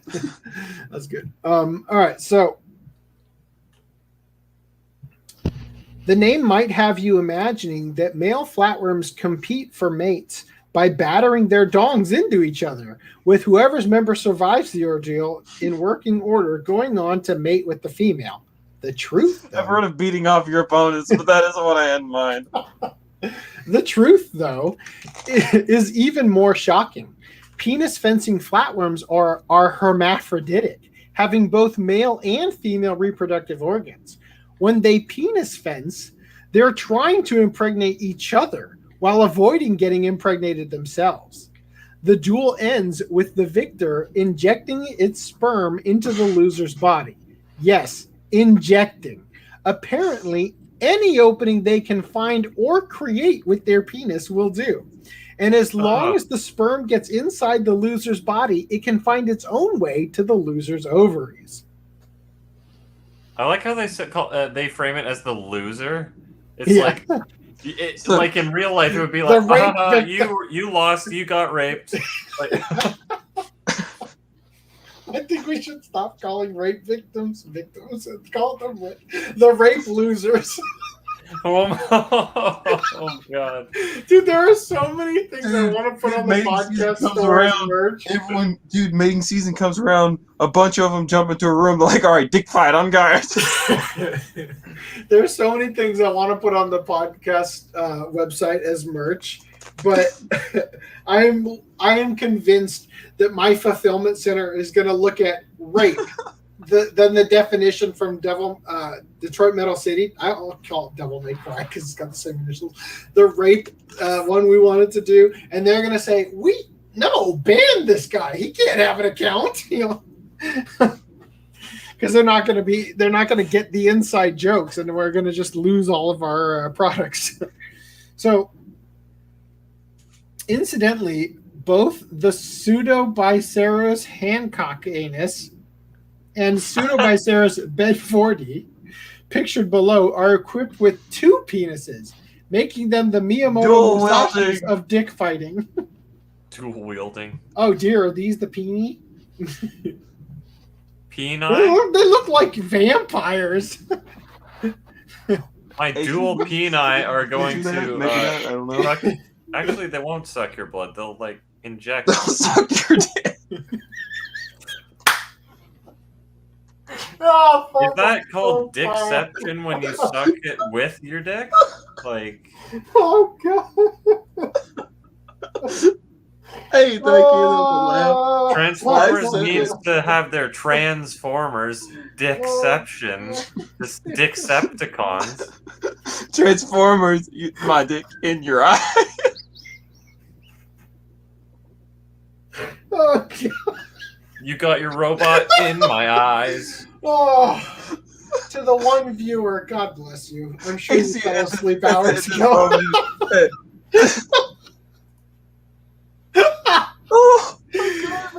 Oh, of course, no matter how deep your respect for science and the majesty of nature are, it's impossible to not see humor in the term penis fencing, which in Japanese is pronounced Penisu Fenshingu.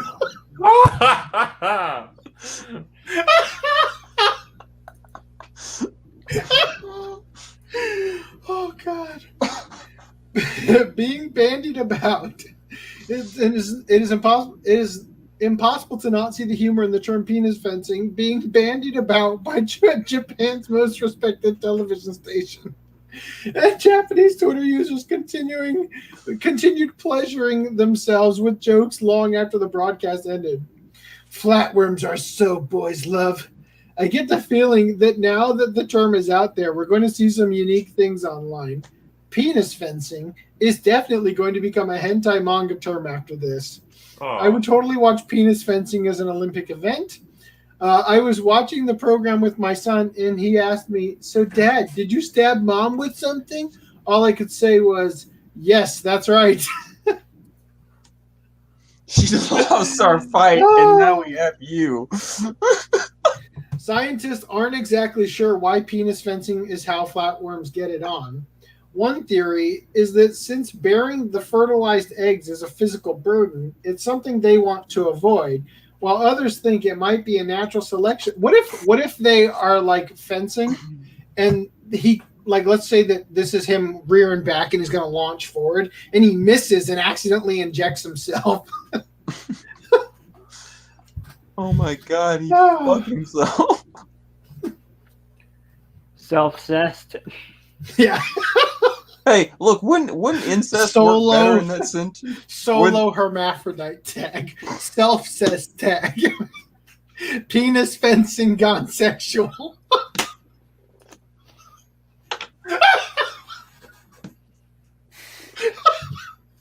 Oh, fuck. Oh, while others think it might be a natural selection style way to help the species thrive by allowing the duel's winner to potentially impregnate other mates during the gestation period. Either way, though, the next time you're feeling frustrated with human dating dilemmas, just remember that things could be a lot more complicated if you were a flatworm. Oh, God. That didn't disappoint, actually. I thought it was going to be awful because I only looked at the pictures. That'll be the only part of this video YouTube watches. Oh, fuck. Oh, I'm going to save this one for Reese. Save this one. Actually, I'll read this one because I highlighted it. Right. So, a man in Kyoto leaves a bag of red-stained knives in front of a stranger's house. The wrong highlights are here. Give me one moment. I think I might have highlighted it when it was... Fuck me. I'm not reading it. Fuck it. I'll tell you what happens. So, a guy, there's security camera footage of a guy walking up to the stoop of a house and dropping a bag on the steps that turned out to be filled with knives. And the knives were anything from a kitchen knife to this type of hatchet, right? And of the bundle of 17 knives, 11 of them were found to be coated with paint, red paint to symbolize blood or whatever. And the guy who owns the house has no idea who the guy in the video is or why these knives have been left to seemingly threaten him. And the weird dilemma here, or the weird phenomenon here, is that there's this really clear multiple angle security camera footage of this happening. And why that's weird is because in Japan, not a lot of people will actually set up a camera to record like their front steps and stuff because Japan has so little crime. But this guy had a really good reason. See, if you're wondering why there's not one, but two excellent angles of security camera footage covering the home's entrance, it's because the homeowner himself installed them. The level of caution is sort of unusual. That level of caution is sort of unusual in relatively low crime Japan, but he made the decision to install the cameras 2 years ago, following an incident in which someone left a bag of knives on his front step. So this has happened before. And, yeah. Maybe they're just trying to give the gift of cutlery. Well, the guy who dropped it off, it's so funny. In the video, which was removed moments before the podcast began. I did download it, but whatever. You're not going to need to watch it. They do this weird like zoom and enhance thing in slow-mo to show you that as the guy walks away, he touches the headlight of the car. And I guess in Japanese they're saying fingerprints, like I don't know. But there you go. Now that one's out of the way. I'm going to save the rest for later.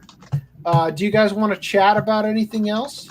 I just want to say I'm guessing this might... I'm wondering if this is some kind of stunt for attention. Twice it's happened. He set up the cameras. Knives have been planted, and he gets... It's rigged? God yeah. Knows. I mean... Well, like 11, maybe some weird number. I don't know. Just putting it out there. I'm fucking starving right now. I'm so hungry. So there's one other thing that I thought was funny. I don't see it in here. Oh, here it is. Wait. Is it this one? There and there. So I noticed this one. A Sapporo man attempts to rob a store with a lighter, and it goes as you'd expect. Now, I only got through the first paragraph here when I realized another article here where a man robbed a convenience store with nose hair trimmers. So do you guys think we should cover these when Reese is available? Yeah. Okay. I agree. But I wanted to whet your appetite on them. Anyway, so I finished season 1 of Black Lagoon. I got halfway through. You know, I'll be honest. I love the show. I love the interactions of the characters. And it kills me that I don't get to actually sit down and rewatch it because I have been working on the spreadsheet and all the various duties I have to do now that the podcast has a website where I've got to eventually backlog all of the docs and all that shit. I've got a lot of shit that needs to get done and literally no time whatsoever to do anything, even host this show most weeks. So I've been very busy and I watched it picture in picture. I've already seen the show. Thank goodness. I've already given it the full attention that it deserved once upon a time. And it kills me that I can't rewatch it with that full attention again. But I gotta say that even in spite of that, I'm very much enjoying my rewatch of it. Dude, Black Lagoon's the shit. It's fucking great. It really is. The characters have a great dynamic, and I really love the voice cast, the Bang Zoom voice cast. Even though, excuse you, I'm sorry, Ocean Group. You're right. That's what I meant. Because the only thing that I have a little bit of a hard time getting back into it with was Light Yagami. Was Light Yagami as Rock. I can't not hear it. Right. It's like, I feel like you should be taking over the world or something. Yeah. That's why I like it, though. Yeah, though it at first I was kind of off about it, but it grew on me very quickly. And I gotta say, one of the things I love about it is, first of all, I don't know what it is like recently, but I'm very much enjoying these super angry, yelly female voice actors.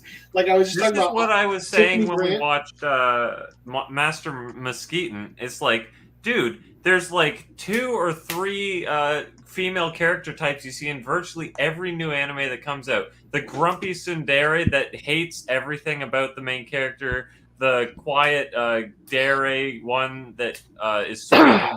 Gets along with everything, or the quiet one that barely interacts, and that's about it. You don't really get any middle ground, but you get these extreme characters, these extreme classic characters that are just wacky, out there, loud, and fun to watch. Well, I really like Revi's personality and how it comes across. I love Revi's personality. And one of my favorite moments in my rewatch so far is the character that the Chinese character. I mean, Revi's Chinese too, right? But the character that she calls Chinglish for speaking Chinese English with the really thick accent and everything. Oh God, you could not make this dub today. Oh, I love it so much. It's so good, and all the lines are just wonderful. But we're going to save our actual watch club for a future podcast. I will tell you guys that this last month has been fucking brutal in my work. And the guy that I work with, his dad died not too long ago, and he's going back to New York for the funeral for a week during the goddamn busiest week where we have the most times that 2 trucks go out. So I have to run every single route, including potentially doing some 2-truck routes with 1 truck by myself. So this is going to be goddamn impossible. But especially because normally I compile articles while we're driving from one city to the next. And if I'm doing all the driving, I ain't doing that shit, right? So this is going to be interesting coming up. September is looking to be as busy as as August was, which is going to be unfortunate for everything except for my bank account. But I will say we did drop below 4,000 hours in our year of watch time. I'll remind you that I did look up YouTube specific policy, and they said that you will not be yeeted out of the program immediately when you dip below. But I don't really trust them for that. I mean, obviously we've still been able to monetize, but I don't know. It's probably a matter of time if they do kick us out. Maybe we won't get kicked out. Maybe you don't. Maybe you only needed that to get in. I don't know. But I obviously have to keep hosting the show to try to get us back up to the 4,000 hours. We are currently down by like 55 hours. I don't know how the fuck that happened. We just lost some high ranking ones and replaced them with some low ranking watch time in the thingamajiggy here. So I'm guessing that's what occurred, but it is what it is, and so far we've maintained. So at least there's that. Anyway, the thing that really sucks about this though is that I finished the rewatch. So it's like the watch time that I was providing in my watching the podcast every moment I had over the past year is not going to be continuing to be provided. So anyway, I don't know, just verbalizing current things going on with the show. I hope you guys are still enjoying it, and I hope I can still continue to provide, going forward, because things are getting real difficult with not having a lot of time. Things will improve after the hot months are over, because I'm going to start having, I'll be getting back home at, 2 in the afternoon instead of 7 at night, so hopefully things get better. And as I said, I've been working on the spreadsheet because there's a lot of things that need to be done, such as logging our promotions, which I've got a new way of doing it that is actually like, I can't believe I was doing it the way I was doing it before, because it's fucking stupid. The new way I'm doing it is actually automated in terms of how it's calculating for our labor distribution, which is great. I just have to do the grunt work of getting all of the stuff logged and then stay on top of it going forward, which shouldn't be hard. And I've recently figured out that I can do the same thing for super chats and all that. And I'm future proofing for when we get super thanks enabled, assuming we don't lose monetization of super chats in general. Anyway, with that said, that's one of the reasons why the Patreon is looking real appetizing. But I don't know. These are all things I'm just working on behind the scenes. So I wanted to keep you guys a little bit in the loop. And hopefully I can go back to the timestamps. But tomorrow, which I have off, thank God, this is what I want to do today.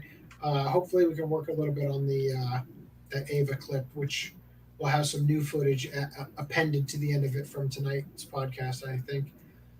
Anyway, that's it for me. That's it for the shareholder meeting. If you guys have any thoughts you want to share, or things how do you buy shares? I've only seen half of the first season of Black Lagoon so far. It's my Is this your first time watching it? Oh, it is. Yeah. Okay. Oh, wow.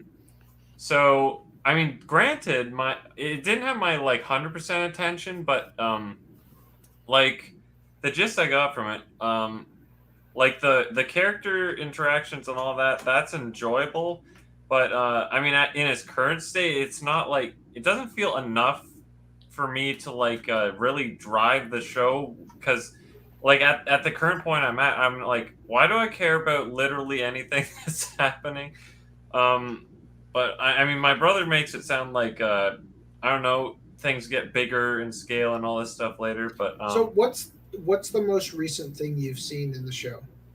I don't know if it's just after the boat Nazis. Oh yeah, you haven't even gotten into that. Let me just say that when Roberta shows up, the character for whom Roberta's blood trail is named after. Yeah. They take a character and go so over the top with that character that it should not work. And it somehow does, and it's like it's so wonderful the way it comes across. Like they refer to this character as the Terminator, like as in literally a machine sent from the future, so to speak, because she's so goddamn strong. This shit is just so crazy.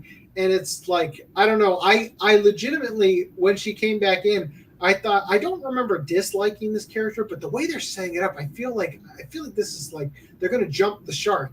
And by all metrics, they should. They should jump the shark, but they don't. And I don't understand how. It's just so it's very, very fun to watch. And then again, the Chinglish character is just so goddamn good. Now, Hellsing has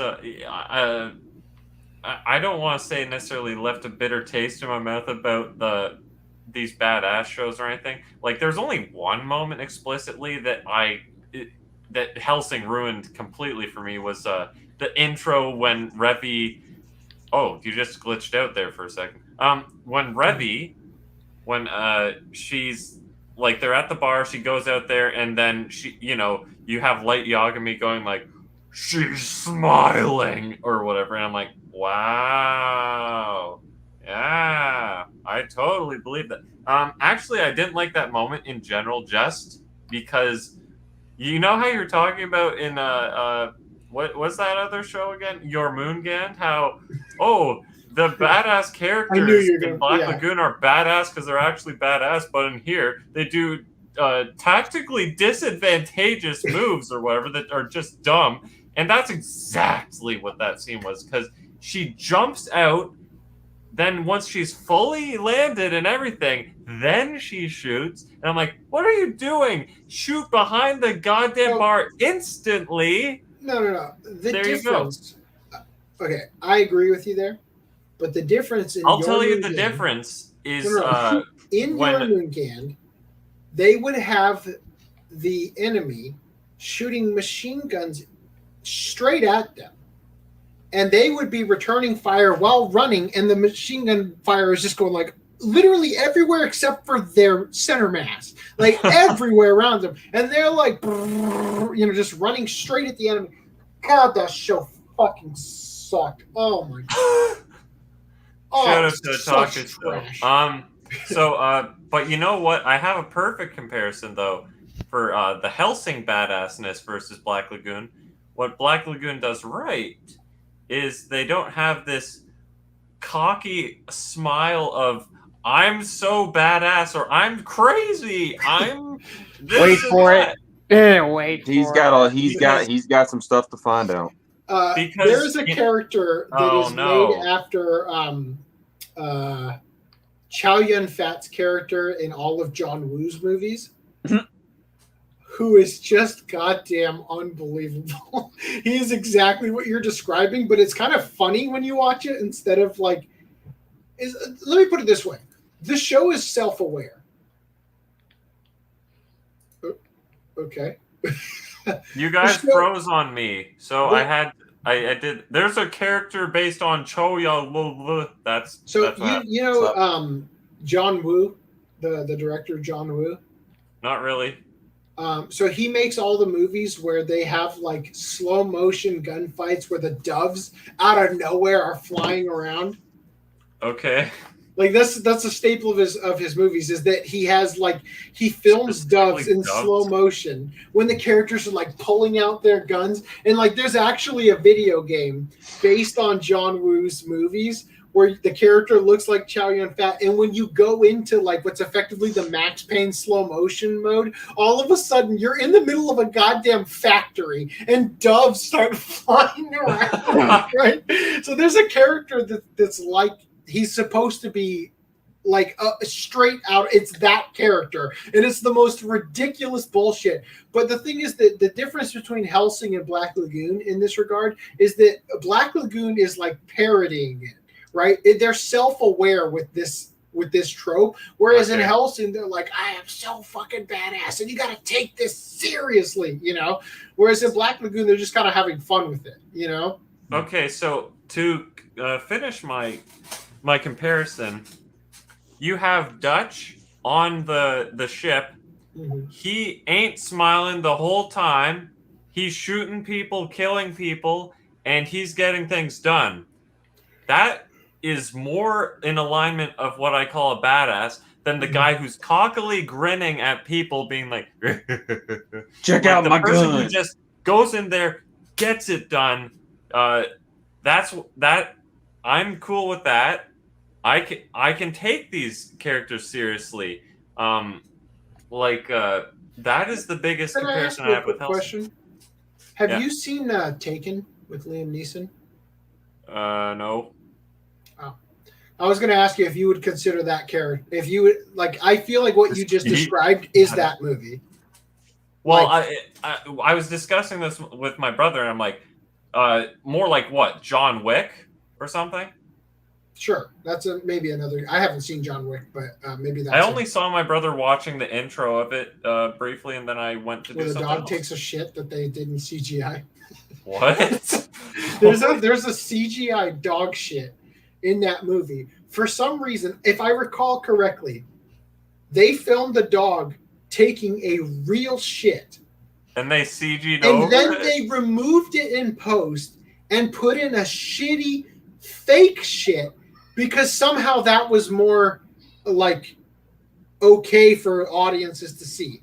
Maybe because it was fake CG cartoony, people would be okay with it. I don't know, man. I don't know. I don't know why that shot needed to be in the movie at all.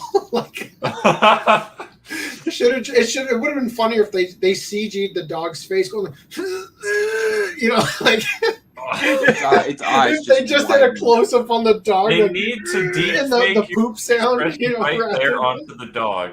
They have to get your friend to do that. But yeah, so Black Lagoon. I'm open to it getting better. And me thinking this is great, blast and everything. But I mean, in my current state, I'm just like, okay, where is it? What am I looking for? Where's the big yay? What's selling me on the show? I think it picks up a lot more around episode 7, going on from there. As I said to Reese, like in the pre-stream the one time, I'm like, or no, the post-stream, when we were talking about the characters and the dubbing, he was talking about like, oh, Benny's by Brian Drummond, Ryuk.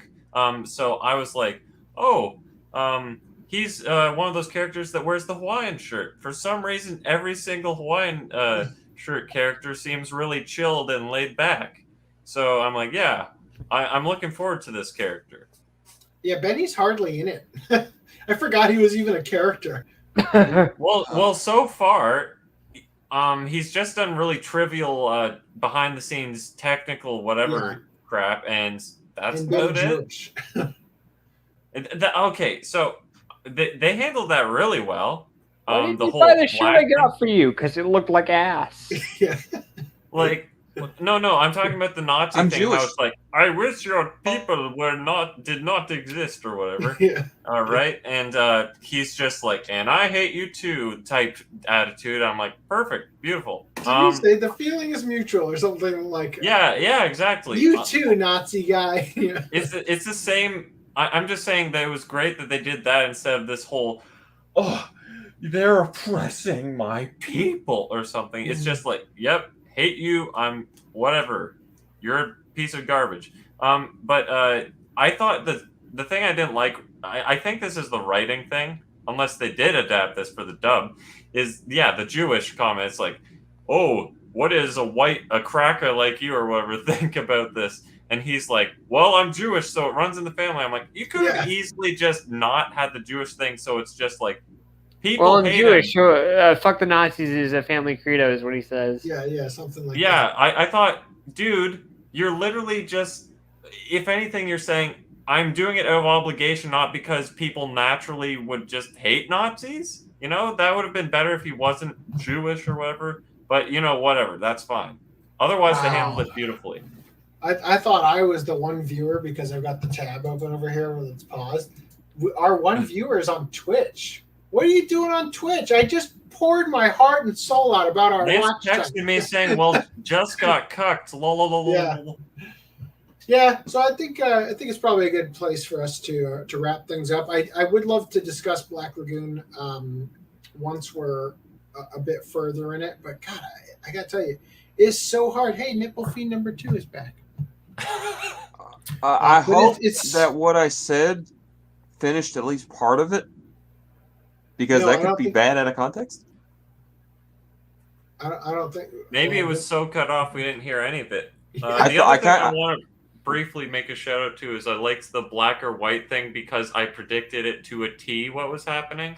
The bet, black or white. They hand him the empty gun, and then it was black. Oh, and it's like, yeah, of course it's going to be black or whatever. I predicted exactly what he meant. That it was going to be empty. That he was going to try to shoot them.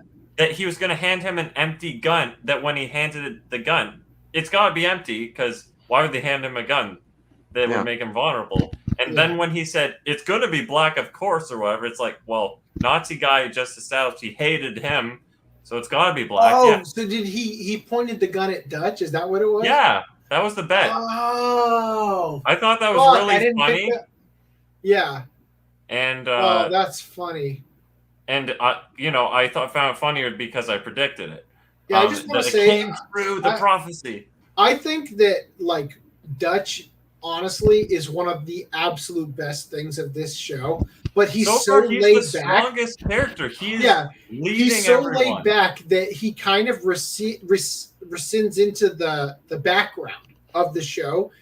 So he's kind of like that diamond in the rough where like he's such a great aspect of the series, but he shines by being, that glimmer rather than center stage, because Revy clearly is like out there taking like she's commanding the screen time. With Revy, I just don't know what drives her to be so loud and obnoxious when she's doing the most lame chores. You're gonna get a little bit of backstory in the next couple episodes. I saw the thing where she was getting really mad at Rock, whatever, because of her backstory or whatever. It's like, oh, I just grew up at a place, blah blah blah, this that. But anyway, yeah. Yeah, well, I don't know. I think fuck. Deep thought right there. I think I don't know. I can easily see that the way the show plays out. I can easily see that it could get lost on the an audience that didn't see it when it originally came out.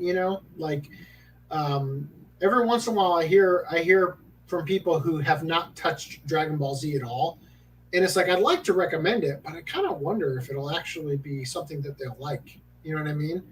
Because of the 10 minutes of power up. Well, not only that, but especially getting through like the Raditz shit in the beginning, and the training before Vegeta and Nappa show up.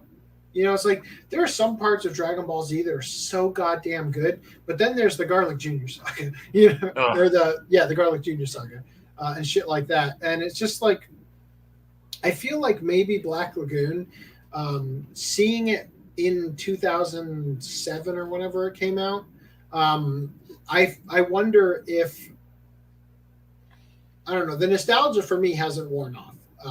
I've very much enjoyed it, although I do think I enjoyed it significantly more when I first saw it. I watched it when it was airing. And it is perhaps because I'm not able to give it my full attention, or that I'm just goddamn exhausted at the end of the day every day. But I'm still liking it. I like the characters and their interactions, and it's kind of like that thing we talked about with Promised Neverland, where when Reese was talking about how he wanted Kilua's voice actor to play Ray or whatever, because it's like you kind of hear the it's not so much even the interaction so much as it is like the acoustics of hearing this voice and then this voice and then this voice and then this voice, kind of something about it that like is kind of soothing to the soul, the way music is in some ways. And I don't know, I just like it. I don't know. I talked briefly on Twitter about that CG sequence where they launched the boat up to the helicopter. And literally the CG is literally just the shot that I posted, I think. I don't remember that the whole sequence was CG, but just particularly that part. Dude, I think there was a really jank shot the one time, and I'm like, I wonder if Brad saw that. Probably not, because I haven't... I've been mostly listening to it because I've been copying and pasting a bunch of tweets and things for the promotion logging for the to get the spreadsheet up to date. Like I got the rewatch done. I got all the timestamps. Now I have to go through them, and like I'm just trying to crank this shit out so that I can get to the point where all the base work is done and everything from now on is like where all the backlog has been taken care of is what I'm trying to get to. And it's goddamn exhausting and hard. I've already been doing it for over a year. And I just want to get to that point where the show can, like all my energy can go towards clips, shorts, and actually doing the show. That's where I want to get to, where everything else is already done. And the website's up and running, and all the backlog docs are updated. And, the old episodes have the descriptions updated to have the affiliate codes in the new format and stuff. So it's like I got all this shit I got to do. And I want to get to the point where everything is up to date and perfect so that I can focus all my energy on the future rather than getting the past updated, because I don't know if you guys noticed, but the last podcast is timestamped because I finished the rewatch. So on my way to work, I was rewatching last podcast, which I'll be doing with this podcast this coming week. And I'm doing my timestamps at the moment when they should be for the actual timestamps to timestamp the episode. So from now on, most of the episodes are going to be timestamped up to a week late, but it'll be done, And I'm hoping to get the old episodes up to date at some point. Maybe, I don't know, it might take several years, who knows. But these are all things that I really want the show to have certain, like a bare minimum for each episode. And I don't know. I'm hoping it's worth it. I'm hoping the energy input nets a positive output at some point, because we had a real strong rise this year, and now I just feel like I'm crashing on us. So anyway, I don't know. I'm too tired right now to make too much sense, but I don't know. You guys have anything more you want to say before I pull the plug here? It's funny that Garlic Jr. is the first canon Dragon Ball Z movie. You know what? Garlic Garlic Jr. He attacks the lookout. That is the dead zone. It's the first. It kind of starts the transition between Dragon Ball and Dragon Ball Z. I think what he means is that the Garlic Jr. saga takes Dead Zone and makes it canon in order for Garlic Jr. saga. Whereas literally every other Dragon Ball Z movie was not canon or whatever. Yeah, they retroactively take the movie Dead Zone and make those events must have happened because this filler arc is references back to them or whatever. Which also, it's funny that oh god, I completely forgot what the hell I was gonna say. It was with the stupid Garlic Jr. thing. I love how they recapped it because I never saw the Garlic Senior or whatever. They recapped it as, oh yeah, this is Garlic Jr. from the time we faced Garlic Senior, and Gohan went Super Saiyan last minute and won. I don't think we ever see. I don't think there is a Garlic Senior. I think in Dead Zone that is Garlic Jr. Well, either way, the point is, I'm saying like they flashbacks the movie, and Dude, I'm like, Garlic Jr. is the antagonist of Dead Zone. They they reference his father. That's fine. The whole point I'm saying is I love their recap is so formulaic of, wow, of course, Gohan. Honestly, last minute. Do you want to know why they made that movie canon? Is so that they had the ability to take sequences from it, so that this filler arc had even less animation than done for it. Yeah. Okay, and not only that, some of the earlier premise Gohan was kind of the next thing. That's the way it was leading. I hated Kid Gohan, and I love adult Gohan. All of that was supposed to be a build-up for him and his final break against Cell. And Akira Toriyama just kept getting, pushed by his team, like, to do this and this and this. It's why Cell's first form was, thrown out. They were like, all right, no, that's not going to be the last form. And, I mean, they had to make Lapis and Lazuli due to them, not really liking the clown. It's the androids, when they finally revealed the androids like, old guy and fat guy, are you serious? Right? Yeah. Like, no. They had I got two more. Hold on. 2 teens, 2 brats? Like, what is this? Yeah. They had to keep adjusting, and Gohan was going to be, it was all leading up to him, which was kind of well played. But then, they just throw it out the window because fuck it, we need more, and thus we get the Buu Saga, which is where... So there's a lot of, like, conflicting information on this. People that say, is true. no, it turns out that it's not true and all that stuff. If Japanese fans didn't, blah, blah, blah, whatever. But the working theory is that Akira Toriyama created Dragon Ball, right? And that was a more slapsticky, fun. There was comedy, lewd comedy. And then... Still in Dragon Ball Z. Some of it. Then he made Dragon Ball Z, and the it was more of an action series than a comedy series by a long shot. And Gohan was the opportunity to still have Kid Goku type stuff happening, right? And then I'm a dragon. And then Goten, literally a little mini of Goku, was supposedly an additional attempt at that. Although, again, there's rebuttals to these arguments all over the internet. I don't care. I'm just saying these don't like the operating theory kids, people had. because Goku and everyone else are such a high level, like way over them. It feels like how Aaron Dismuke was like, oh yeah, let's here you go, kiddo. Here's some more rules, even though we theorized that he wasn't that good, right? Dude, Take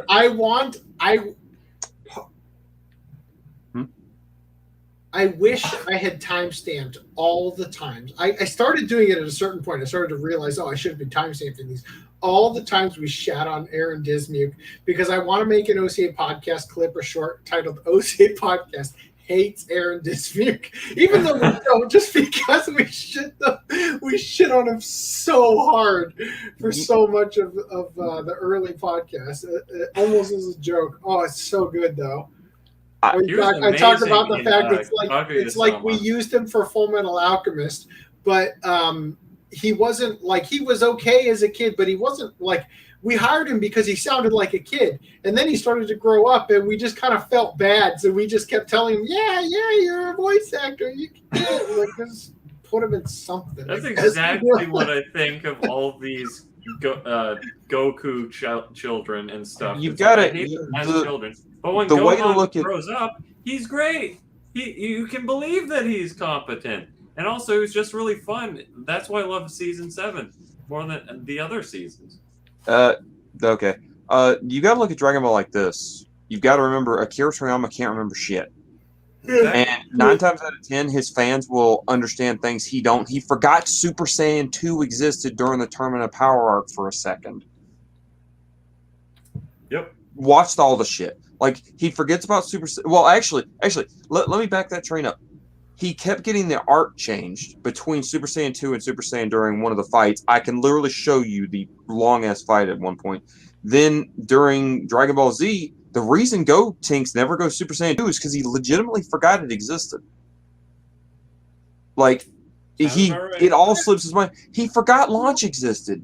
Okay. Oh, yeah. So, yes, Android 17... He definitely forgot about Launch. And all I'm trying to say is this. Hyperbole aside, and I know what you might be able to say, he might not be forgetting it. But Akira Toriyama has this problem with the way he writes. He's spontaneous. Yeah.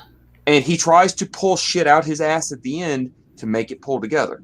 Oh yeah, So- Goku totally slammed Chi-Chi before he left for that big battle. Yeah, Well, that's why there's a kid. Here's the thing. You just have to I'm going to take give it him as benefit it of the is. doubt with Super Saiyan 2. Because when Gohan goes Super Saiyan 2, they don't call it Super Saiyan 2. Okay? They just take to the next level. Okay, yeah. So what you're seeing in there, you're operating on the classification system that was developed way after the fact. And you're saying, well, he didn't really establish. There's over 30 episodes around, like, the Buu arc where Gohan goes Super Saiyan is around season 7. There's still season 8 and 9. Okay. Like, around the... But he doesn't really talk about the concept of Super Saiyan 2 until Goku goes Super Saiyan 3. True. Right? But then He Gotenks doesn't goes to even go Super call it Saiyan, and that is Super Saiyan 2. He Mhm. calls it an Ascended Saiyan or a Saiyan who's gone That was beyond Vegeta, Super right? Saiyan. Yeah. What? Well, I mean, if you really want to came get... up with the Ascended Super Saiyan thing. God, If there are you really so many. wanna get- No, Trunks Yeah. is the one who became an Ascended Saiyan when he. No, he got became dropped. Ultra Super Saiyan. No, Ultra really- Super Saiyan is literally a term I made up as a kid to describe it. I looked it up when I was doing the Broly video. It's called Ascended Saiyan. Okay, Or here's- whatever. They have all these goddamn. There's 1,000 different Saiyan types. There's Yeah. fucking Super Saiyan Rose for Goku Black, just because he needed something special. Yeah, Okay. no, there's 1,000. Here's this.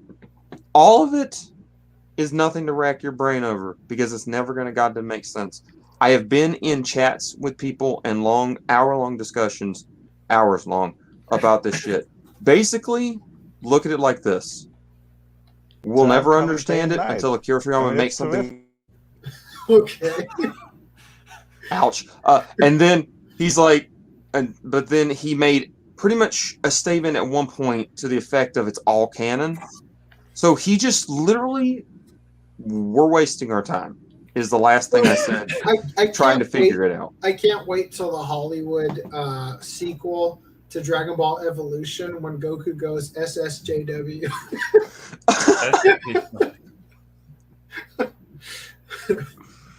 Anyway, And with with that, I think maybe we should call it quits. So thank you guys for joining us tonight.